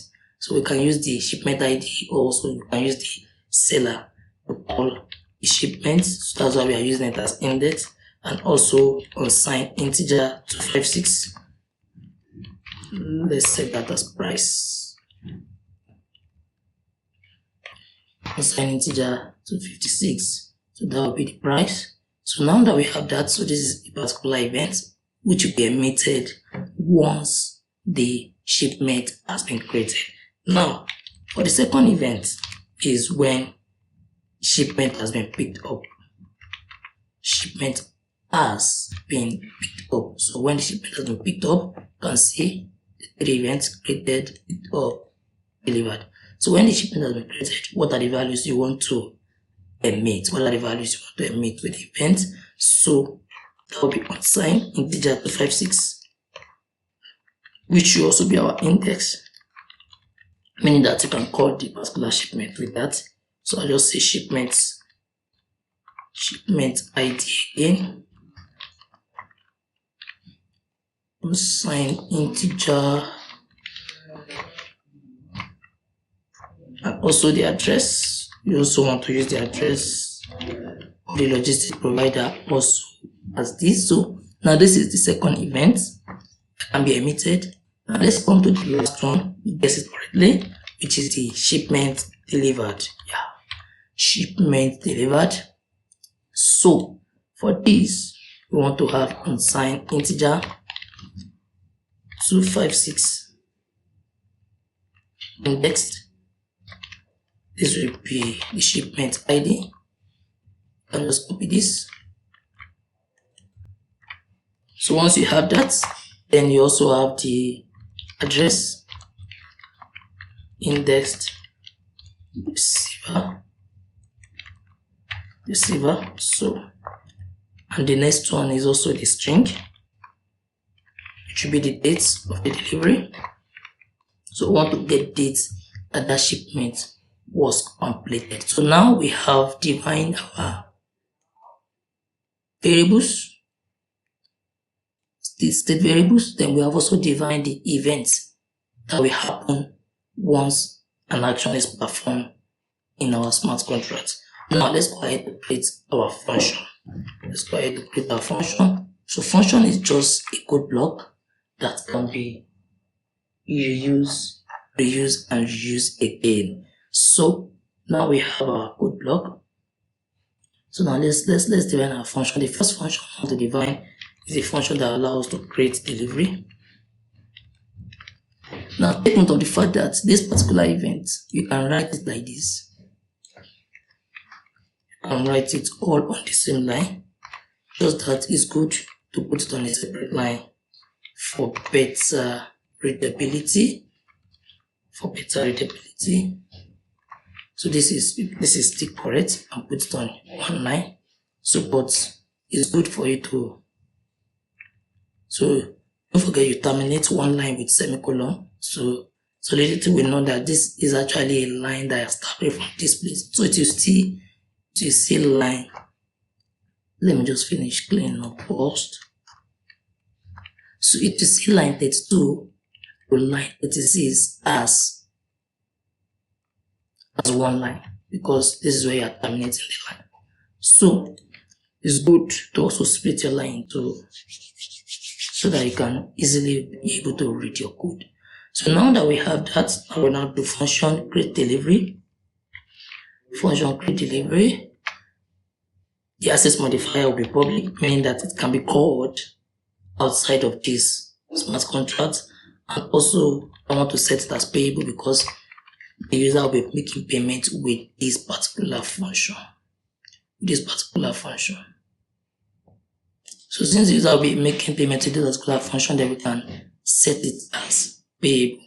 So now that we have been able to set it as payable, then it's important for you to also pass the needed parameters. So what are the needed parameters? Meaning that what are the values you're going to be needing inside this particular function as you implement some instruction in the function. So the first parameters that must be passed with this function is the receiver, and the person receiving this particular parcel. And also I need the pickup date.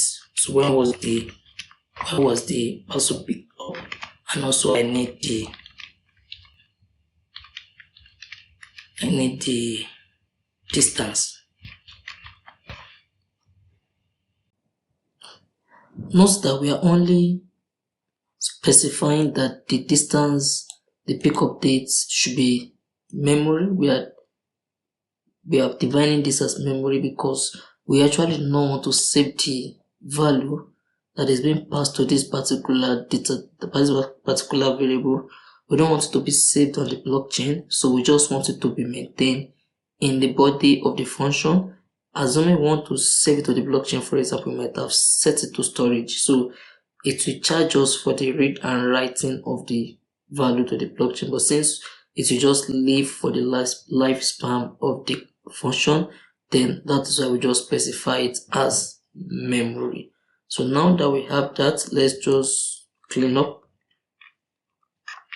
putting it on a separate variable just for make it more readable. Now we are also specifying it as public because we want to be accessible outside of this smart contract.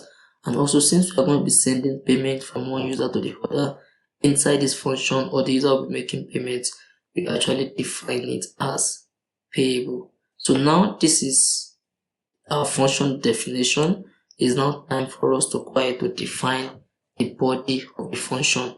The first thing, what you just want to do here is that you want to ensure the price is more than 0, just kind of doing some check and balance in the function. And also you will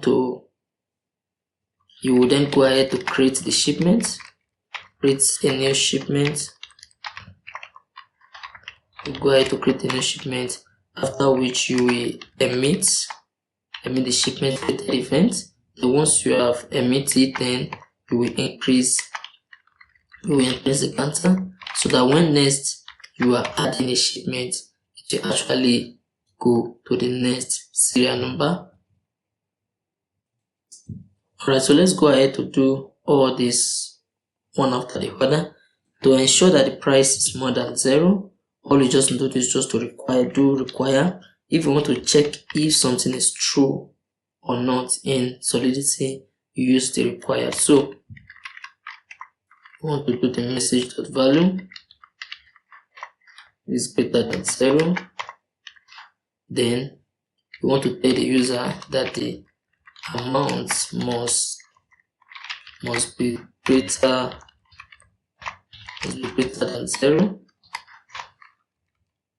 And remember to terminate it with a semicolon. Actually, anytime you define something as requiring Solidity, pay attention to this message. Don't forget we talked about three types of variable in Solidity, types of variables, which is the local variable, the state variable, and also the global variable. So this local variable is actually a variable that is defined within the function. So its scope does not go beyond the function. However, when you have the state variable, it's actually the variable that you define at the contract level. For example, all this variable, this particular variable, this particular variable, this one, they are all state variable because they are defined at the contract level. So if you define a function, you can use the variable. If you define another function, you can use the variable. Let's assume that we define a particular variable inside this particular function. Its usage will only be limited to this function, so it can't be used anything beyond this function. That make it a local variable. And now when we now talk about global variable is the variable that is coming directly from the blockchain itself.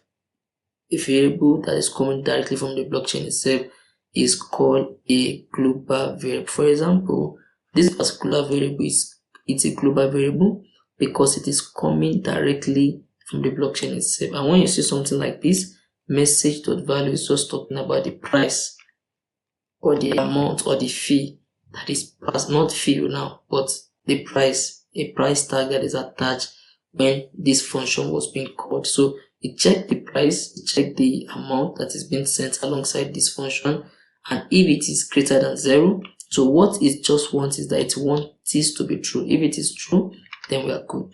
Or if it is not true, then it's going to throw this particular error message. So let's assume it is greater than 0, then there's no problem.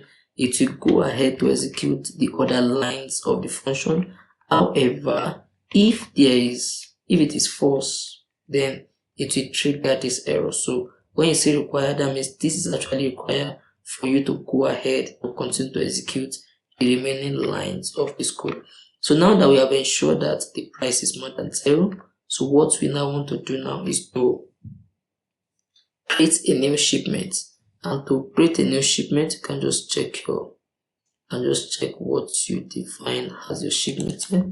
So we define it as shipment, so I'll just say shipment, then the current counter of shipments. So let me just come and show you so that you will know that we are not doing any magic here. So the current counter, you can see this is what we are using to count initially to be 0, since we are defining it as unsigned integer. So the current counter then it will be equals to this particular structure of shipment, this particular structure. So you want to create a new instance of that structure, and that is what you want to do at this point. So you want to define the seller. Who is the seller? If you want to get, you can just copy all these particular details that you will be needing, so that it will be easier for you, so that you know that we're actually doing something very simple. So the variable, the identifier that we gave this entity, which is the seller, we are going to be defining it. And also the logistics provider, we want to add the value for the logistics provider, and also for the receiver. You can see everything is step by step. So then the price, then also the pickup date. Please make sure that whatever the way you have defined your identifier for each attribute of the structure, it must actually be the same. Don't come here and put seller 1. It will give you an error. Make sure that you define it exactly the way you created the structure. So just do for column here, and also here, and also here, and then here. So we are going to be separating each, just like in JavaScript, comma. When you separate object with comma, then You separate each of them with a comma. Don't worry, we'll define the value for each. Just wanted to see how we build it step by step, so there's no too much magic to it. So the first value, which is the seller.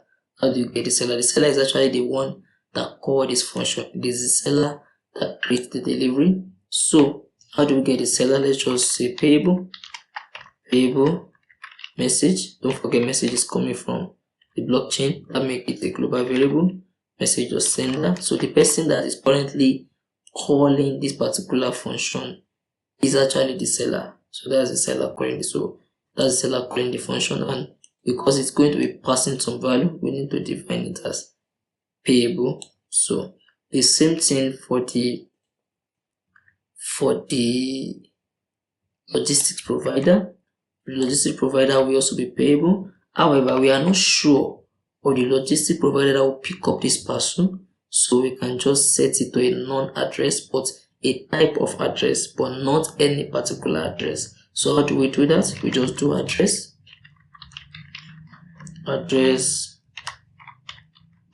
0.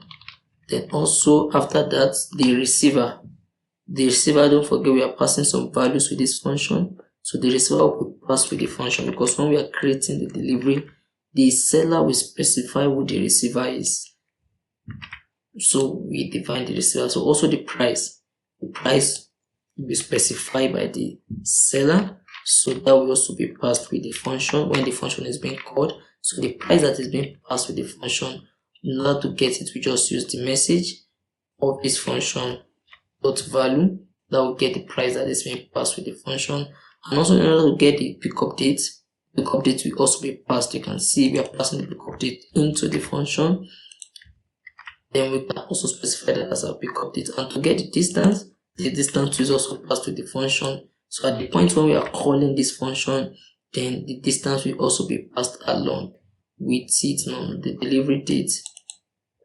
So it does not the distance, the delivery date, let's set it to none for now, since we are not sure what it will be. It is only after the receiver have confirmed the receipt that's when we know when it was actually delivered. Because we are going to be getting the value of delivery date, let's still leave it as empty. We are going to be updating it when the user get the value. Now that we are here, so we can just say status. So what is the current status? At the point of creating the shipment, the current status is created. So you can just say status dot. So if it is pickup dot pickup, if it is delivered dot delivered, but for now status dot created. So now that you have that, then you can now close that particular semicolon, that particular instance of the structure that you have created for a particular structure. Now that you have created a new shipment, then you can now emit the action that, alright, so I've been able to create a new shipment. So you should just emit the event that allow Solidity to know that this action has been successfully created. So you emit delivery, you emit a function called shipment created, you emit the event shipment created. So what are you going to be passing? You're going to be passing the counter. This is the counter here, shipment counter.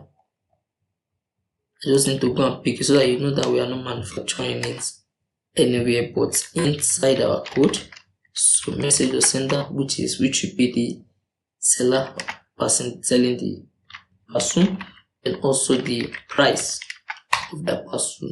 We are going to be getting all from the blockchain, which is why we actually define it as message.value. So having done that, this will emit our shipments created event.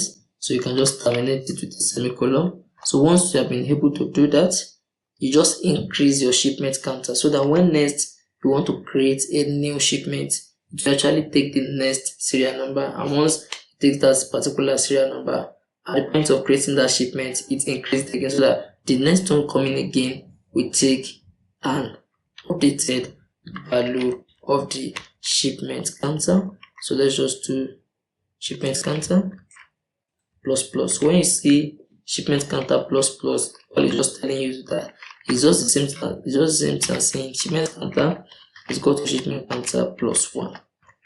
So that is it. So the same thing when you see shipment counter minus minus is the same thing as saying shipment counter is equal to shipment counter minus 1.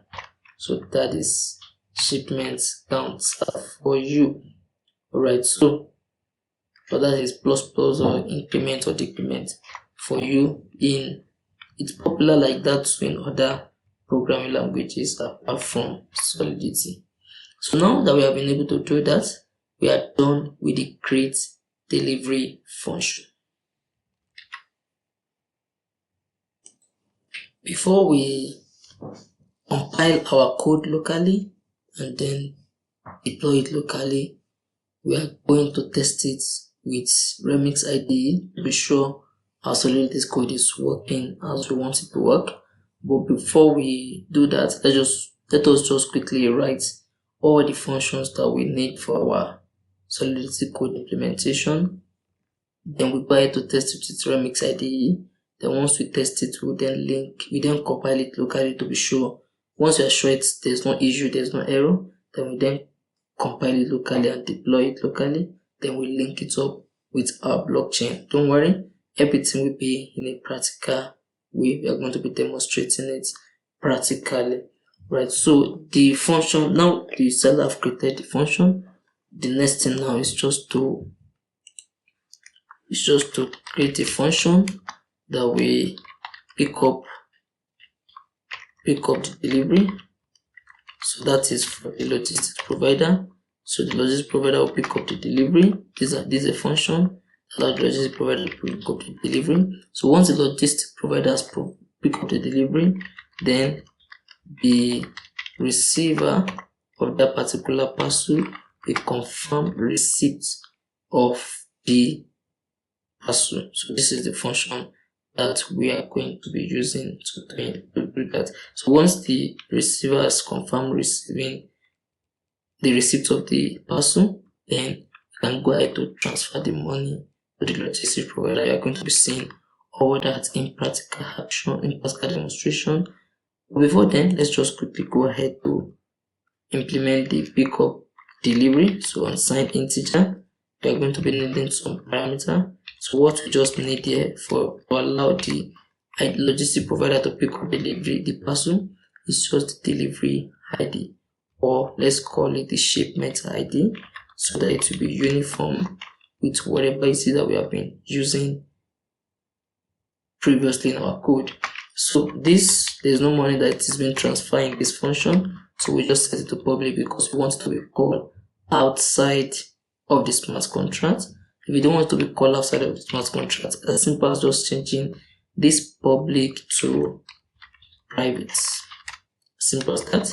But because we want to call it outside of the smart contract, we need to set it to public.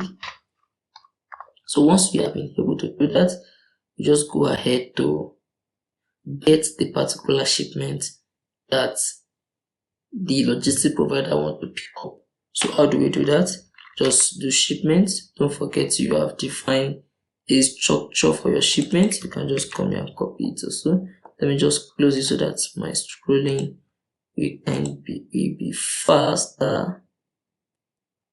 Alright, so I think this is what I've been needing. So yeah, I think this is good now. So shipment, also this is storage. That means you are reading and writing it from the blockchain. So that means you are reading it from the blockchain. If it is memory, for example, this is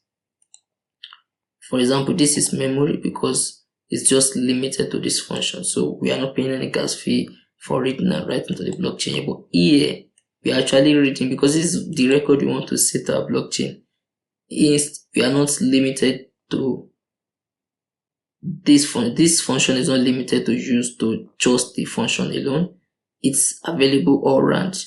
Like it's available on the blockchain. So that is why we need to specify it as storage, because we are reading and writing it from the blockchain. So shipment, So this will give us, so you can see you have defined your shipments equals to, so the particular shipment that you want to get from the blockchain, you send the ID to like get. Don't forget we have set the key value pair, so that once we want to get a particular value, we just use the key, and that is why we want the user at the point of calling this function to send us the shipment ID, so that we'll use the shipment ID to pick up the particular shipment that the logistic provider wants to pick up. So we need some check and balance here too.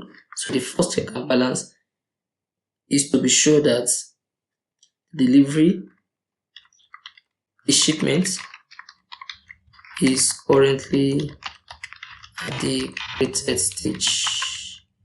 That the stage where it was created, so it has not been picked up and it has not been delivered. So, and also to be sure, we can add that to be sure that the seller actually has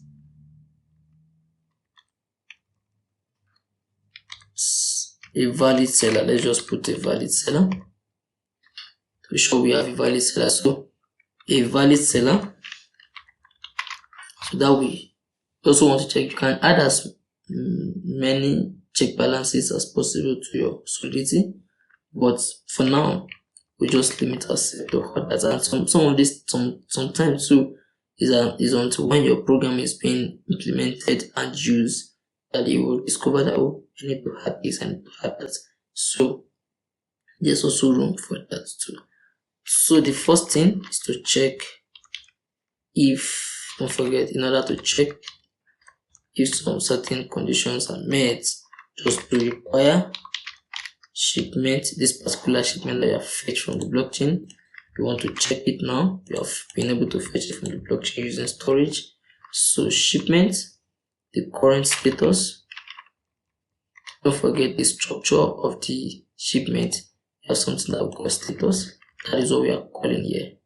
So the shipment the status is, you want to check if it is equals to status dot. So this status is coming from here. Status dot created. So I've been able to define the status. So status dot created. So if it is equal, that means it's currently at the created stage. It has not been changed to pick up. It has not been changed to delivered. So if you are there, then you want the function to be executed normally. Otherwise, you want to tell the user that the shipment had already been picked up or completed. The shipment has already been picked up or completed. So once you have that,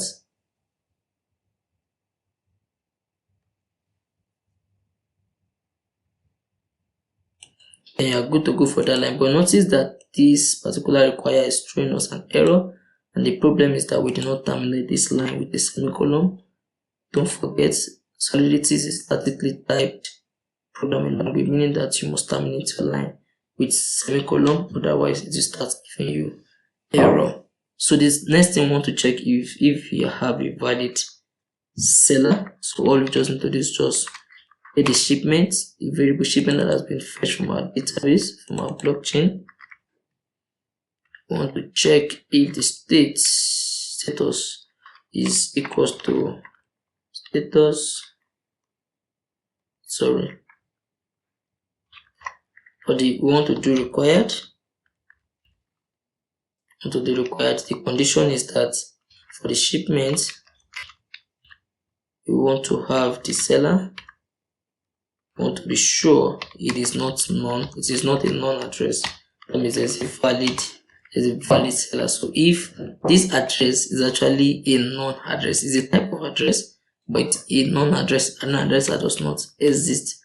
So if it is not a non-address, then we are good, it can continue running the action. But however, if it is a non-address, then this will be false. Then it will throw this error. Or the error, you just want to tell the user that the shipment does not exist, because if it does not have a seller, and since it's a seller that is actually transferring this shipment, If it does not have a seller, then it's as good as it does not exist. So now that we have been able to do the necessary check and balance, then the next thing is for us to now assign the logistic provider that pick up this parcel to this parcel, so that we'll be sure, alright, this logistic provider has picked it up, then there's no need for another logistic provider to pick it up again.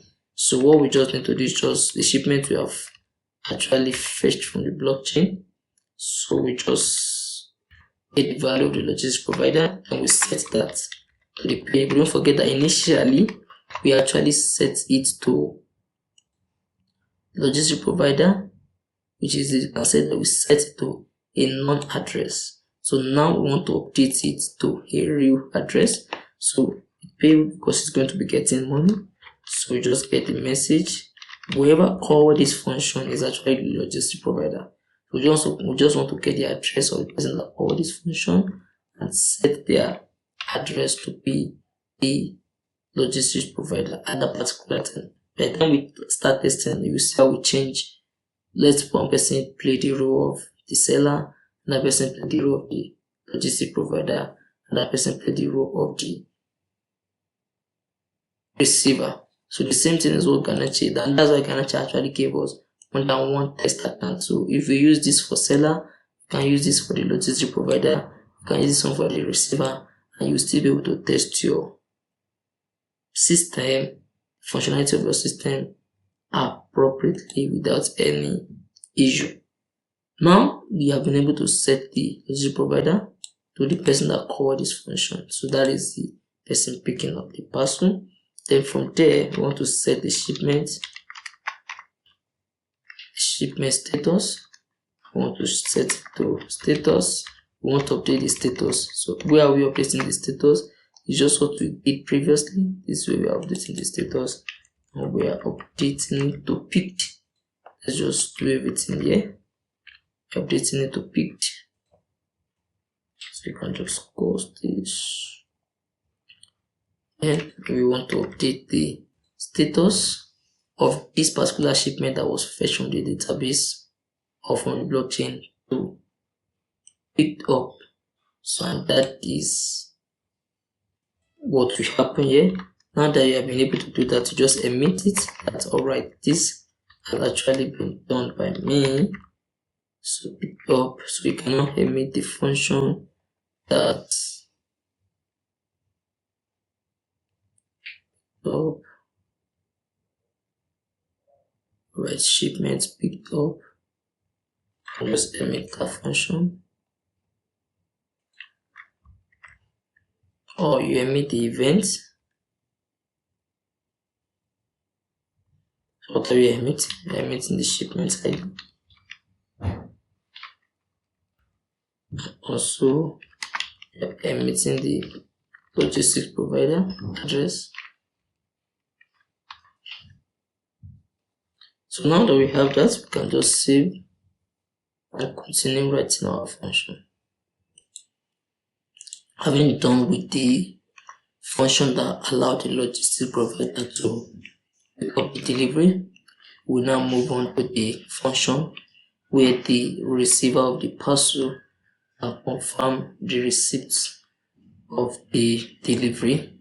So the name is confirm delivery. And we are going to be needing some parameters that should be passed into this function. So we need an unsigned integer 256. Let's call that shipment ID. And also we need the string. This time around, you should just save in the memory. And that should now be the delivery date.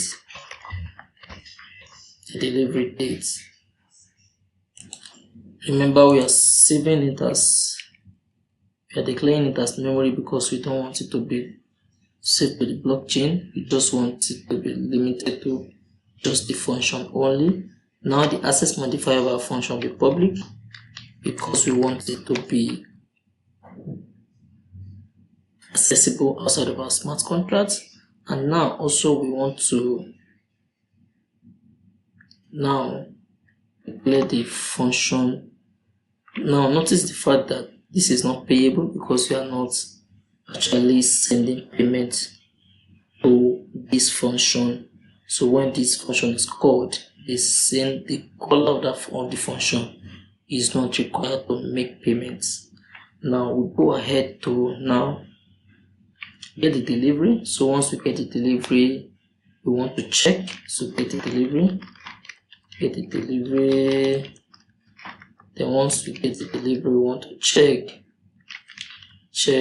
the status to be sure it has not been delivered.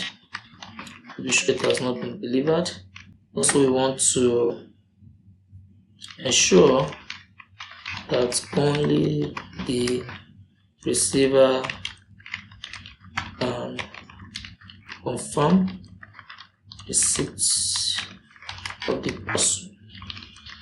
And then we want to set the status. This is what we are going to be doing here. Set the status to delivered, and also update the delivered date and update the delivery date. So then and since the delivery has been confirmed, then we transfer the money to the logistics provider. After we have been able to do that, we emit the event, the shipment delivered events. In case you want to try this, you can go ahead to pause the video and see if you can get all this functionality done, and that would be a good way for you to practice. I believe you're able to give it a try. Now let us try to solve this together. So getting the delivery from the blockchain now. So to get that, all we just need to do is just to say shipments. Now we are getting from the blockchain, it will not be memory again. Then we get shipment, then it will be shipment. The current shipment that we want to confirm the delivery will be passed as ID. The ID will be passed to this function. So we terminate it with the semicolon. So we are done with that. That will fetch the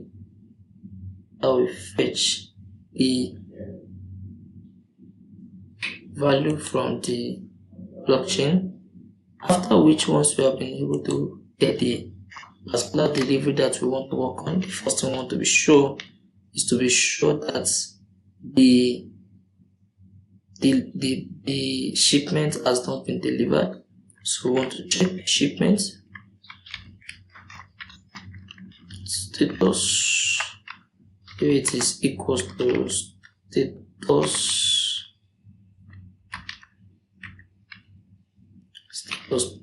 dot picked up. So we only want to be able to confirm receipt of a delivery that has been picked up. If it has not been picked up, then there's nothing to confirm, or maybe it has been delivered, there's nothing to confirm again. So if this is true, that is fine. The code will continue to execute. However, if it is not true, it will throw an error. Shipments not picked up yet. So once we have been able to do that, we then move to the next one, where we ensure that it is only the receiver of this parcel that the seller sets to the receiver of the parcel that can actually confirm the receipt of the parcel. So once we have been able to confirm the status of the shipment, that it is currently being picked up and has not been delivered, and not just at the created stage, then we can go ahead to ensure that it is only the receiver that can confirm the receipt of the parcel. So we'll go the way of require again. Where you use the global variable now. The sender, the person that is invoking this function, has to be shipment. So we are getting the value of the receiver from this particular shipment. has to be the same person that we invoke this function. So in case it is false, then the message will be that only the receiver can confirm the delivery. So with that, we ensure that only the receiver can confirm the receipt of the parcel. So now that we have been able to do that, so we just set the status of the delivery to delivered and update the delivery date. So how do we do that? So all we just need to do is just to set the shipment directly from the blockchain now. The shipment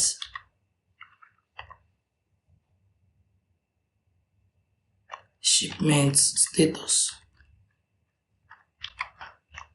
Now we need to terminate this line. Don't forget, always put your semicolon. This is the shipment status. We are setting it directly from the blockchain. So we are setting it to status.delivered. Don't forget the status is coming. I can close this now. It's coming from here. It's coming from here, and this is this one we are using. So Canada do status.created, status.pickedup, status.delivered, but now we are currently using the status.delivered. So that is the final stage. So then we also update the date, the delivery date, setting. So the user will be passing it along with the function. We can do it also in the smart contract, but it will require some complicated conversion. So let's just do it in a simple way, allowing the user to pass the current date from our JavaScript code. Now that we have been able to do that, then we can then transfer the money to the logistics provider. How do we do that? We just do shipment, logistics provider, then we transfer. So we are transferring the price to the person. So we're transferring this amount to this particular person. Then after we have been able to do that, we can then, just to show that our function has been, the action has been performed successfully, so we emit this particular event, shipment delivered.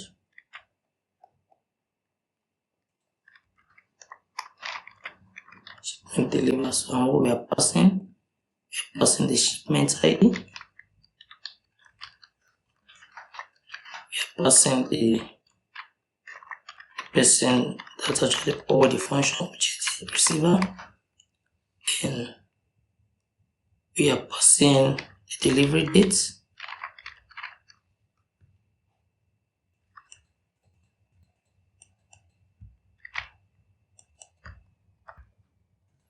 So now that is it for our function, and don't forget, for any code you're writing in any programming language, you don't assume it is working until you test it.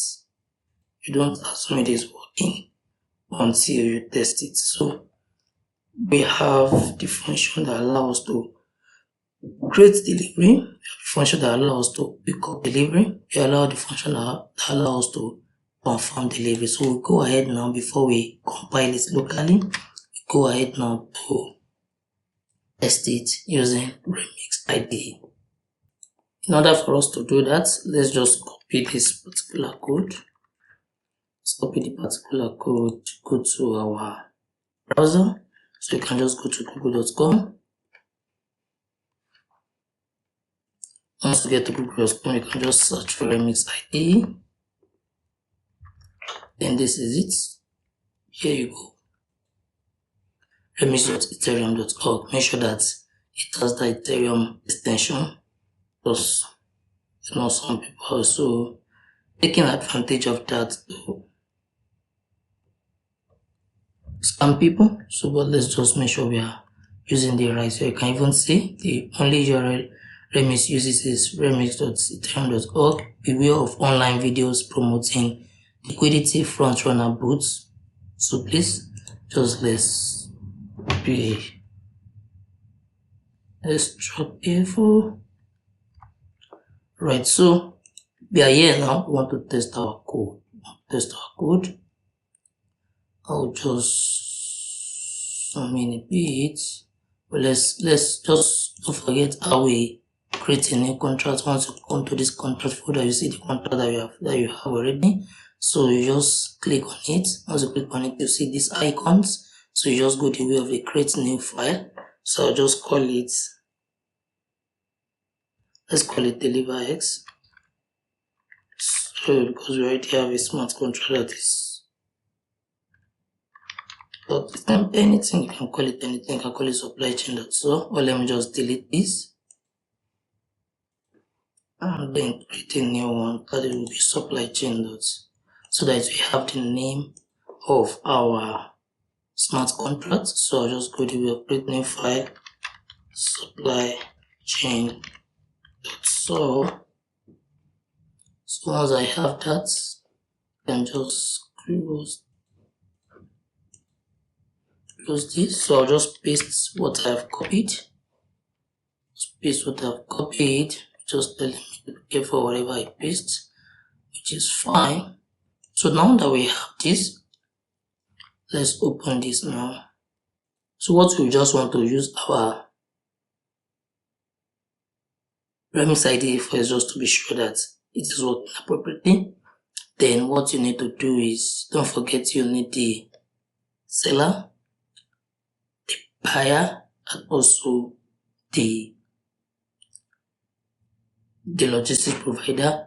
So you know by now, so you can just go here, go to this place, this fourth icon. So I need an account that's just an account I can use as the seller. I need an account that I can use as the logistics provider. I also need an account I can use as the buyer or the receiver. So you can see even Remix ID gave me several accounts with 100 hits, which is the same thing that Ganache is doing for us. We're going to be using this Ganache locally, but let's just test our smart contract with all these 100 hits accounts that Remix IDs has provided for us. So let's just say we want to use this as a seller. So I'll just copy. You can see the copy accounts. So I'll just put this. This is the account for the seller. Then also for the buyer, for the logistics provider now, let's just use some random. Okay, let me use the first tick so that I don't disturb myself too much. So let me use as the logistics provider. Then also the buyer. The third one, let's use the third one as the buyer. So these are the accounts I'll be using just for simulation purpose and just for testing purpose. Now that we have that, let's just compile our smart contracts. So I'll say the compiler is 0.8.29, which is fine because it must be minimum of 0.8.28, and this is the anything above that is fine. So this is above that, then we are good. So let's compile. So we can see that we have compiled it successfully. Now that we have compiled it, we can then go ahead to this point. Then here we are going to be deploying it. So make sure that it is that particular control that is selected, then you deploy. So once you deploy, you can see that it is so successful. So what you will now need to do is to come here, deployed contract. You see your deployed contract, you see the values or the identifiers that you have declared as public. See, confirm delivery is public as a function. Then the create delivery is also another function that is public. Pick up delivery is another function that is also public. Shipment counter, this is it, is another variable, that is also public. Then the shipments, this is the shipments, it's also another variable that is public. Alright, so now let us go ahead. If you check shipment count now, you see that it is 0, we don't have any shipments. at the moment. And if you click on this shipment, you can't get any because currently it is 0. And then let's start by creating delivery. It requires some input from us. So and it also requires for us to pass money along with it. So that's why it is telling us to transact. So now let's go the receiver now. You can see that the parameters that we need to pass to the function. If you check the confirm delivery, create delivery, no, not confirm now. Create delivery. Let's do the create delivery. We need the receiver, and that's the same thing that you can see receiver, pickup date, distance. This is what we are seeing here. Receiver, pickup date, distance. Receiver, pickup date, distance. So once you have been able to do that, then let's try to check if this function is actually working. The receiver, in this case, I think I need to switch to be sure that I'm calling this from the account of the seller, so that seller will be the one that will launch that. So the receiver is this particular person. You can see that the account that we used to deploy the smart contract has reduced. It is because when you are deploying your smart contract, it also requires some gas fee. That's why you see that it's reduced. Alright, so we have that now. So this is our receiver, just for sample sake. Pick up it. Let's just say 10. So it is going to be a string. Just something. Also the distance, let's say the distance is 12. And then the price, because you need to pass a value, let's say it is 3.8. So now that we have that, I will just go ahead to, if you don't pass any value with it, and I transact, you see that it's giving me an error because of this.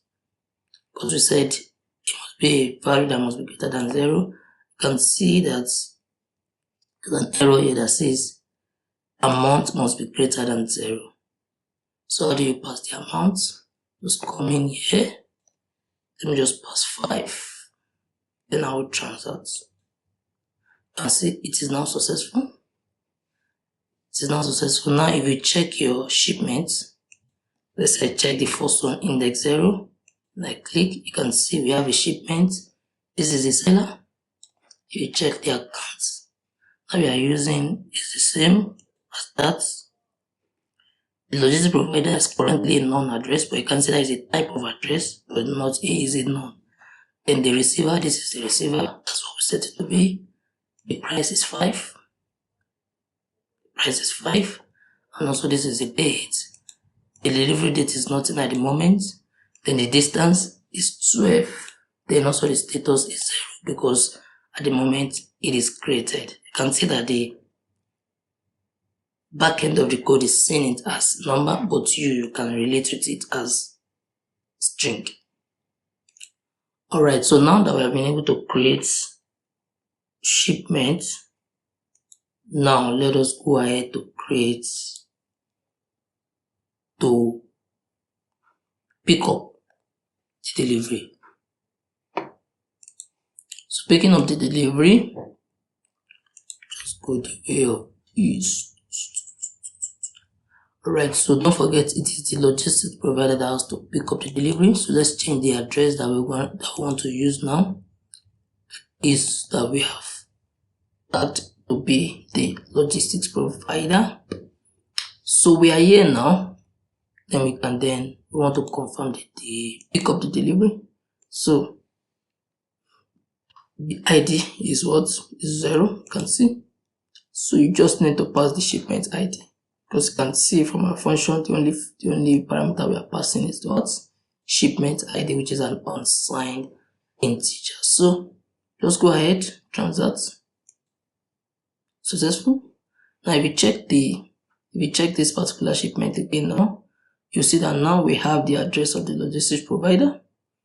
The same thing, we have the receiver, everything is fine, and now the status has changed to 1 because now the status is now seen as picked up. Now that we are there, let's now go ahead to confirm receipt of the particular parcel. So I'll just go here, I'll change this to the buyer because it is only the buyer. If you try to confirm the receipt, let's say the logistics provider try to confirm the receipt of this particular parcel, it will throw an error. Let's try to do that to see if the error will be thrown.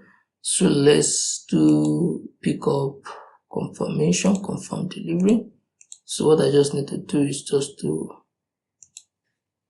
say 1. Don't forget I did not change it. 12, 25. Let's just do that. You can see there's an error that says only the receiver can confirm the delivery. So that's to tell you that the logistics provider cannot do an undo other than if they want to get their money, the specified buyer will have to be the one to confirm the receipts of the parcel. So we just change it to the person that we have specified to be the recipient of the parcel. I'll just change it to that. Now we are there now. So we can then come here. Let's say receive it on the, maybe the logistics provider want to try to say receive it on the 12th, but I receive it on the 13th. So, but just consult, you can see that now it is successful, and you will see it is successful. And if you check now, check the shipments, see that the distance is now 2, the distance is 12, and there's a delivery date, there's a pickup date, there's the price, and so on and so forth. Alright, so with that we can confirm and we are sure now that our smart contract is working appropriately the way we want it to work. So we can then go ahead to proceed with our local deployment compilation, and then go ahead to link it up with our front end and see how to complete our application in no time.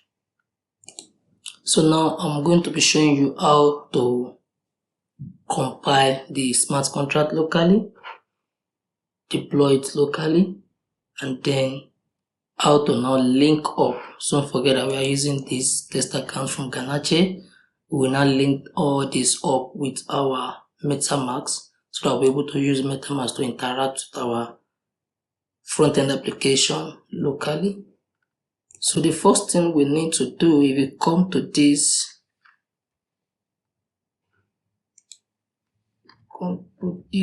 ignition folder, then you will see that we have a file, a folder called modules. So now for that modules, you can say we have a log.js. The same thing we did for the smart contract. Let's just rename it.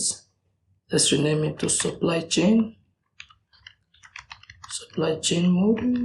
module.js. So that's the file that we have the configuration for our deployment. So I'll just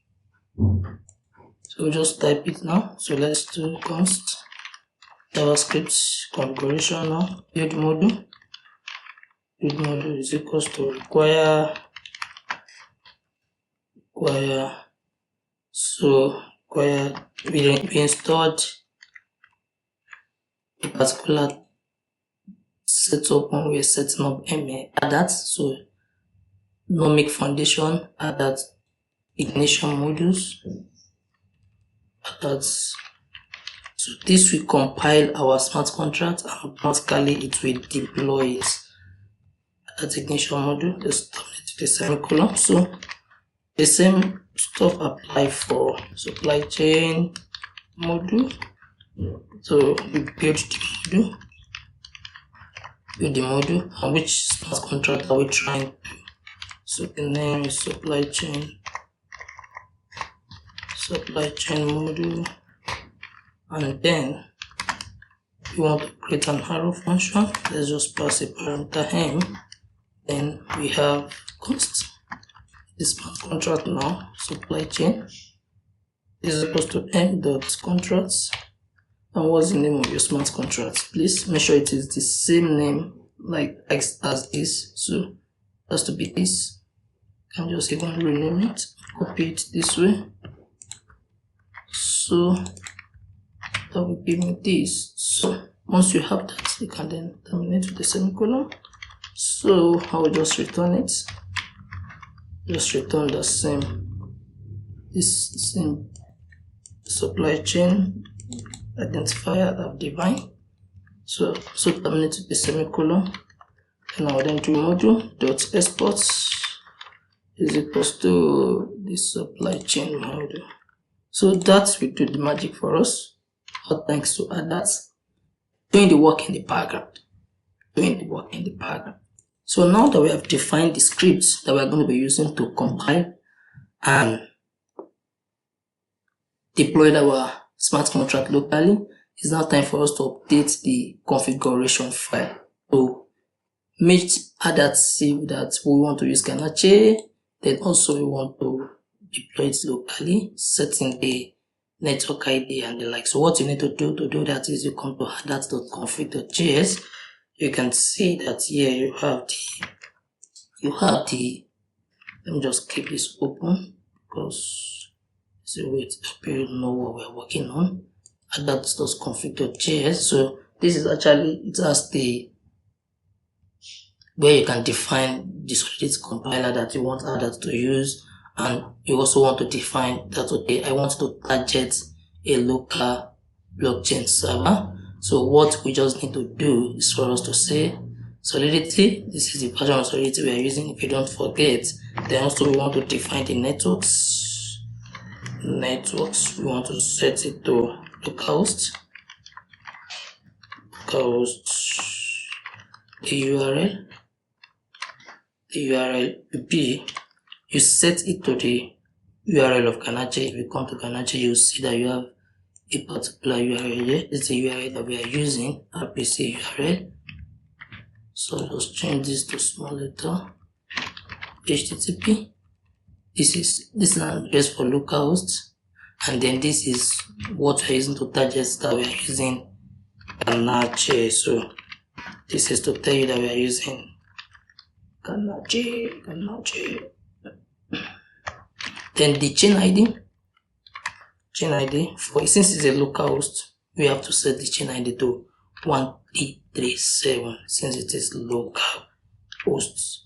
Alright, so having done that, then we are good to go with our local compilation and deployment. So to deploy our smart contract locally, all we just need to do is for you to open your terminal. So I'll just go terminal, new terminal. Alright, so you must make sure, let me just check there's a terminal been using for this before. Alright, but you must make sure that just do list, show you in the blockchain folder, because that's where we are, that's the folder we are using for. So check that you know that you are in the blockchain where you have a Hardhat and the like. So make sure you have saved your files. Make sure you save your files. So once you save your file, then I clean now. Then I make sure I'm in the blockchain folder. So I'll just do npx. This is the command to deploy, compile your smart contract and then run it. So npx Hardhat ignition deploy, and you do dot the current folder. Where does your deployment scripts, where do you put it? Then it is the current folder because you are currently in the blockchain folder. This is the blockchain folder. Then you want to enter the ignition scripts, ignition folder. Then from there you want to enter the modules. You can see this is blockchain. This is where we are currently. Then we want to enter the ignition folder. From there we want to enter the modules folder. Then from there you want to pick up a file called supply chain module.js. That's it. Very simple. Then you want to flag the network so that we know that I am flagging it as localhost. Make sure your files are saved and run this command. So once you have this command, just press enter. So once you press enter, your scripts will be deployed. Your script to be deployed.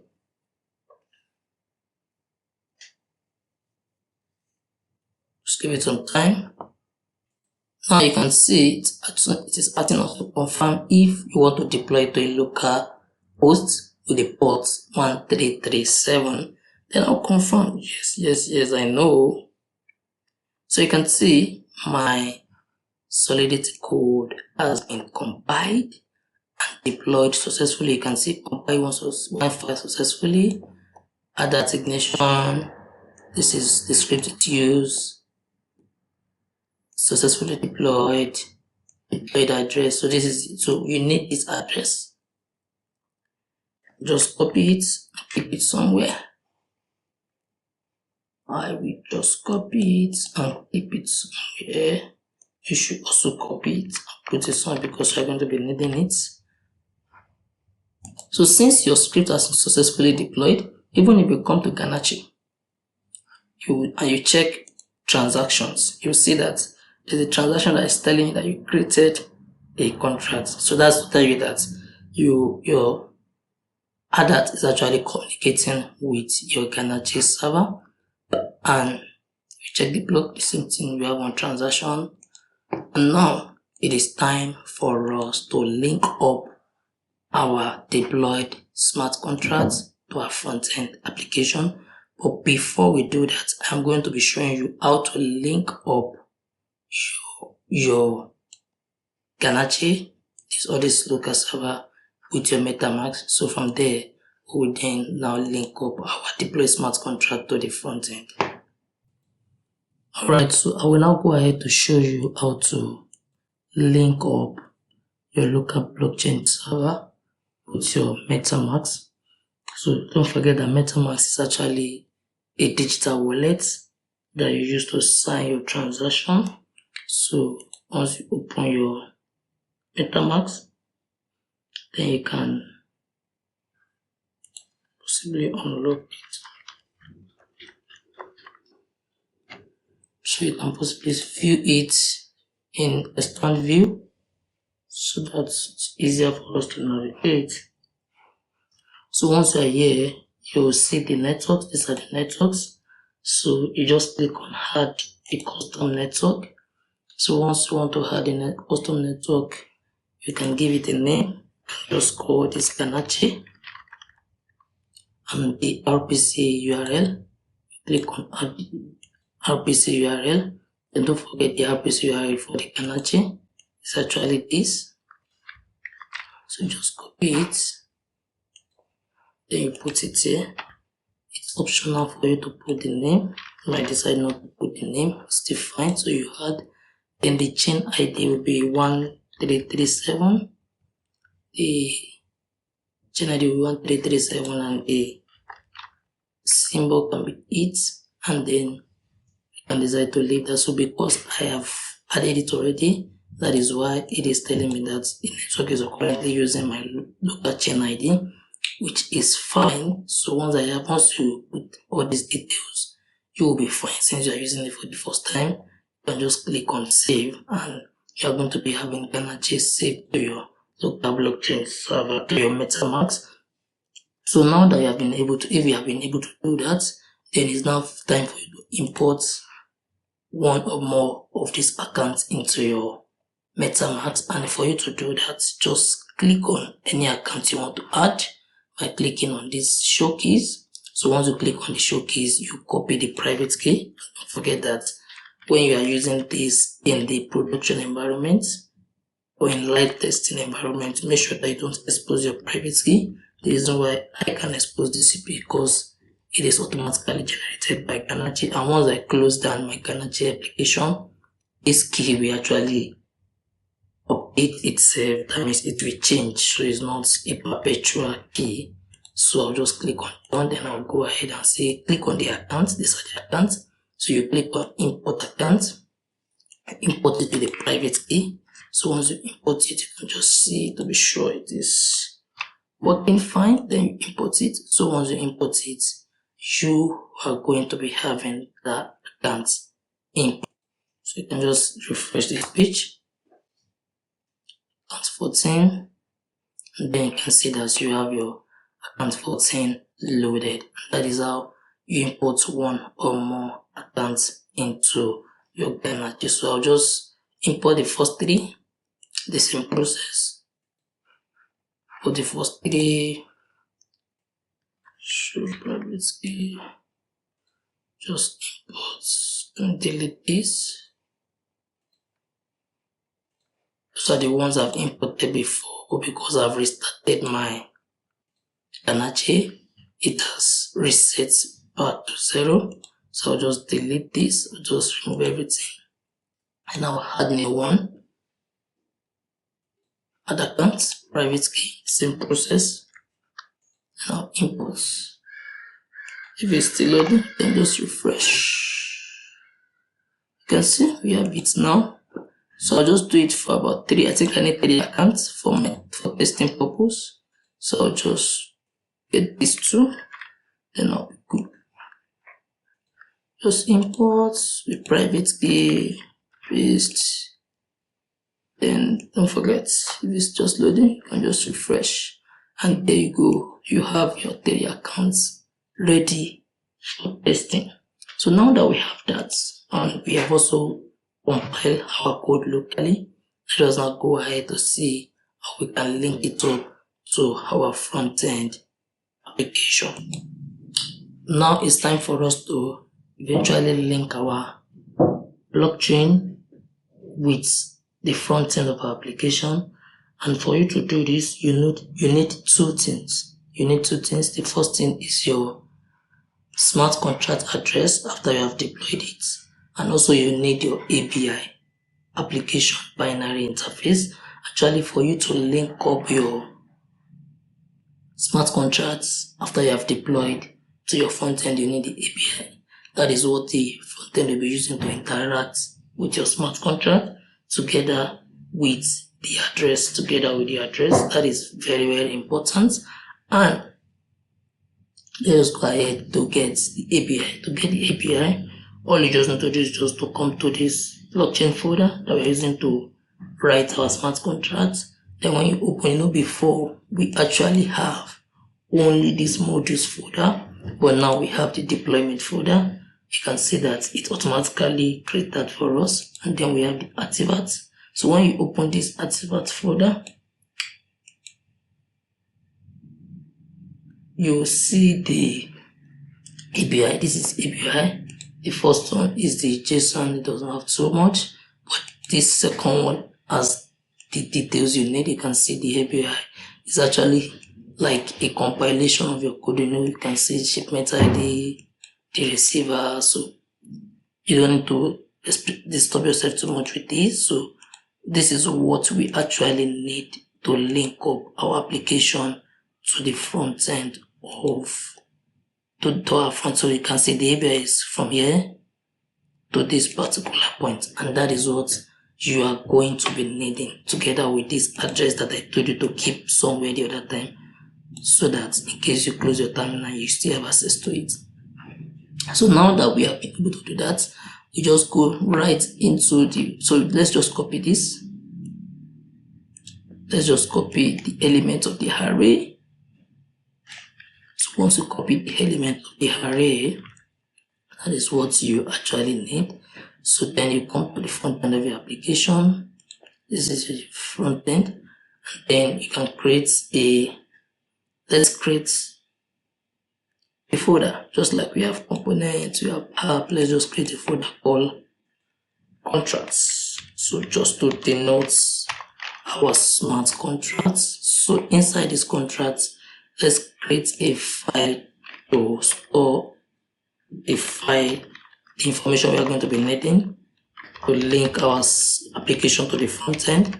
Supplies chain.json. So for this, we are going to be needing, let me just keep this open, just reduce this a bit.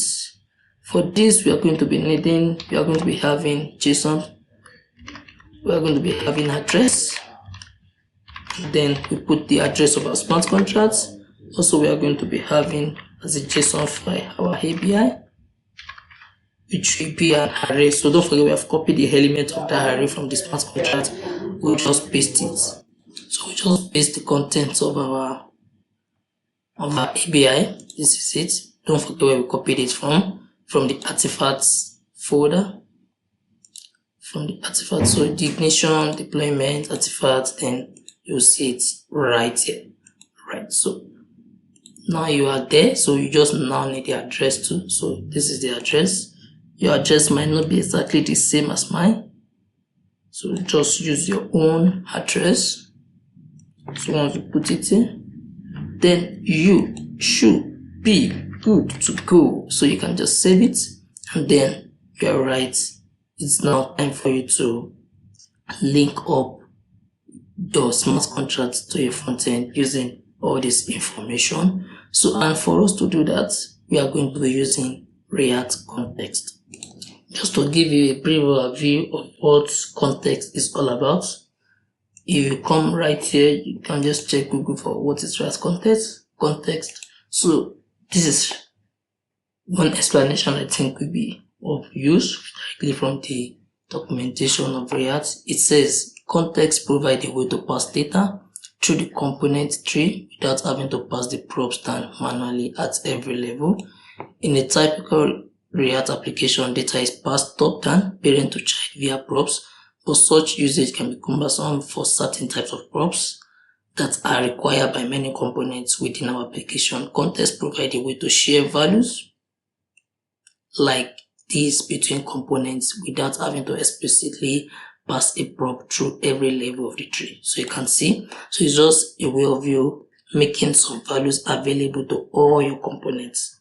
Like just a component as your navigation bar, the buttons, the pages, each of the modal that we are using. So components just a way of you making values, making variables available to each of your components that make up your React application, making the values available to them without having to pass them manually from parent to child.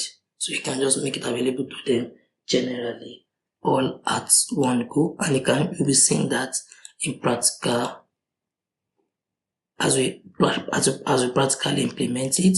So what we are going to be doing is that we create a folder that we are going to be using to house our context. So you know what context is all about now.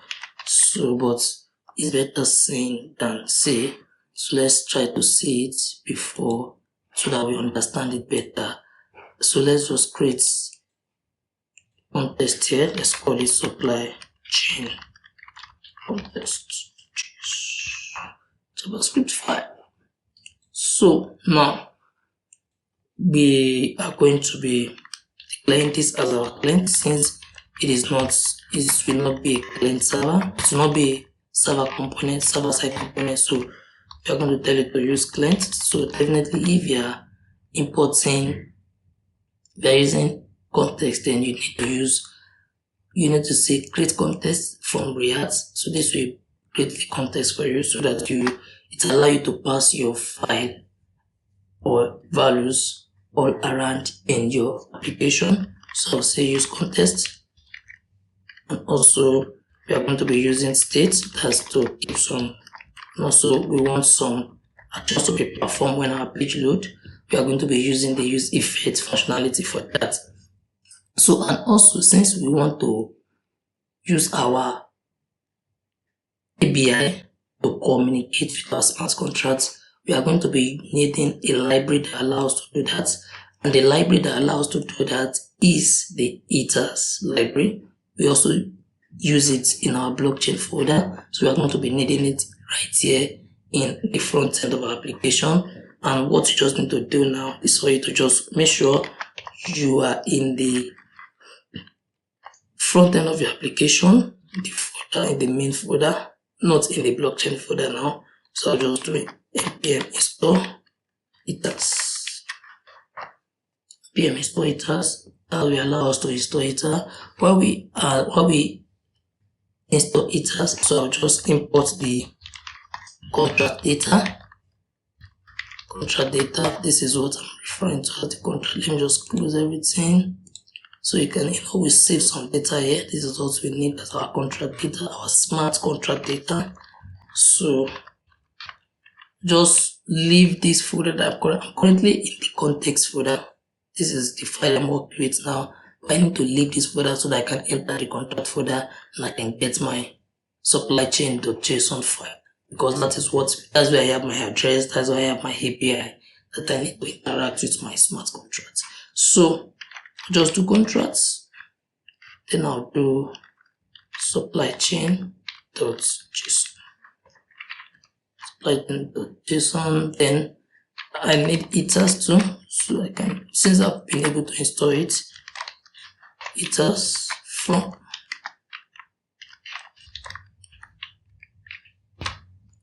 Ethers. So once I've been able to do that, so let's go ahead to create our contest. So I'll just say contracts const supply chain contest. I'll just create the contest.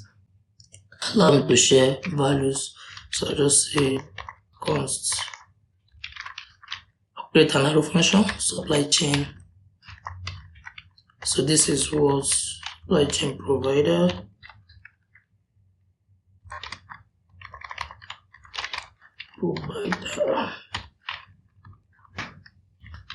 Should be an arrow function.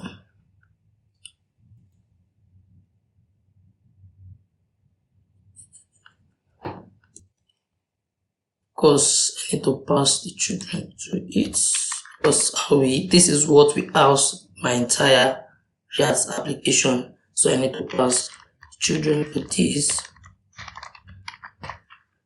Then you can then come and export supply chain provider. Export supply chain provider.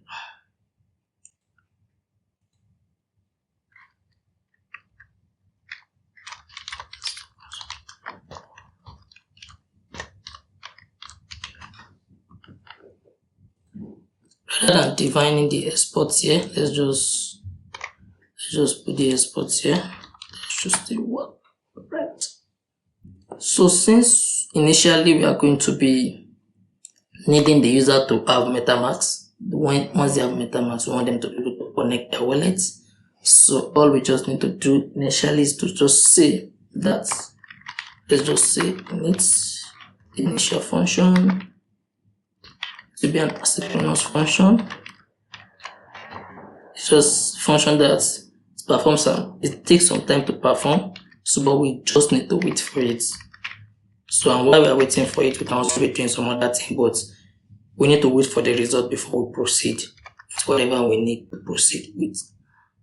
Right, so we want to check if the user have Metamask installed, because we are going to be needing it for application Ethereum Windows.Ethereum. If it's not undefined, then we want to say const new provider. The new provider is equal to new Ethers. That's browser provider. Window to get it the Metamask. This is a good way to get the Metamask. So Windows.Ethereum. So the new signer. The new signer is equal to with new provider. With the new provider. So I want to get the signer. This is, don't forget we use Metamask to digitally sign our transaction. And also we want to get the contract, smart contract supply chain. Supply chain to be equals to new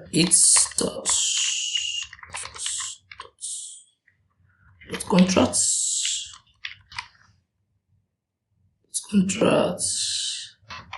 So you open this, then you have your contract data. The first thing should be your address. Don't forget you have your address here. So the first thing should be your address.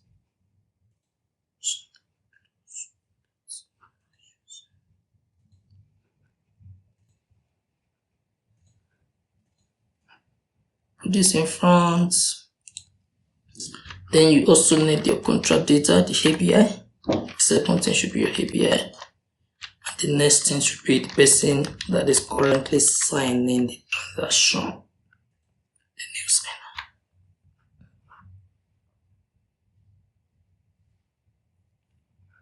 So once you have been able to do that, then I want to set, this will give you who should be the provider, that's your Metamask, signer, that's the address, then a smart contract that you want the signer to interact with.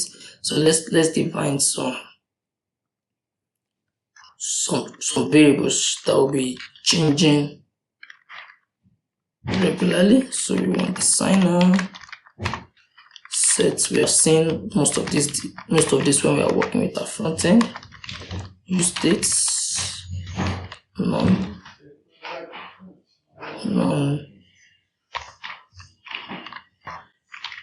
const provider. So the provider, the Metamask. So what should be the provider? We want it to be Metamask.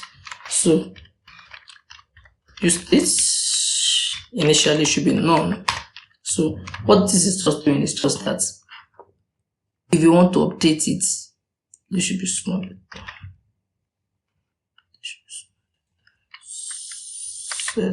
So this should be the same thing as this, just that you should start with capital letter. You have to take care of the rest. This should also be the same thing as this, just that you should start with capital letter. So what this is just doing is just that it's updating. It's just the way you can say, saying const name is equals to Timmy. So initially you can say, okay, this is the value. Later you can update it and say, okay, it's not Timmy again, it is John. Later you can say it's not John again, it is Peter. Later you can say it's not Peter again, you can say it is Amos. Later you can say it's not Amos again, later you can say it's Abel. You can keep changing the value. So when you need to change, this is, if you need to use the variable, you use this. Let's say I need to use the value. If I get the value now, the value will be none because initially it is none. So it's just like setting this as initially nothing. So if I need to update the value that is here, I'll just say set. So I'll use this function to update the value. Initially it is none. So let's say I want to change the value to, for example, I want to change it to Metamask, for example. So this is how to change the value. So once I change the value, if I read it again, instead of it to be none now, it will now be Metamask. So that is how that will work. It's a React functionality. So the next thing we also need to set, you can just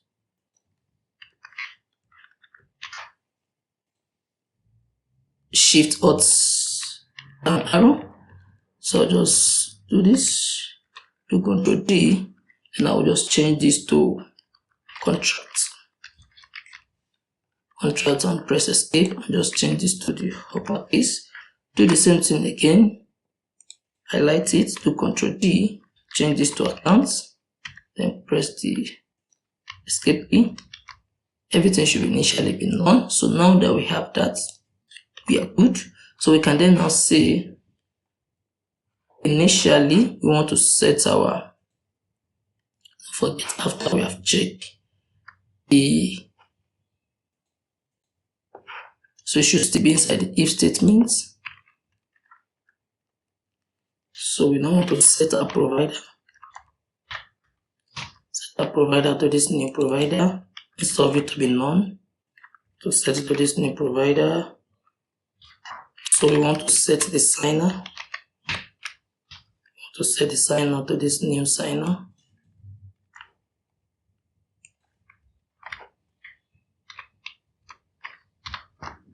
So the contracts want to set it to the supply chain.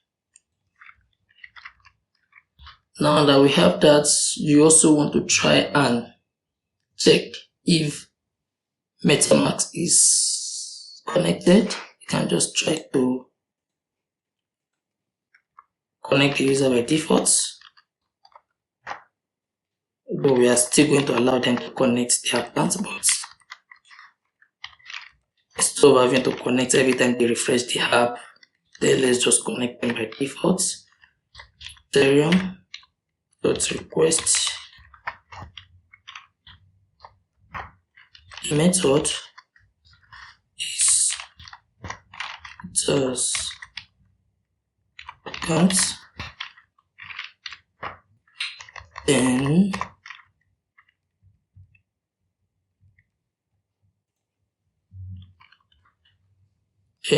if there's an account, let's just check if there's an account, let's go to the 0, then we want to set accounts, the current accounts in the 0. So once you have been able to do that, otherwise you can just catch the error. To be console error. You can just log the error. Be failed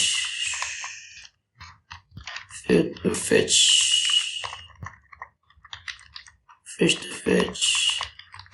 the connected accounts. Alright, so just log the error. Now that we have that, you know that we are actually checking if the user is connected to, if there's Metamask. So otherwise, if they don't have Metamask, just tell them through an alert. Let's just use the inbuilt browser alerts. Just tell them to please you need to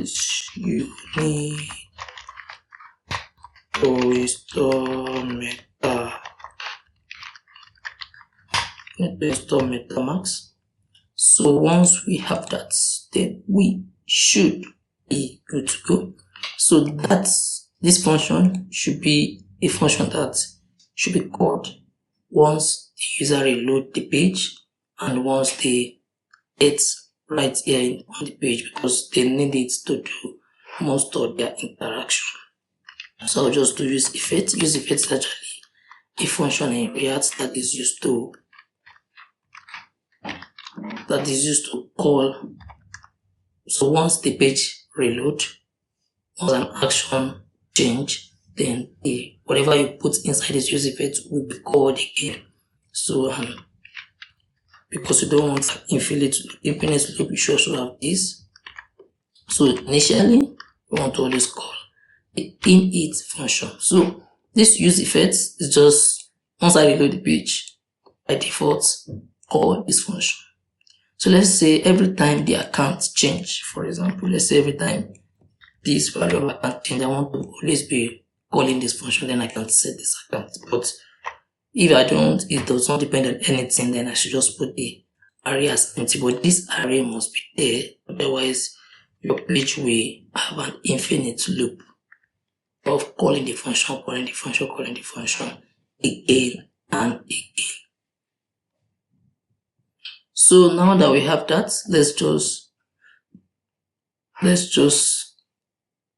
implement the function that will allow us to tell the user to connect their wallets. So I'll just call it const connect wallets. So it will be await. It will be an asynchronous function. Anytime you're using, you can see here we are using await. You can see we are using await. You must define the function as asynchronous, otherwise there will be an error.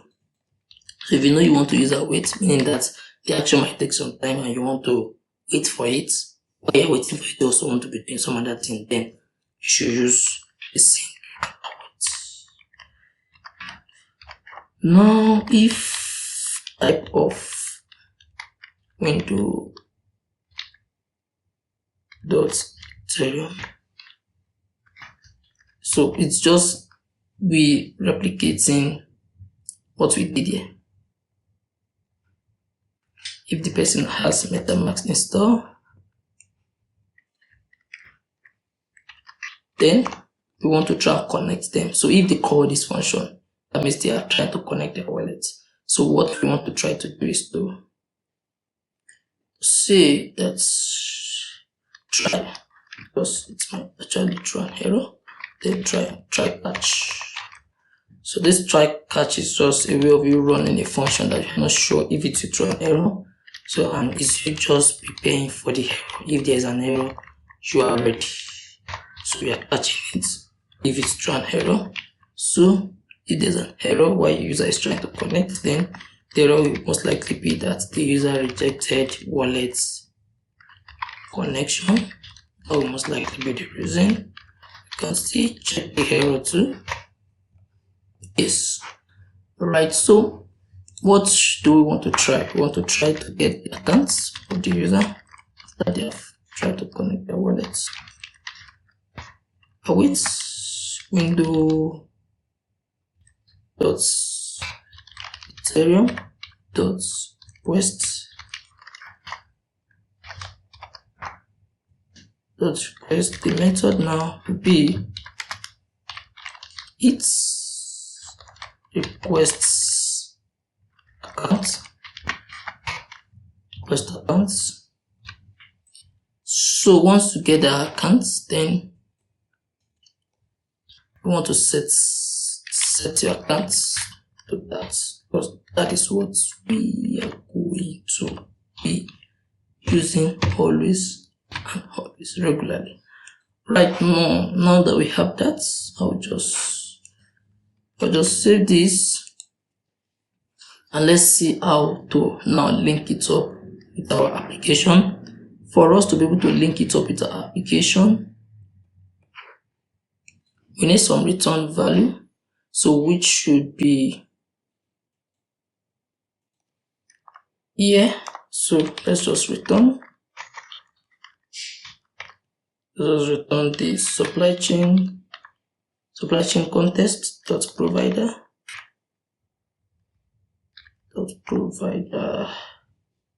So pass the children.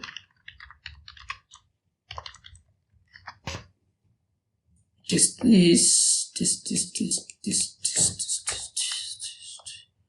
So pass the children, supply chain provider, and then we have the value. The value that we're passing is passing the provider. So these are the values that we want to be available to the components of the application. We want the provider to be available. We want the signer to be available. We want the contracts to be available. Don't forget all that is coming from here. So now we also want the accounts to be available. So from there, we also want them to be able to call the function that we have defined here, which is the connect wallets. We want that to also be available. So as we continue to implement our function, we'll be making all that available to the user. So you can see that the user can now interact with the contracts. You can call the function that you have declared as public. That is the beauty of linking your blockchain to the front end of the application.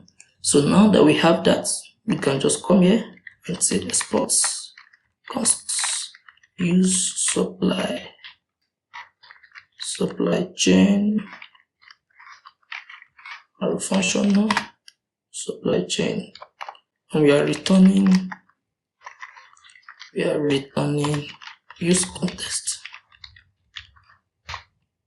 And what's the context now? Supply chain context. So that is how to declare this context. So in order for us to link it up with our application, where do we do that?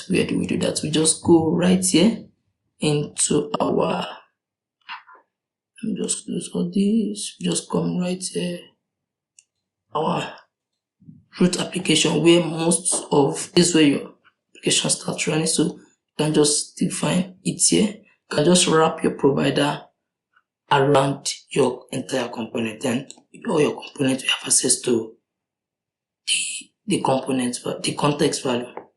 So make sure, once again, just for emphasis sake, you import your provider. This is your provider here,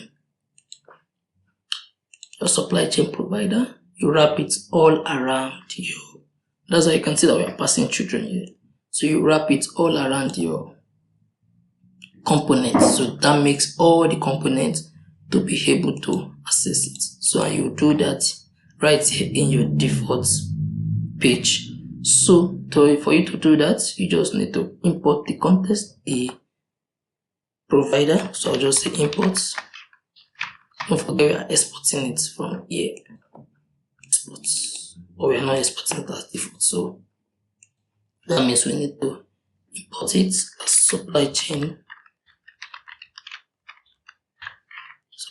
provider for you to be able to trace where I'm getting that from. Currently, this is where you are in the app folder. You need to leave that folder and enter the context folder. To leave a folder, just do double dot slash. Then you see, you enter the context. Then you enter the supply chain context. Then with that, you have access to your supply chain provider. So what you just need to do is just to wrap it all around your components. So just do provider. So this is the opening tag and this is the closing tag. So just go and close it up here. And we are good. So let's see how to work with our connect wallet function now. So work with our connect wallet function. Don't forget that where we have, let me run the application again. Let me save it now. And you can always run the application to be sure everything is still fine. So far so good. npm run dev inside your frontend application. Don't do npm run dev in your blockchain folder because it will not work. You only have Nest installed in the frontend application. So I'll just copy this. Then I'll open my browser. Now come and refresh this.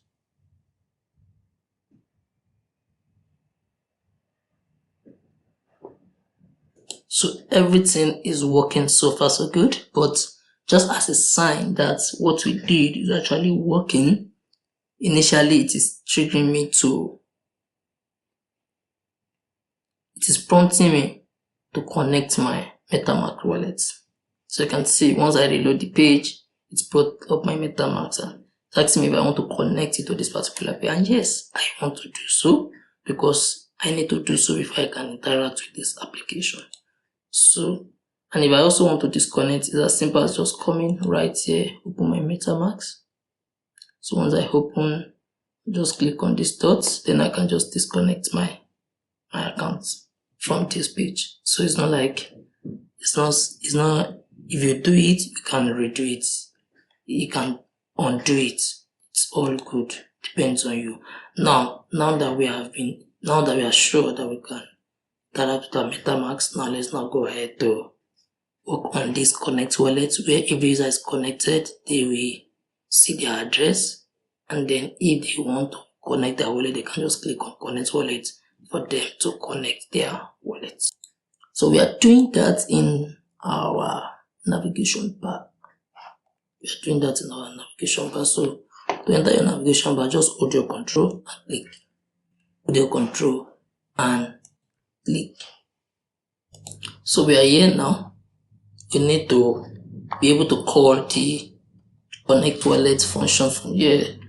In order for us to be able to do that, we are going to be needing this particular context. Apart from the provider, we are going to be needing this. This is where we can use it.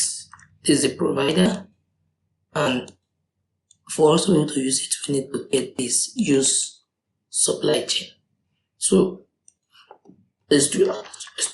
Import the use supply chain. You know where it's coming from. Let's just do this. Of course, it's still the same thing, but I just want us to be able to list relate with whatever we are doing. Leave the current folder, enter the context, then from there enter the supply chain context file. There you can get the use supply chain. So with the use supply chain, we are going to be needing two things here. We need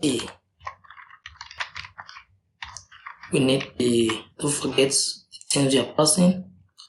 We are passing the account, so we need the account. Know where that is coming from.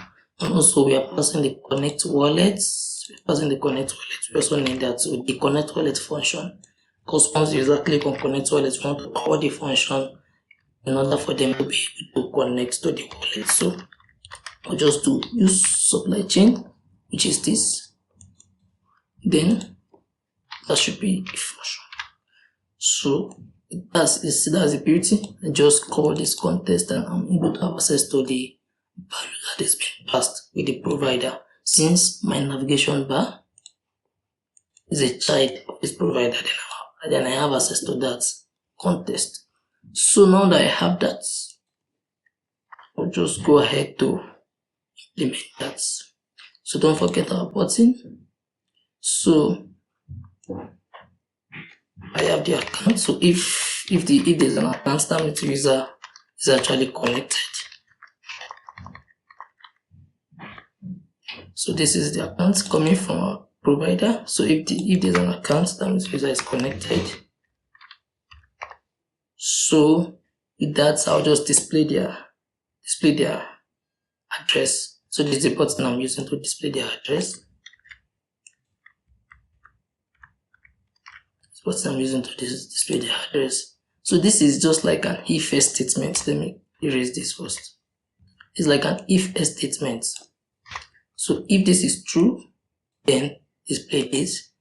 Otherwise, if it is false, display this. So it's like an if-else statement. So if this account is true, that means there's an account logged in already. Then I'll display the address. And if there's no account at the moment, otherwise, then I'll display the button for the user to connect their wallet. So, and once they click on connect their wallet, so I can add the function to say on click.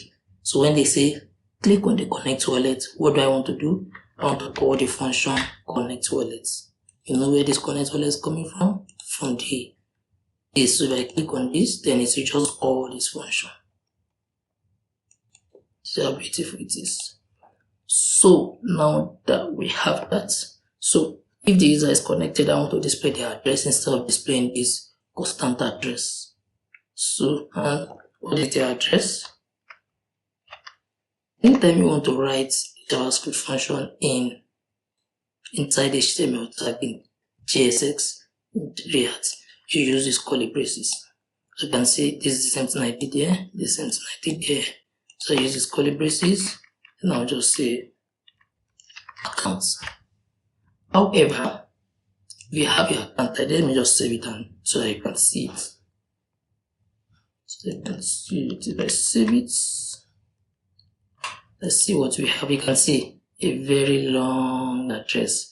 This might not be nice enough, especially on smaller devices. So it's better for us to shorten our address. Maybe we get the first 5 characters and the last 3 characters. So we can then truncate the values in between.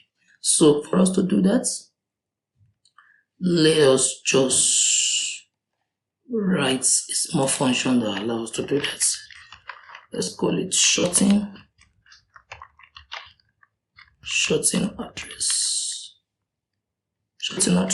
So we are going to be passing the address to be shortened. Then if we don't our address, then return, because we need address for it. Then return nothing. Return nothing. Otherwise, if we have address, return this backtick. You will see it beside your 1 key on your keyboard. Tell the JavaScript function address dot slice. Get the first 5 character. Then have truncated value. Then another JavaScript implementation address dot slice. Get the last 4 values from the back. If you see this minus, it means pick it from the back, the 4 values or the 3 values. Sometimes this always does not pick the 4th one, just pick the 3. So minus means pick it from the back. So with that, let's just call this shorten address function,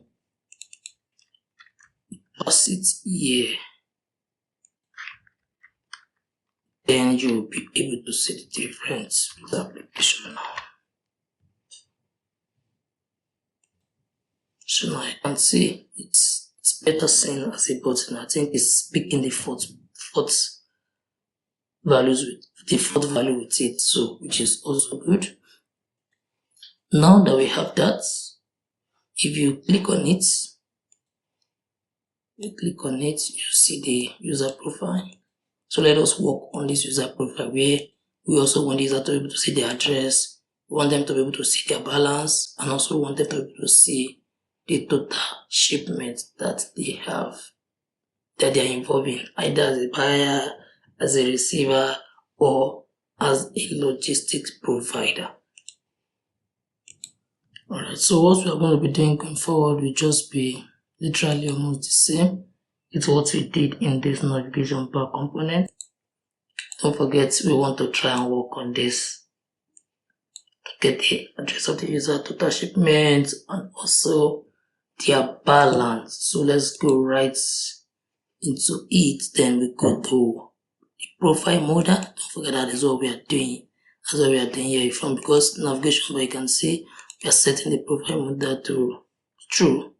Once we set to true, it will bring up this particular value, and that is what we have here. So now the same thing that we did here, we'll just copy this just for you to see the pattern. Just copy this. Now copy this. Then with that, we also need some functionalities from React. When we start the application, I want to call some function, and also I also want to be able to update some values. So I'll go to use the use effects and use it from React. So from there, I have all this already. Then I'll just go right into it. I'm going to be needing some values. We're needing some values from the context like we did in the previous navigation bar implementation that we worked on. So I am going to be getting the accounts, and then now that I have the accounts, so I can just display the accounts for the user to see. This is where I'm displaying the accounts. So I can display the account fully here since there's enough space. It's not a button. So I can display the account fully here. Just save. PX. So once I save, I come to check. You can see that we have our accounts. It's the same thing as this. 5615. 5615, 9B8F, 9B8F. So we have the address. Now let us try to get the balance. Now if you look at the current implementation that we have, there's no way we are getting the balance. Also, there's no way we are getting the shipment. So we need to work on that new implementation. So first thing first, let's try to set this end. Alright. First thing first, let's try to get the user balance. Just db an asynchronous function. You know what that means now. So you want to check if there's a provider, the Metamask now, and also if there's an account. Because what do you want to get balance of if there's no Metamask and if there's no account link. So you need to check if you have a provider and if you have the account. So you get the account balance by saying the balance which will be a big integer. Await provider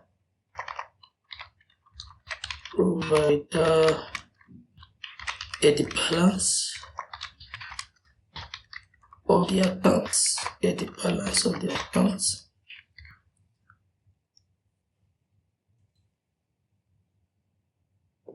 Oh, I see. You can see there's an error here. There's a problem. I'm supposed to declare this as a function. Now that we have the big integer, we use the iter to convert it to the value that the user can easily understand. So the iters give us a function that we can use to format iters from the big integer to a normal int value. So we just return that balance for the user to see. Otherwise, if we don't have all that, we can as well just return 0. Just return 0 because there's no value for it. So now that you have that, you can now pass it to your provider. Very simple, right? Pass it to a provider. And we are ready to call it.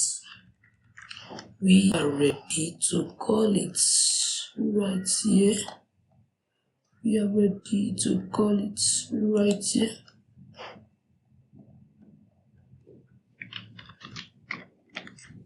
Get balance. So now, for us to get the user balance, let's just set some use states. So we know how this use states work now. Balance. Set balance. Use states. Initially, it should be 0. Also, since we are going to be needing the shipment counter, shipments count, let's just define it now. Set, but let me just use this to avoid mistakes. Once you highlight it, you just do Ctrl D. Shipments, number of shipment that you have at the moment. So I'll just change this capital letter. Never forget that. Initially 2, it should be 0. So now that you have that, so once the application load, you just want to set the, by default, you want to call, let's define the function outside where we fetch the user data. Fetch the data. It should be an asynchronous function. If account the user balance, await get balance, which is coming from here. So the get balance, we want to call the function from here. So once we get the balance, let's just set the balance here.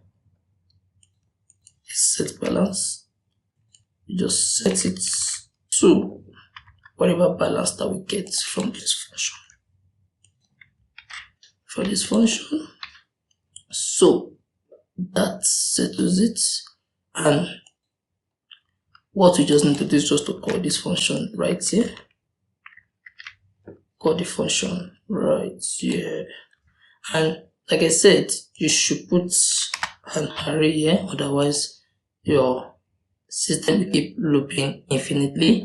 And the condition for calling the fetch data again is if the account change. Let's say we switch from being a seller to being a logistic provider, then we want to fetch the data again because at that time the data will change. So every time this account, the value of accounts change, we want to call in this fetch function.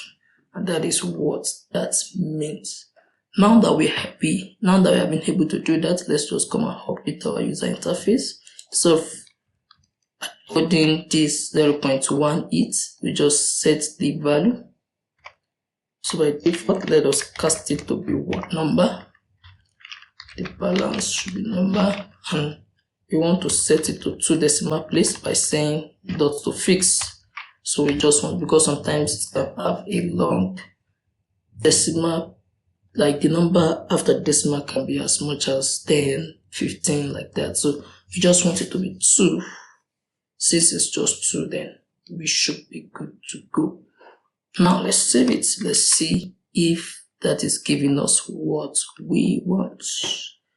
Just come right here, click on it, and I can see you have 100 each. Before it was 0.1, but now you have 100 each. So now the next thing for us to do now is to get the total shipment that this user is current, as the user is involved in, either as a buyer, a seller, or logistics provider. So the same process, we come back, because we don't have, if you come back to your context, you don't have any function that you are using to get. Let me just close this. Let me close this. I think I can close this too. Can close this too. So you don't have any function that you're using to get the number of shipments. So what you just need to do is for you to define a function to do that. So let's jump right into it. Get user shipments counts. Get user shipment counts to be an asynchronous function.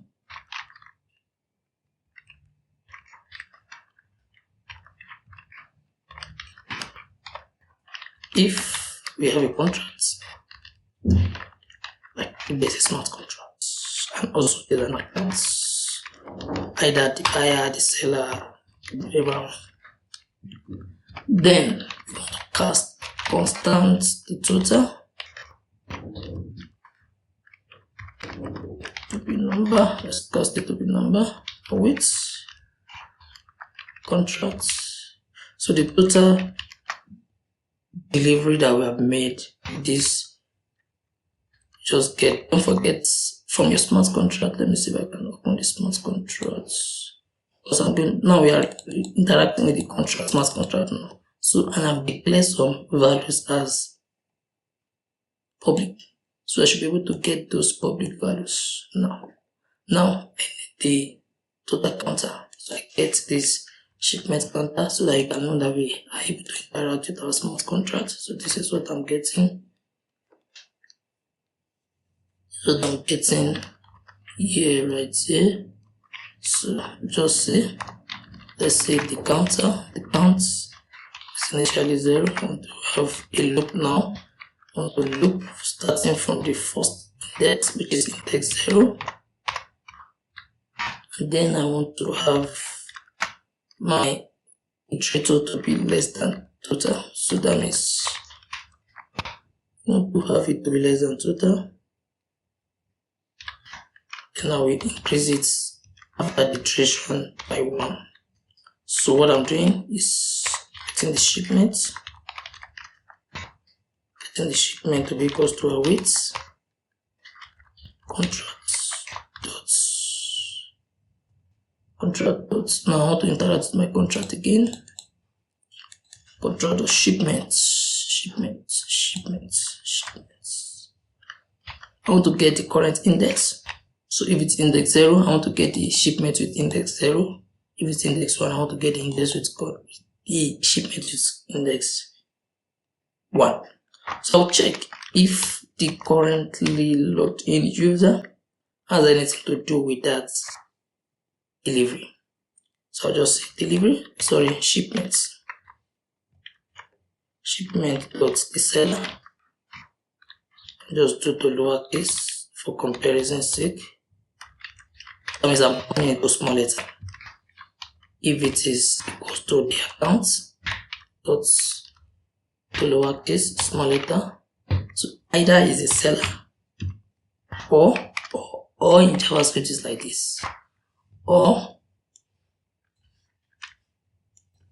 if it's a logistics provider. So if it's a logistics, don't forget all this are also coming from this. So this is the seller, now the logistics provider. Please pay attention to the spelling. It's single mistake and mess things up. So either the seller is the same as the account address, or the logistics provider is the same as the account address, or the receiver. So don't forget, we're still interacting here, the receiver. And so if any of this is true, then we can't want to get that particular delivery or shipment. So we want to count it, increment it by 1. So we should remove this. So with that, once we have been able to run the loop, we get the counter of the delivery or shipment that the user is involved in. Otherwise, if there's no contract and there's no account, it's as good as just returning 0.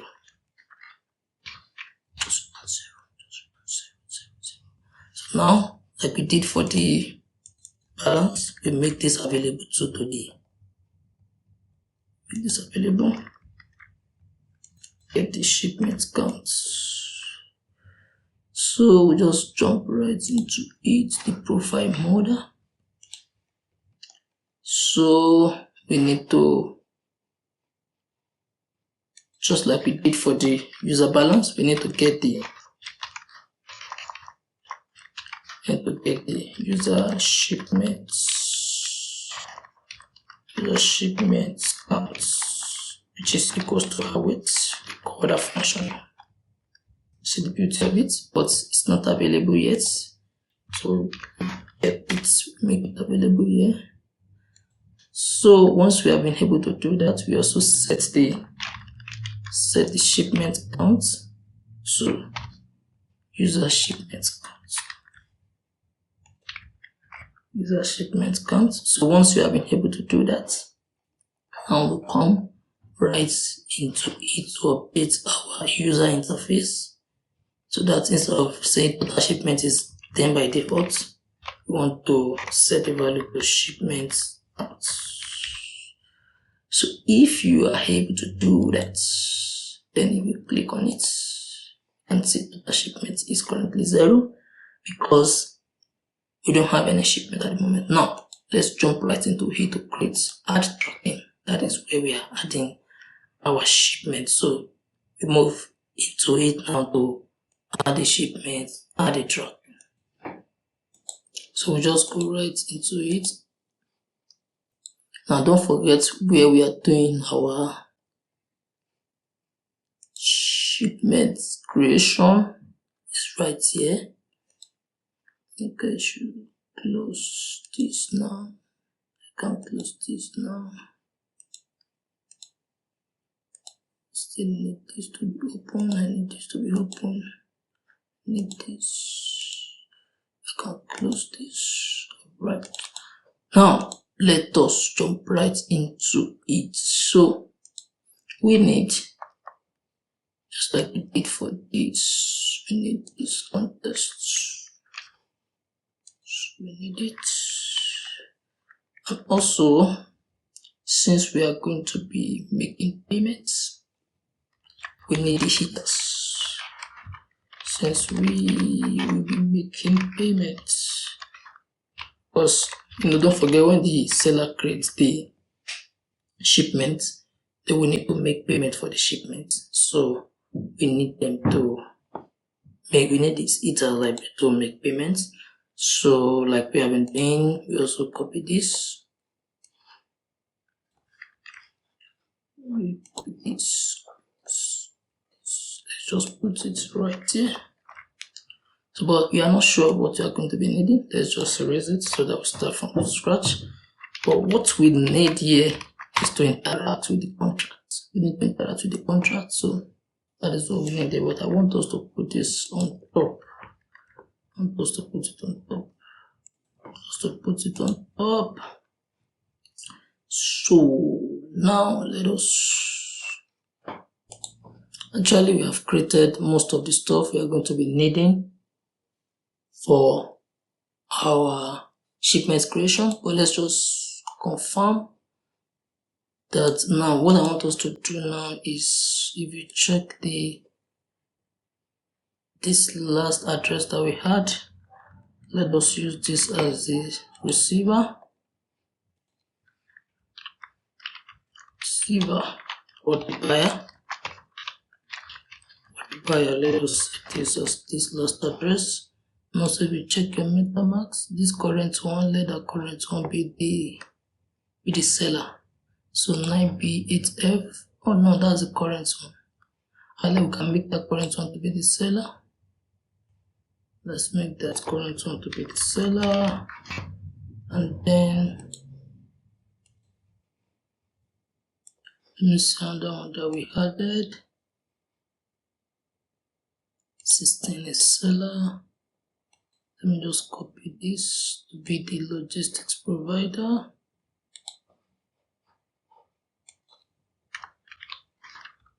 Logistics provider. And then the buyer or the receiver. Oh, the person we can call the receiver should be the next account. So that can get the address of that one. Alright, so now let's just check if we're getting the right data. So I'll just copy this receiver, switch back to the buyer, the seller. So just see if, don't forget I'm console logging it. Like once I console log it, I'll just check again if we are still on the same page. It's implementation. Let me just set that today. Distance is 10. The price is 5. Create shipment. Let me see if I'm getting the values. Yeah, the shipment created. I'm getting the address. I'm getting the price. I'm getting the pickup date. I'm getting the distance. Yeah, I think we are still on the same page with the implementation. I can leave this open or I can just close it. Then we can now go ahead to write our implementation. So once we are here, we can delete this console log.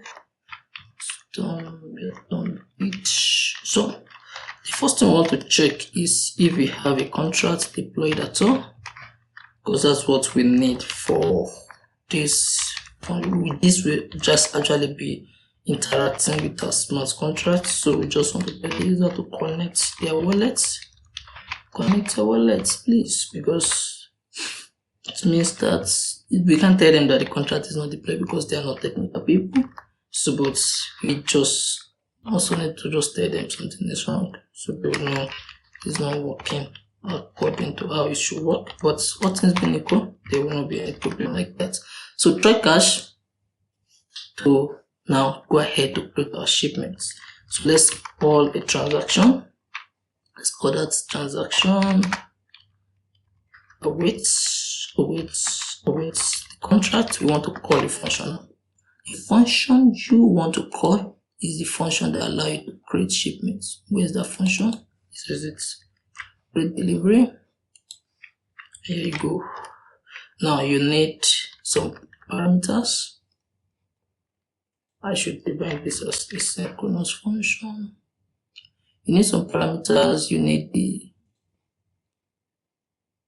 receiver, updates, and also the distance. So just comment this. Comment. So if you put it in this same order, then Solidity will put it together for you like that. Just that it has to be in the same order, and it must not be more than that. Like if you are expecting 3 parameters and you pass 2, it will be a challenge. If you are expecting 3 and you pass 4, it will be a challenge. If you do 3 and you put it in the same order, then Solidity will treat it exactly the way you want it to do it. So shipment, the first thing should be what? According to how we arrange it, receiver. So the shipment, the first thing should be the receiver.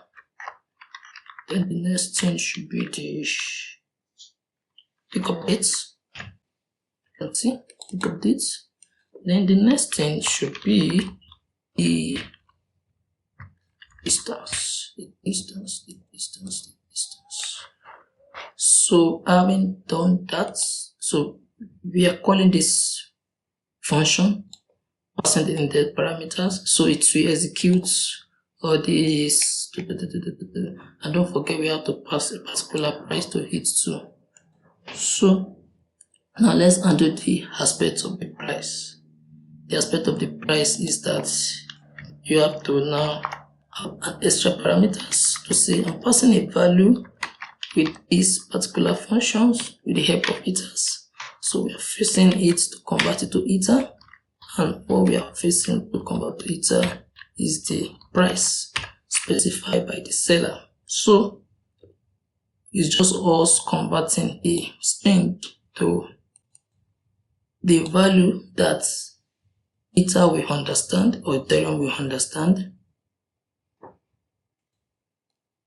So having done that, we can just await transaction wait. So this is just us waiting for the transaction to be mined, to be added to the blockchain. So once that has been done, then we just tell the user to say yes, shipment has been created. Shipment has been successfully created. Shipment has been successfully created. Then you can then go ahead to reset our input values, and also we can reload the windows because we are going to be making the user to see the value. Like, there's a table that is displaying the value, so we want the user to be able to see the value immediately, so we need to reload it so that it fetch it again. Otherwise, if there's an error, of course it happens once in a while. Let's log the error to see what was wrong, and then we tell the user, sorry, failed to create shipments. You need to tell the user so that they will know something was wrong, if they should try again or if they should. But they will not put their mind to the fact that, I've already put the information on the blockchain. They need to be aware. So don't forget, once we click on this button, create shipments, this action will be performed. This action will be performed. Let's see if we are able to interact with our blockchain directly from the front-end application. Let's try this now. This is the seller. We have actually saved the person that wants to be the receiver. Testing save. This is the receiver. The delivery date should be today. The distance, let's do yesterday's delivery dates. The distance should be, let's say, 24 kilometers. That's why we are paying 3 each. So we create shipments. You can see the transaction Metamask is asking us to validate, and you can see that we need to pay this amount, 3 each, and also some gas fee. It's fine, we are good. Then let's see the alerts that we are going to be receiving. Yeah, so that was actually successful. But I think there was an alert to tell the user. This alert should come after the window is reloaded. Let's make it come after the window is reloaded.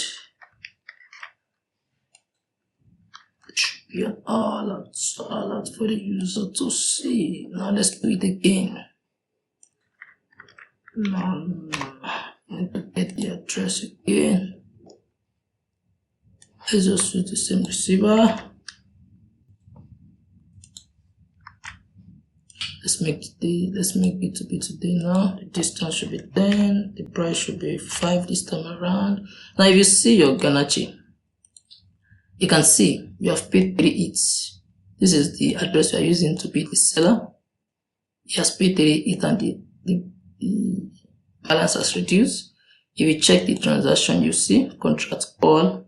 This is what we use. Like by the time we call this again, you see that we actually now we are paying 5.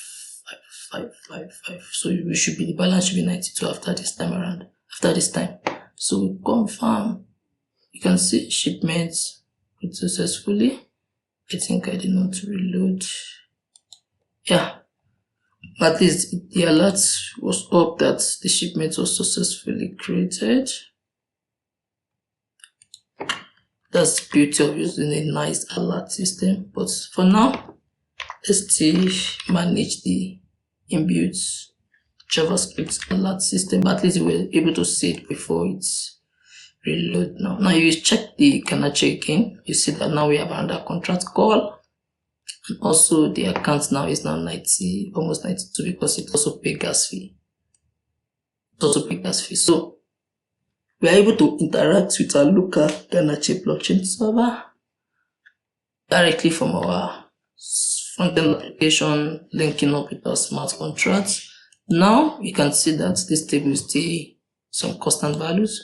We are not getting real-time value from the smart contracts. So let's try to work on that so that we get values from the smart contracts. So that once the user had a delivery, then they'll be able to see the details listed here in the table. So we are gradually making progress with our, at least we are there here. You can see now that total shipment is now 2. The address, the balance is now 91.99. So we're making progress. And also we have been able to do this. Now let's go ahead to list. Let's jump right into it. Now to do that, just come right here. This is where you're getting the list of shipments, shipment list. So now I can release this now. I just want to keep the last one. Now I'll just copy this. It's just the same pattern. Just the same pattern. It's just the same pattern. Now shipment list. So also, because we need to fetch the shipments, we need right here the use states and use effects. You know what use state is used for now, and you also know what use effect is used for now. Alright, since I'll make that to be a client-side component, since I'm using use state and use effects, use state and use effects. So now what I need is to also need to interact with the smart contracts. So I'll get the contracts. I'll get it from the use supply chain context.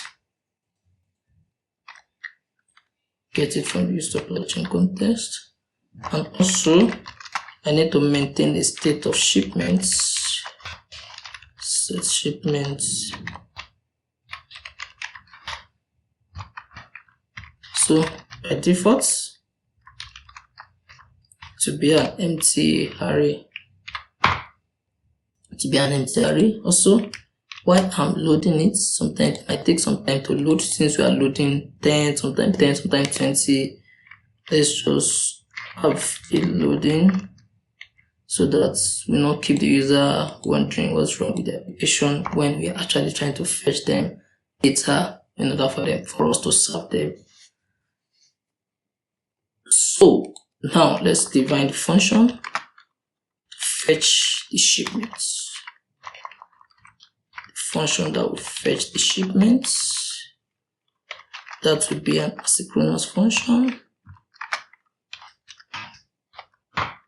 So the first thing is, if there's no contracts, it's as good as not trying to run anything.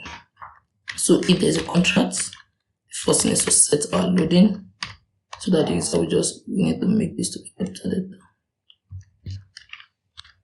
so that the user will not just be wondering what is going on.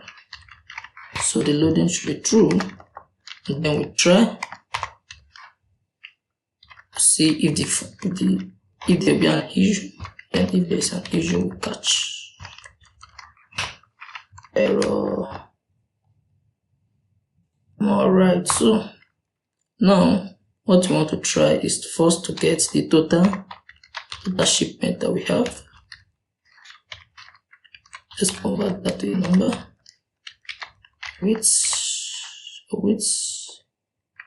contracts. So how do we get the total shipments that we have? Still the same thing, shipment counter.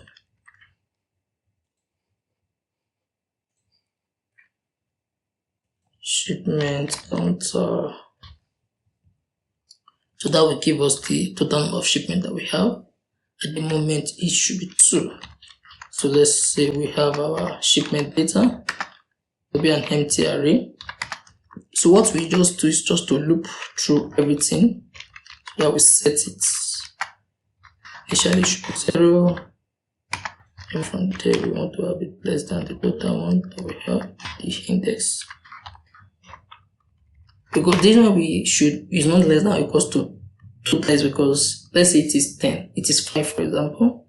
The first one will be index 0, the second one will be index 1, the third one will be index 2, fourth one will be index 3, and fifth one will be index 4. So it's not to 5.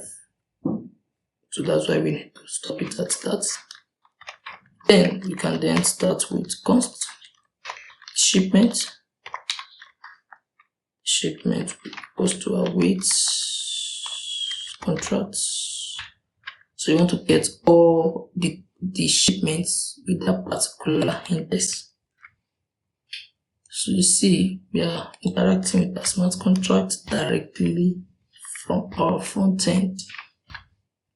So now that you have that, you are currently getting the shipment with this current index. So what you will just do is just to push that value into this data. So you need the ID to display your table. You need the sender, who is the sender of this parcel. You need the receiver. Like, it's just what we have been able to work on. You can see sender, receiver, pickup time. That's what we are just doing right there. So receiver, you need the pickup time, pickup dates. You need distance.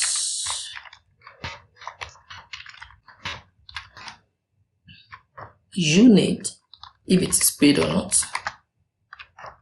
And you need the status. Where are we currently at the moment? You need this. So I think that should be all that you need. So for the ID should be the current index. Because you should not use 1, 2, 3. If it's in the 0, you should use 0, because by the time the logistic provider want to update it, the receiver want to receive it, they will use the ID.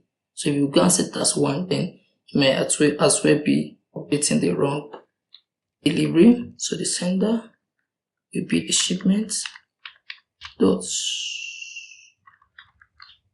Now don't forget, we have some characters, some details here. So we need the seller this time around to be the sender.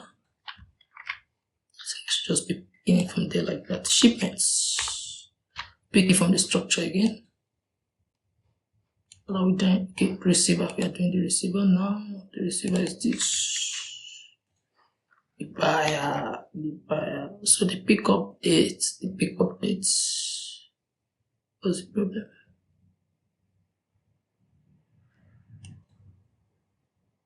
Oh, I see. So pickup dates should be shipments. That's go again. Pickup dates. Please, you have to be sure to use the same value. That's why I always prefer to just copy and paste instead of just making the case. The distance should also be shipments. Get the value of the distance here too. And also the paid shipments that's paid, if it is paid or not. So how do you know if it is paid? So just do status like, of course it was paid when the seller cannot create it without paying for it. So but how do you know if it was paid or not? So just do shipment.status. So if it is equals to 2, then that means it has been delivered. So that shows it has been paid, or it has been confirmed that it has been received. So that means it has been paid for. Let's just define another one here to be the price. Price will be Ethers. Now we need to import Ethers because we need to convert string to its value. So let's just import Ethers from where now? From Ethers. Yeah. Let's shoot. Price should be, let's format that string. Ethers dot format ether shipments dot price. You show this price.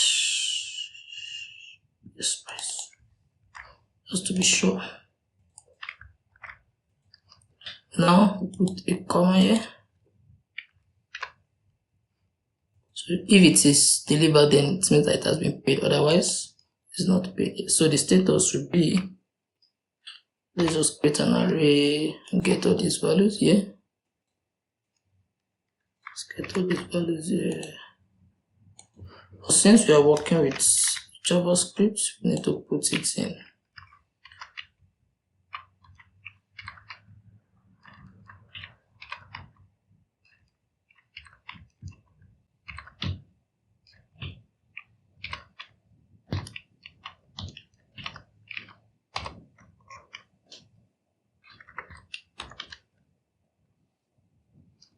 Current status.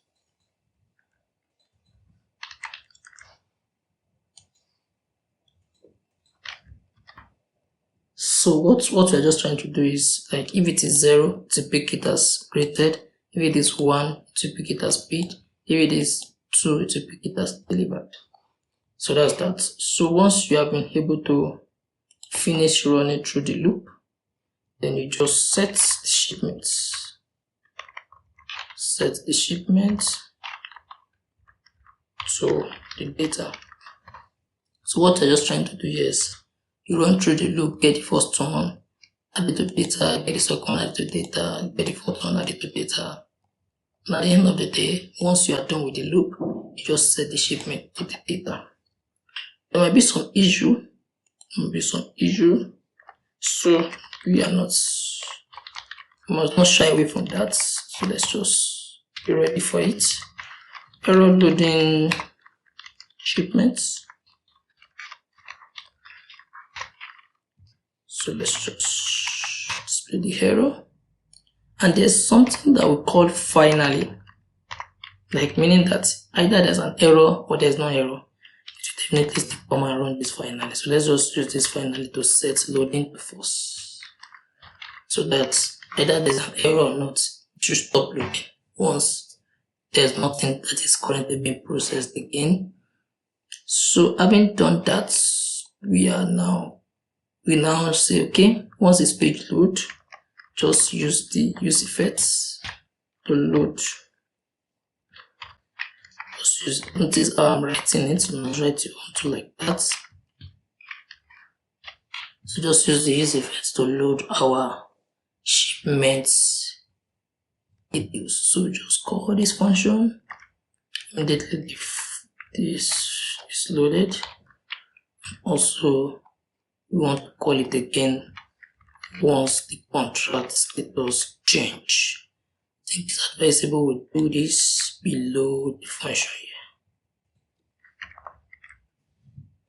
So having done that, we can now go ahead, instead of listing all this by default, we can now go ahead to allow our table to read the record all by itself. So after the table header, So once we get here, the first thing we want to do is to be sure we don't have the loading, like it's currently not loading. So let's check if it is currently loading, then we want to display a spinner. So how do we do that? So we just, don't forget when you want to write JavaScript in HTML, so we just want to do curly braces. We want to check if it is loading. So don't forget your if else. If it is loading, it will display this. Otherwise, it will display this. So if it is loading, we want to display a spinner. So we need to get the spinner from React Bootstrap. Spinner is just rolling, something that always roll when something is still loading, still processing. So we want to display the spinner. Then we want to set the animation to be border.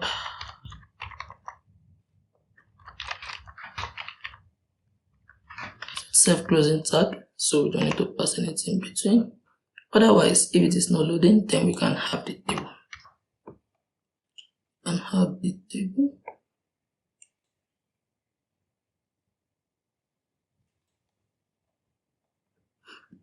We can have the table, so just close the table so that I can move it.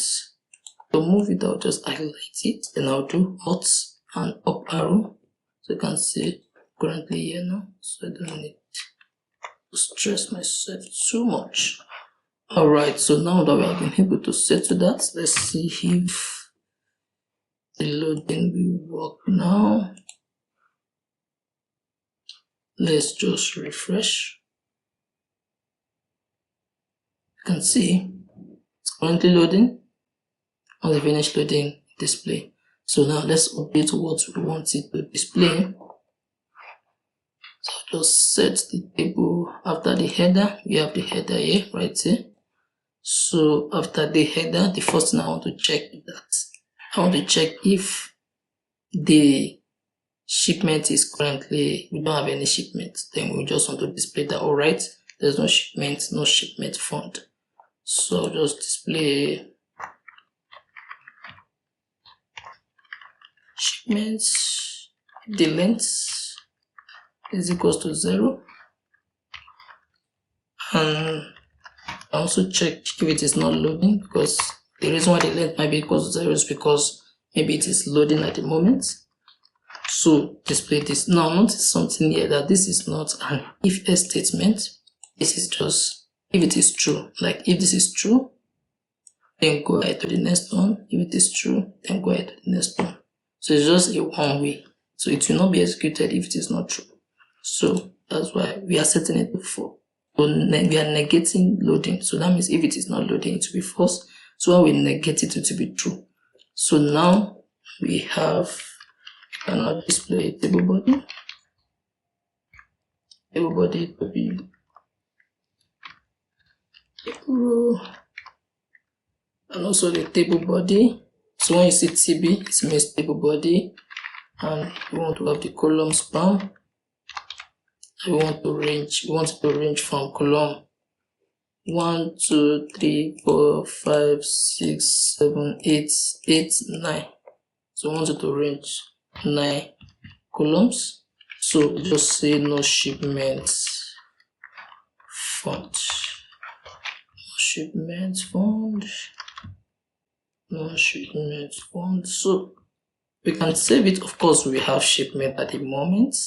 So if you check, you will not see that. So if for us to see how it will look, you can just temporarily change this to true.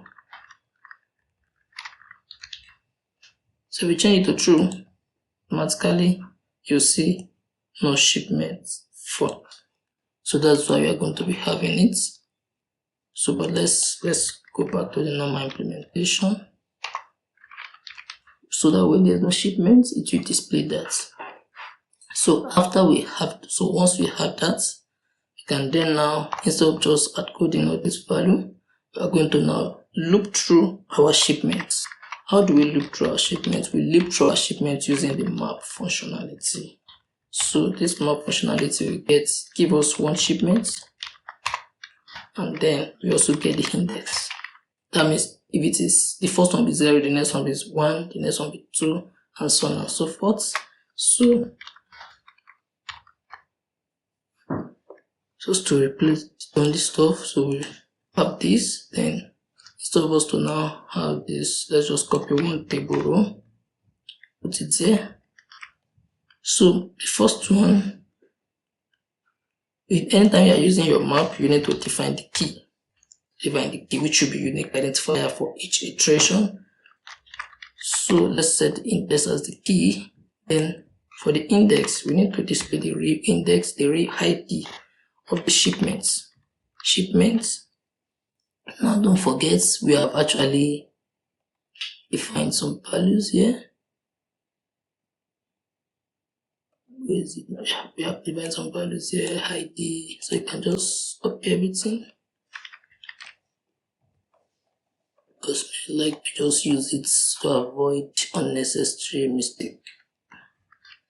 So just erase this, erase this, erase this, erase this, erase this, erase this, erase this. So I can also erase this too. So the ID, shipment, the current iteration, dot ID. Now this is, the next one is the sender. Next one, sorry, I did not close this tag. The next one is the sender, the sender, the sender, the sender. Shipments, that's the value here. Sender. The next one is the receiver. And see, receiver. So just space this a bit.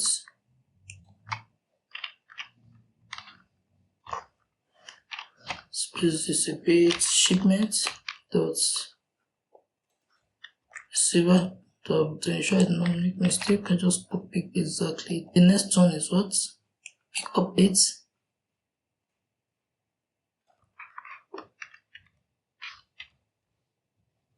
Shipment dot pick updates. The next one is the distance. For the distance, we like to upload the kilometer. So just to shipment, the current iteration dot distance. Now put kilometer back. Then the price. I can just copy this. I can leave the ether. It's price.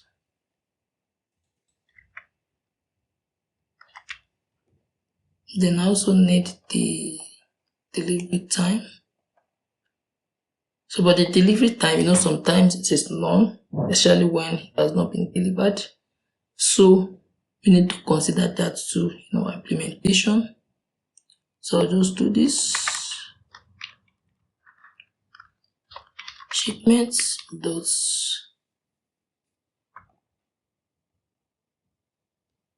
if you have a delivery date, let me see.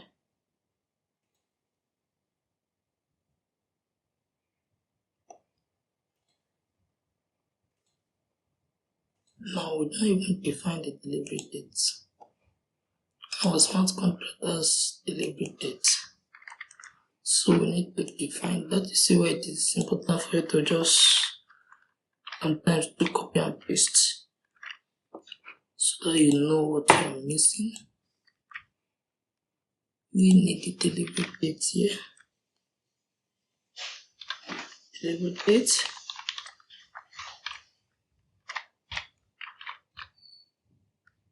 Yes, that's the delivery date. It's just copy it right away. So if you have delivery dates, you want to check if you have delivery date. So if you have delivery date, you want to say shipment.delivery date. Otherwise, you want to say not available. That means you don't have a delivery date yet since it has not been delivered. Then the status, if it has been paid. So what make it to be paid is if it has been delivered. So if the logistics provider has been actually make the payment, if the logistics provider has been paid. So here you are checking delivery date. If there's a delivery date, then it means that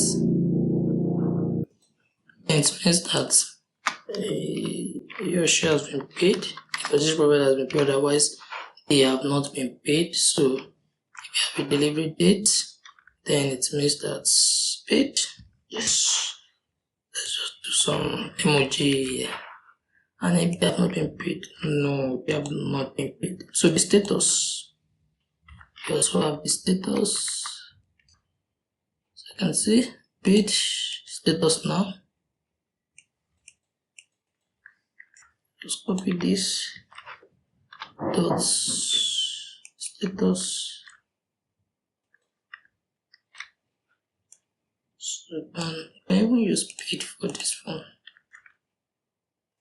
Save it to my function. Right. So now that we have that, we can as well then tell these people that thank you for helping us maintain the space. Now we are good with that too. So now you can see the address, the receiver, the pickup time, the distance, the price, delivery time not available, paid, not yet, status is created for the two. But there is a problem. This address should not be displayed full. Let's try to shorten it. Let's just write, there's a place where we wrote a function to shorten. That's navigation bar, so we can just copy it again so that we can use it here. The list here. So you can just put that function here. Then just shorten. Just shorten the address.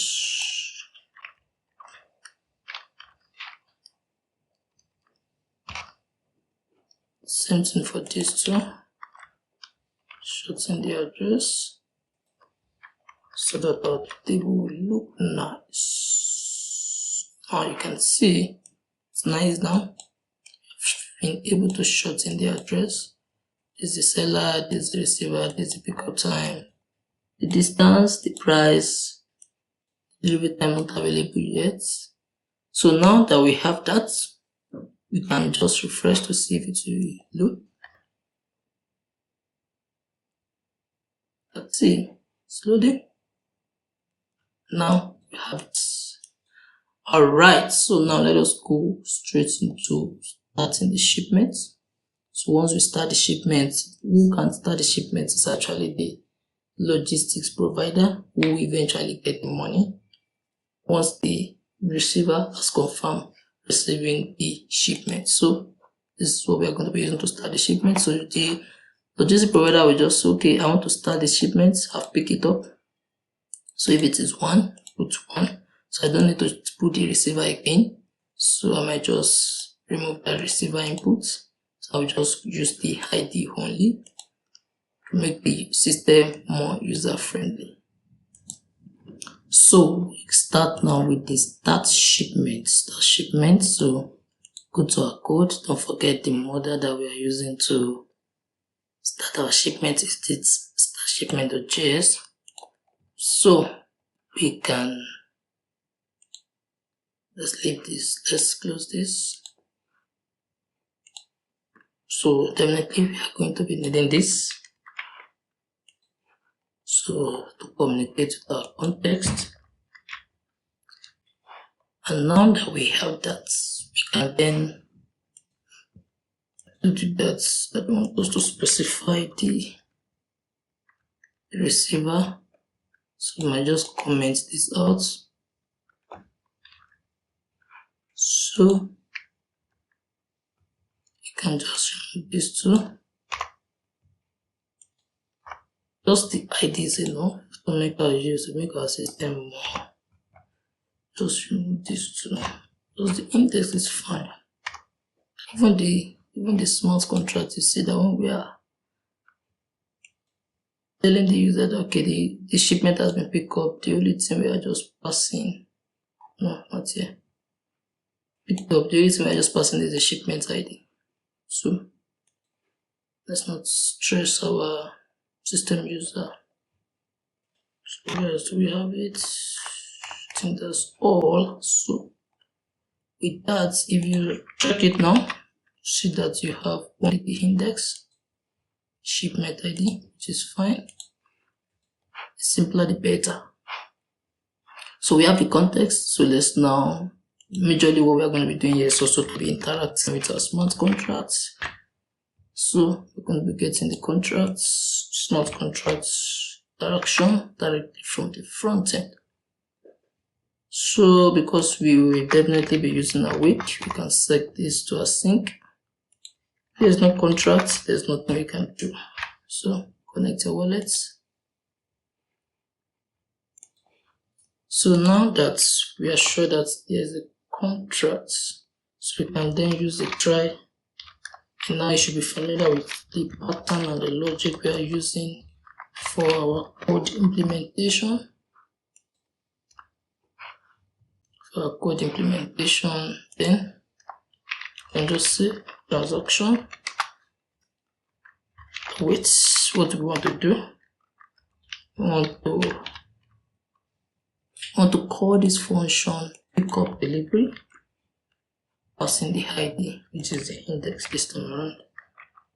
Shipments details dot index. So you just pass it there. Then you await for the block to mine. Wait for the block to mine so that it's added to the blockchain. Then once that has been done, you can then maybe you want to reload first. Into dot location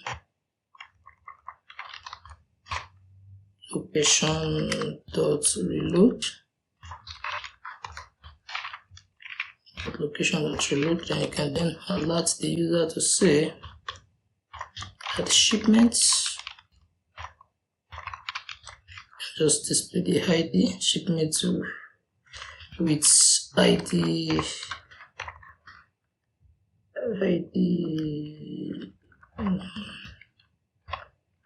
shipment dot index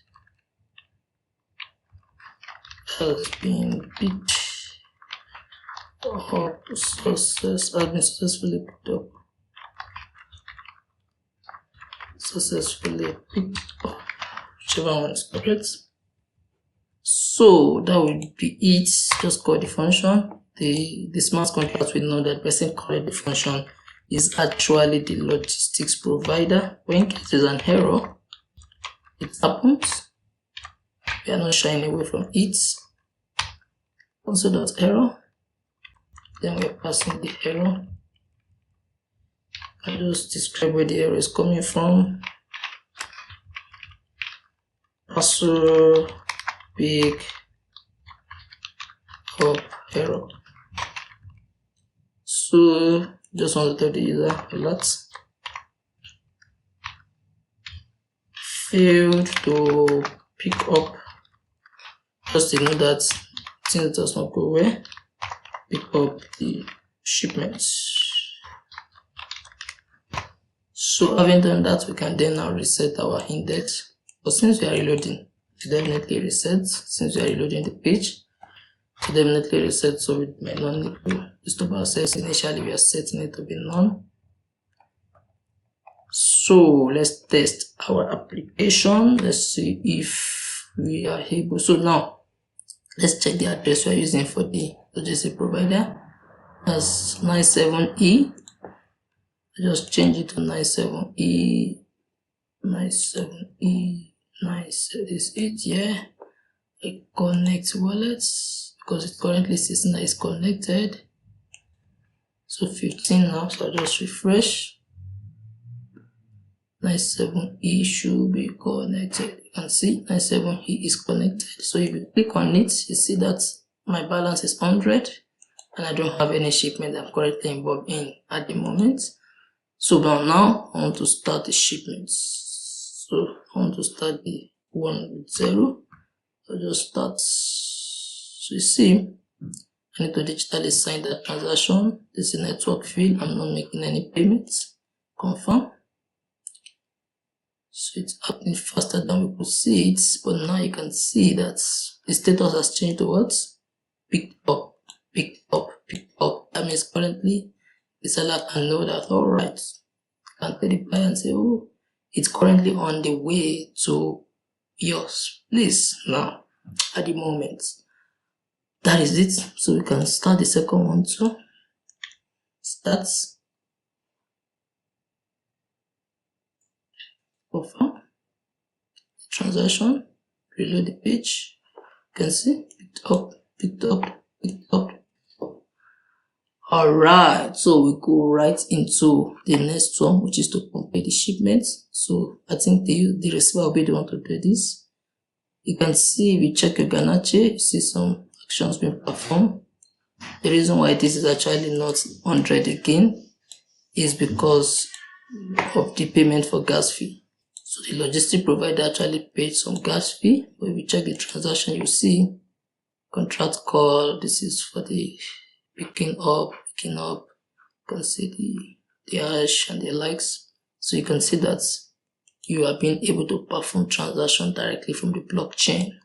So now it's time for the receiver to confirm the receipt of the shipments. The same thing, they don't need to specify the address, just put the ID you want to, of the shipment you want to confirm receiving. So once you put the ID, then we just update it and allow the logistic provider to get their money. So let's jump right straight into it. So where are we completing the shipment? So this is the model we are using to complete the shipment. We just same pattern, get our context, get the context, complete shipments.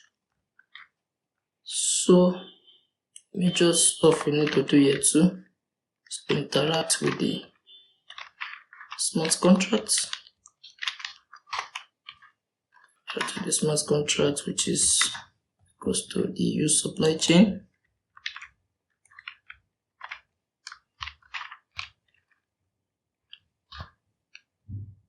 Use supply chain. I think we also want to remove the receiver. So remove it. You want to remove the receiver. Let's comment out this. Right, so good to go. So all we just need to do is just set this as async, since we are going to be using our await. So the first thing you want to do again is to check if you have a contract. Otherwise, if there's no contract, just let the user know something is wrong. Now, we also, to avoid manipulation, you want to set the day that the user actually received the parcel to be the current date, because they should be able to set the dates by themselves, but let's just make it to be the current date, because they might just do it instantly once the logistics provider give them the parcel, just to allow them receive their money. So before they deliver the parcel, this is the parcel I've given to you. Can you please confirm receiving it now so that get the money immediately? And I think that's a fair deal. So just want to extract the date format from this current date that the receiver said they received the parcel. It's only the receiver that can do that. So once we get that, we can then use the try catch again. Same pattern works for everything. So get the transaction equals to our weights. Contract now, we want to interact with the contract. So what is function we want to call? We want to call this confirm delivery. And we are going to be passing the delivery date and the shipment ID. So we are calling this. So don't forget, you can always put them accordingly as they are arranged. The first one is the shipment ID, and also the second one is this formatted date, where you are able to extract the year, the months, and also the dates. So the formatted dates, so it should be accordingly. Don't put the formatted date first. It should be according to how you have it arranged here. Shipment ID, then the delivery date. And do that, should be good. So you also wait for the block to be mined. That means to be added to the blockchain. Then you can then reload. Of course, it's happened very fast.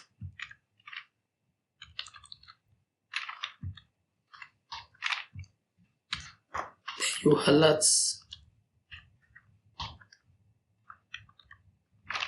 shipments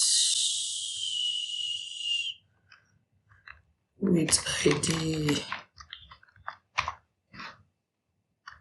Just do this now. Shipments that's the ID of that particular index has been delivered and payments sent. Right. So the reason we need to reload is because we want the user to see the effects. Like when you check the table, you want to see it immediately. So in case there's an error, let's display the error. Let's tell where the error is coming from.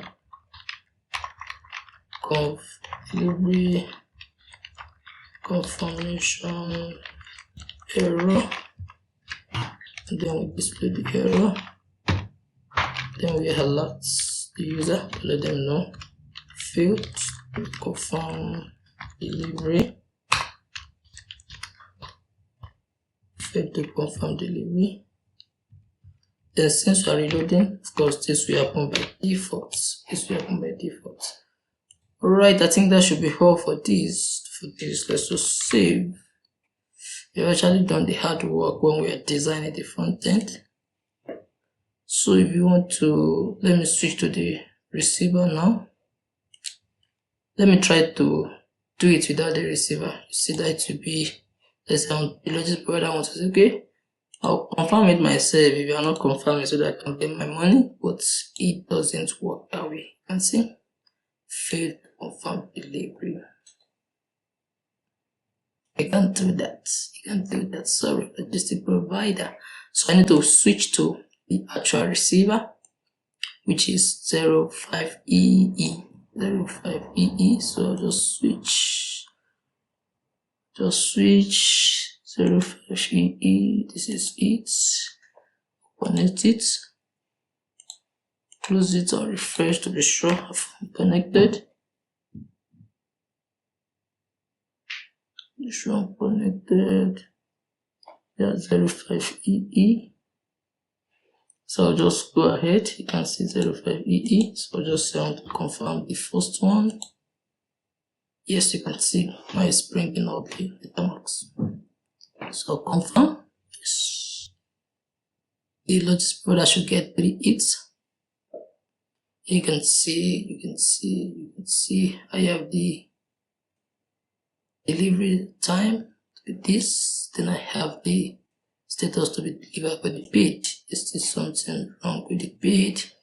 Let's just do our own things here. That's shipment.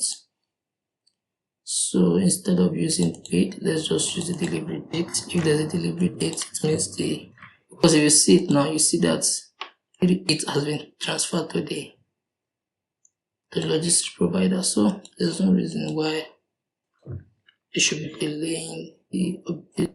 So you can see. So now let's do the last one again. Shipment ID, confirm, see the same receiver. Just confirm the logistics provider will receive 5 bits. Yeah, confirm. So reload, you can see delivery dates, and also has been delivered.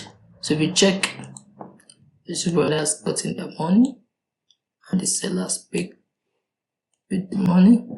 Alright, the last one before we finally do our end-to-end testing of the application is the shipment details. So once we press the shipment ID, we should be able to get the shipment details. So now in case we want to sit in a detailed view, it's just the same thing with what we are saying here, right here. But in case we want to sit in a more detailed view, there's no time in wanting to do that. So let's jump right into that now. The step we have been using previously also applied to this step. So we just go straight to our code. The file that we are using for the shipment details modal is actually this. So we just go right here and get our context. You can see everything is actually using context modal, the context. So now that we have that, we can just go right into, actually what we need the context for is just the contracts, smart contracts. Contracts.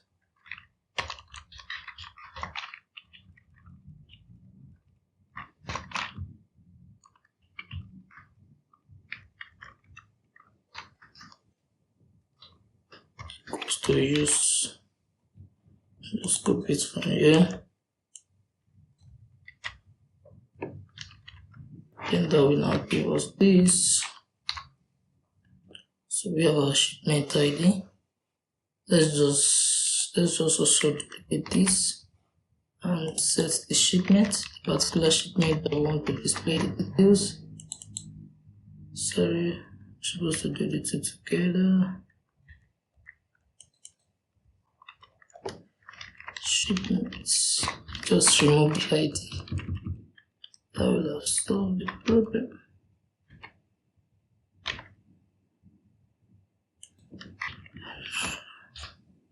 Right, so by default, let's just say the shipment is none. Also, we want to track the loading status. Loading status, Ctrl D, loading, skip, loading, that should be capital letter. By default, let's just set it to false.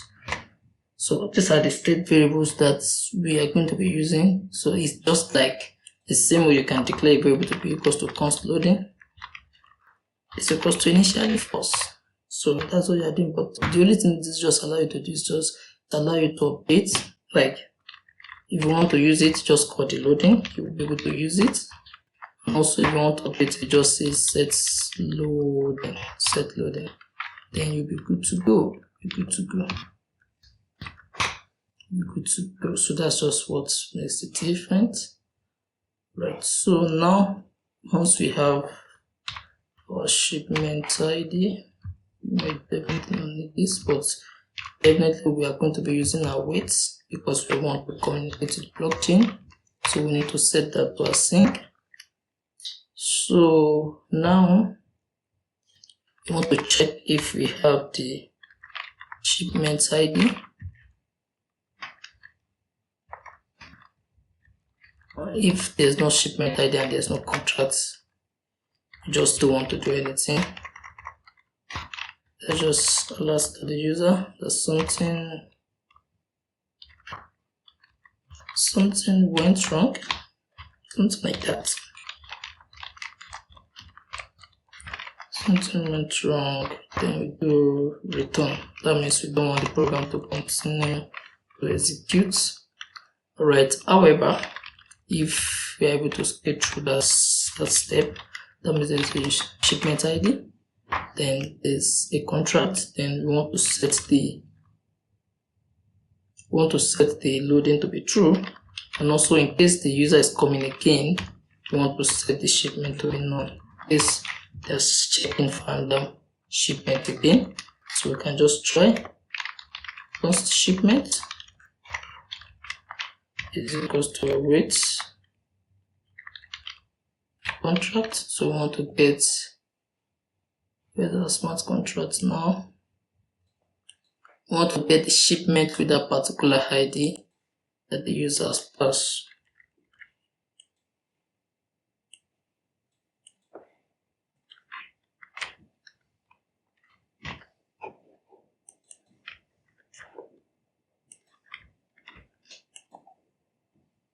Then const formatted shipment. We just need to get the value that we need. Actually, you can see that here we need the receiver, the sender, the delivery date, distance, price, and paid. So we just want to reformat that to what we need. Reformat what is coming from the blockchain to what we need. So let's just set that to shipment. Of course, you know the values. So let me just close this so that I can get access to my smart contracts. Alright, so structure, I need the receiver now. So I just go and move it directly to avoid. So I need the sender, shipment, the sender is the seller.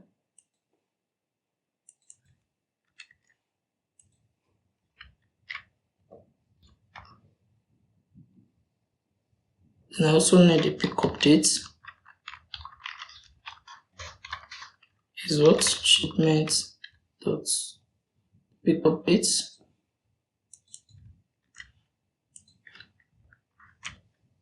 I also need the delivery date.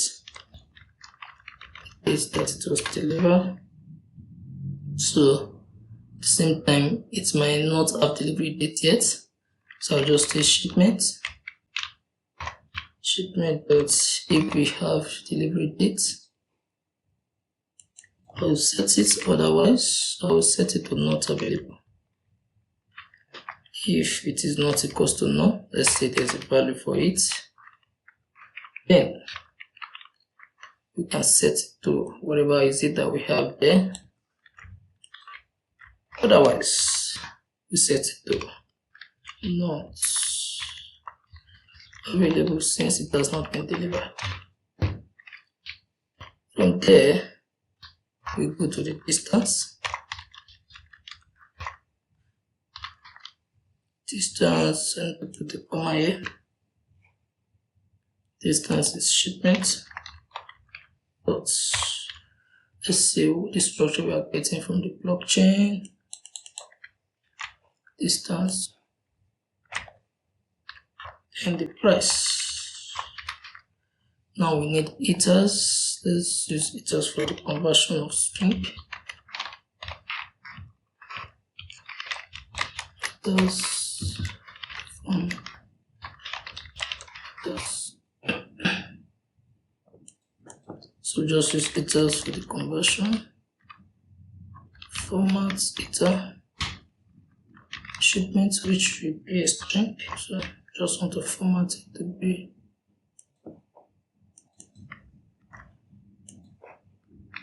price, no, to be in the form of Ethereum. So we want to see if it is paid or not. So If it is paid, then we just, if it is delivered, that means it is paid. So if the status is, this is 0, this is 1, this is 2, if it's delivered, then it is paid already, because the seller must pay before they even start this. If it has been delivered, then the registry provider will have received the payment. So once we have that, now let's catch the error. Before we catch the error, so once we have that, we can just say set shipment for the formatted shipments. So from there, we can then catch this is an error while fetching the shipments. So we don't shy away from that. Console.error, error fetching shipments, error fetching shipments, then the error will be error. You can also tell the user, say maybe shipment not found, which will most likely be the reason if they enter a wrong index. So finally, either there's an error or not, this finally will be executed. So we just use it to set our loading to false. So if there's an error, it should stop loading, and if there's no error, it should stop loading. So from there, we can just reset our shipment ID.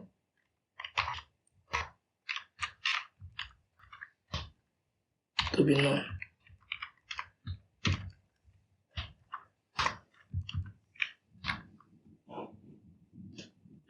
So once we have that, we can now go ahead to display our stuff. Right, so after the form, that is form, display the details. And this, it is currently loading. This is will surely be true. So we need to get the spinner again from React Bootstrap. Spinner.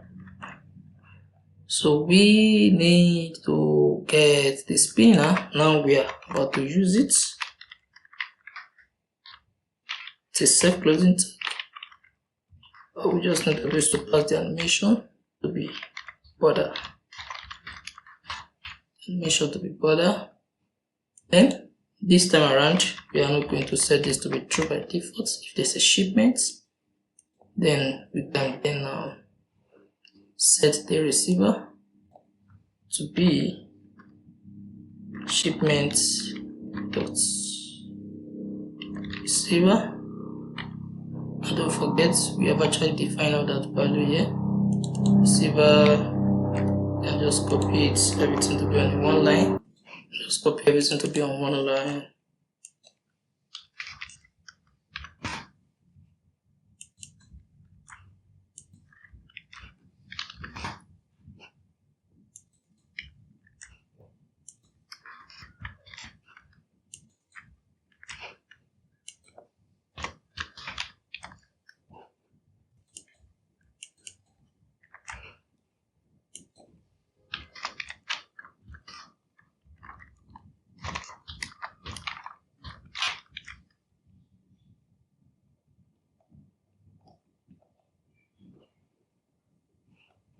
So now that we know that this is on one line, so we can just move it from one place to the other.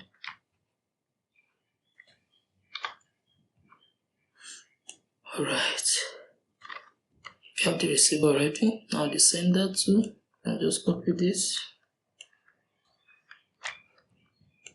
This is the sender, and the pickup date. You can also copy this. And the pickup date. We can delete this that we don't need again. The delivery dates.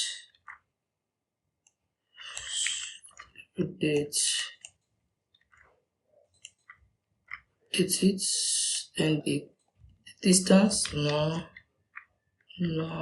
the distance, copy,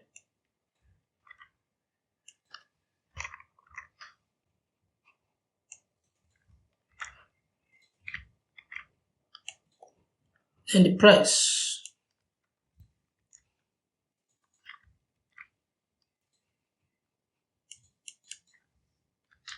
Zip it. We also put that. So let's do some bit of extra inputs for the paid. So we do, if it has been paid, yes, then we want to do yes. Let's add some emoji to make it a little bit not the conventional way. Nothing changed though, not yet. Otherwise, we say not yet, and then we put this emoji. Alright, having done that, let's save. Let's go and test it. Test our application. Now you can see by default it doesn't display the shipment. Let me just do one. Then you can see it's fetching. But I also want to truncate the address because anybody can see this. So I think I should truncate the address. Let's just go and use the same shorten URL that we use here. Just copy it from here.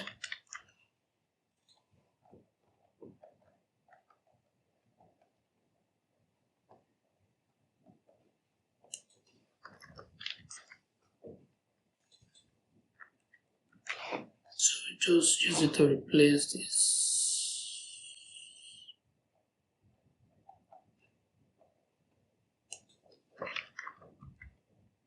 So we have this.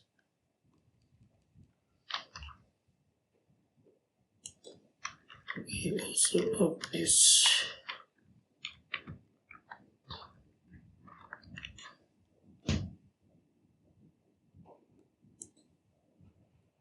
We check. I can see now it's shortened. I want to see the thing that should be fit.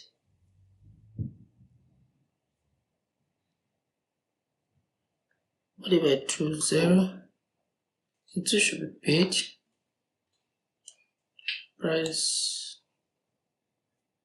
It is not displaying correctly.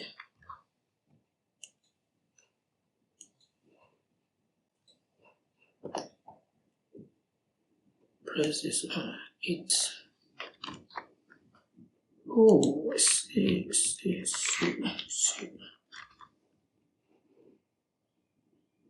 Let's see it now. See now correctly. Other than that, let's just use delivery date. If you have a delivery date, then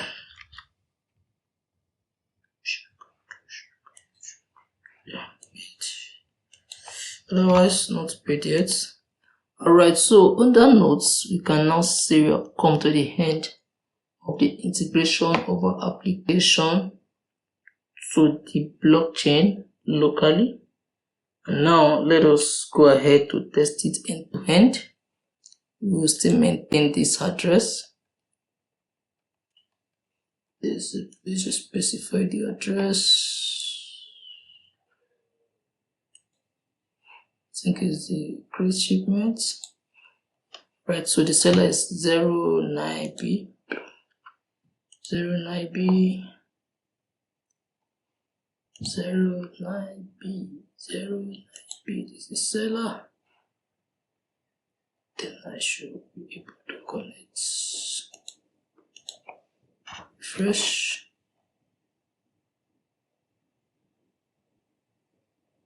I have 09B.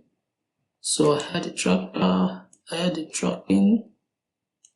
I have the shipment, so I get the address of the seller. Here's the seller. Let me pick the before as the so the distance. Let me do 40 kilometers somewhere that I'm paying 7 bits, for example. Sounds like great. Trigger the confirmation. Then I can see again that I have another shipment. So I can just check here too. Should not be paid. Should not be paid. Should not be paid. See the benefit of end-to-end testing of the application now. It should not be paid. It should not be paid. Alright, let's do this. Should not be paid. The shipment details. Let's see what we are doing with the list. Delivery dates. Using delivery dates, and then we are also using the delivery date here. Oh, I'm updating it directly.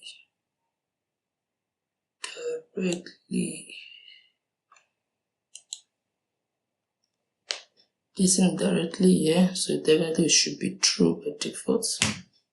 Let me see if I change this. This page should work. This page should work.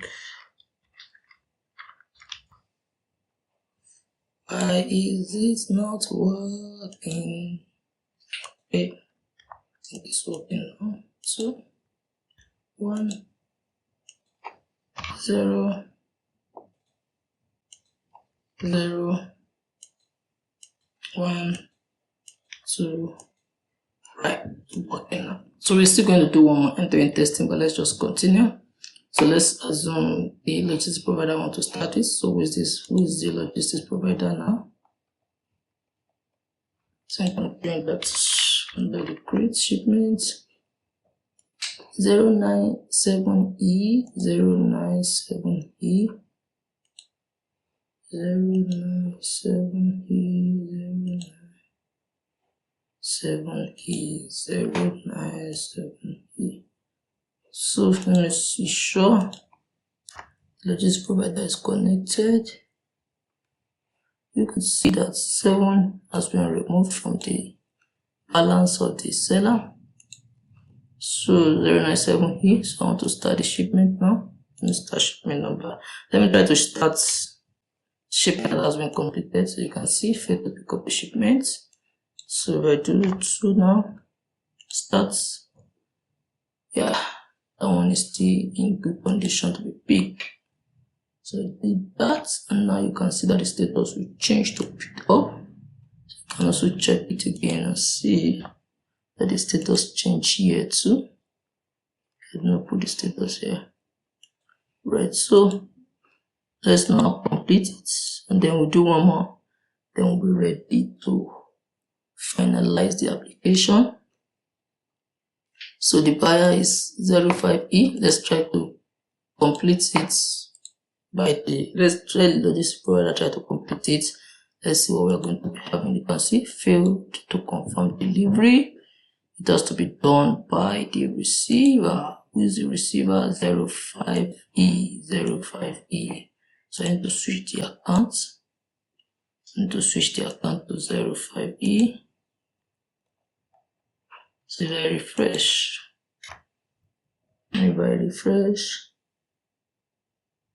now we have 05E, so I can go ahead to receive. Even if we try to confirm, you can see fail to confirm delivery. It has to be the one that has not been confirmed before. You can see it's working as we want it to work.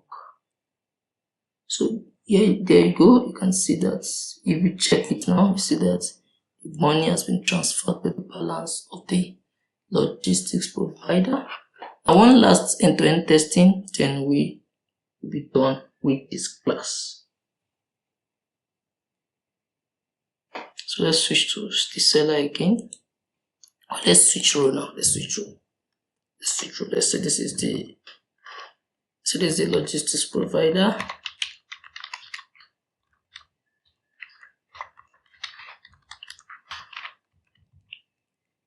Let the last one be the seller.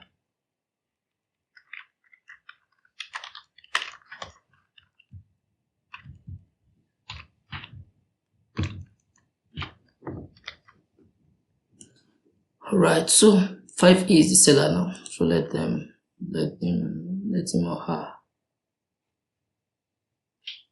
add the tracking, and then I get the address of the receiver.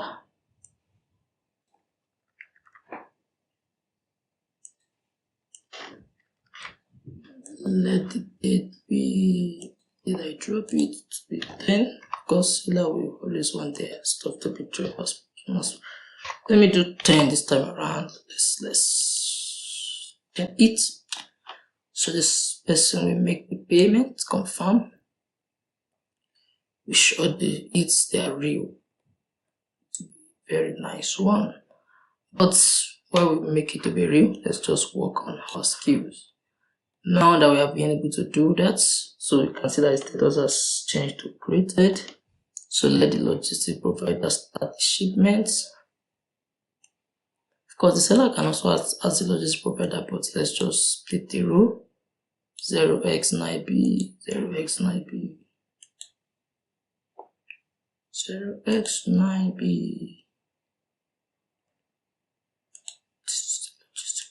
Let's refresh to be sure it has been connected.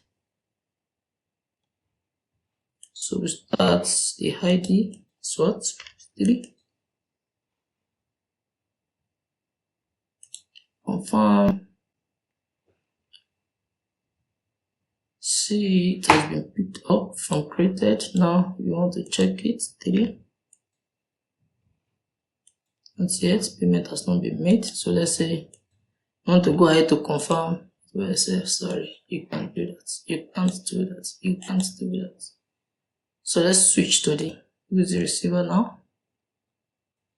97E, 97E. That's the receiver.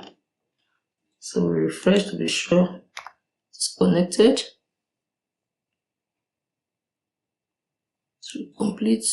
So let's do the ID. This is it here. So you can see you're able to confirm our status, the application, and then you're good. You can see all deliver. And that is it for our blockchain power supply chain management, where we are able to keep track. If you check your Ganache, for example, sorry for interrupting, see that the balance has been transferred to the logistic provider from the seller. Don't know which one they're using as one now. I think this is it. So balance has been transferred. I think this is it. 10. You're moving 10. So we have been able to design and implement a blockchain power supply chain management where we can create shipments all on the blockchain.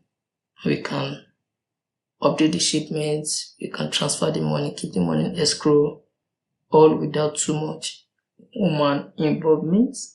And this will definitely make the supply chain management system to be transparent, as nobody can tamper with the blockchain, and it's also an immutable, a permanent record where if there's a day to resolve any conflicts in the future, then the record will always be there and it will not be doctored by any human because it is stored on the blockchain. On that note, we have come to the end of this class and recording session.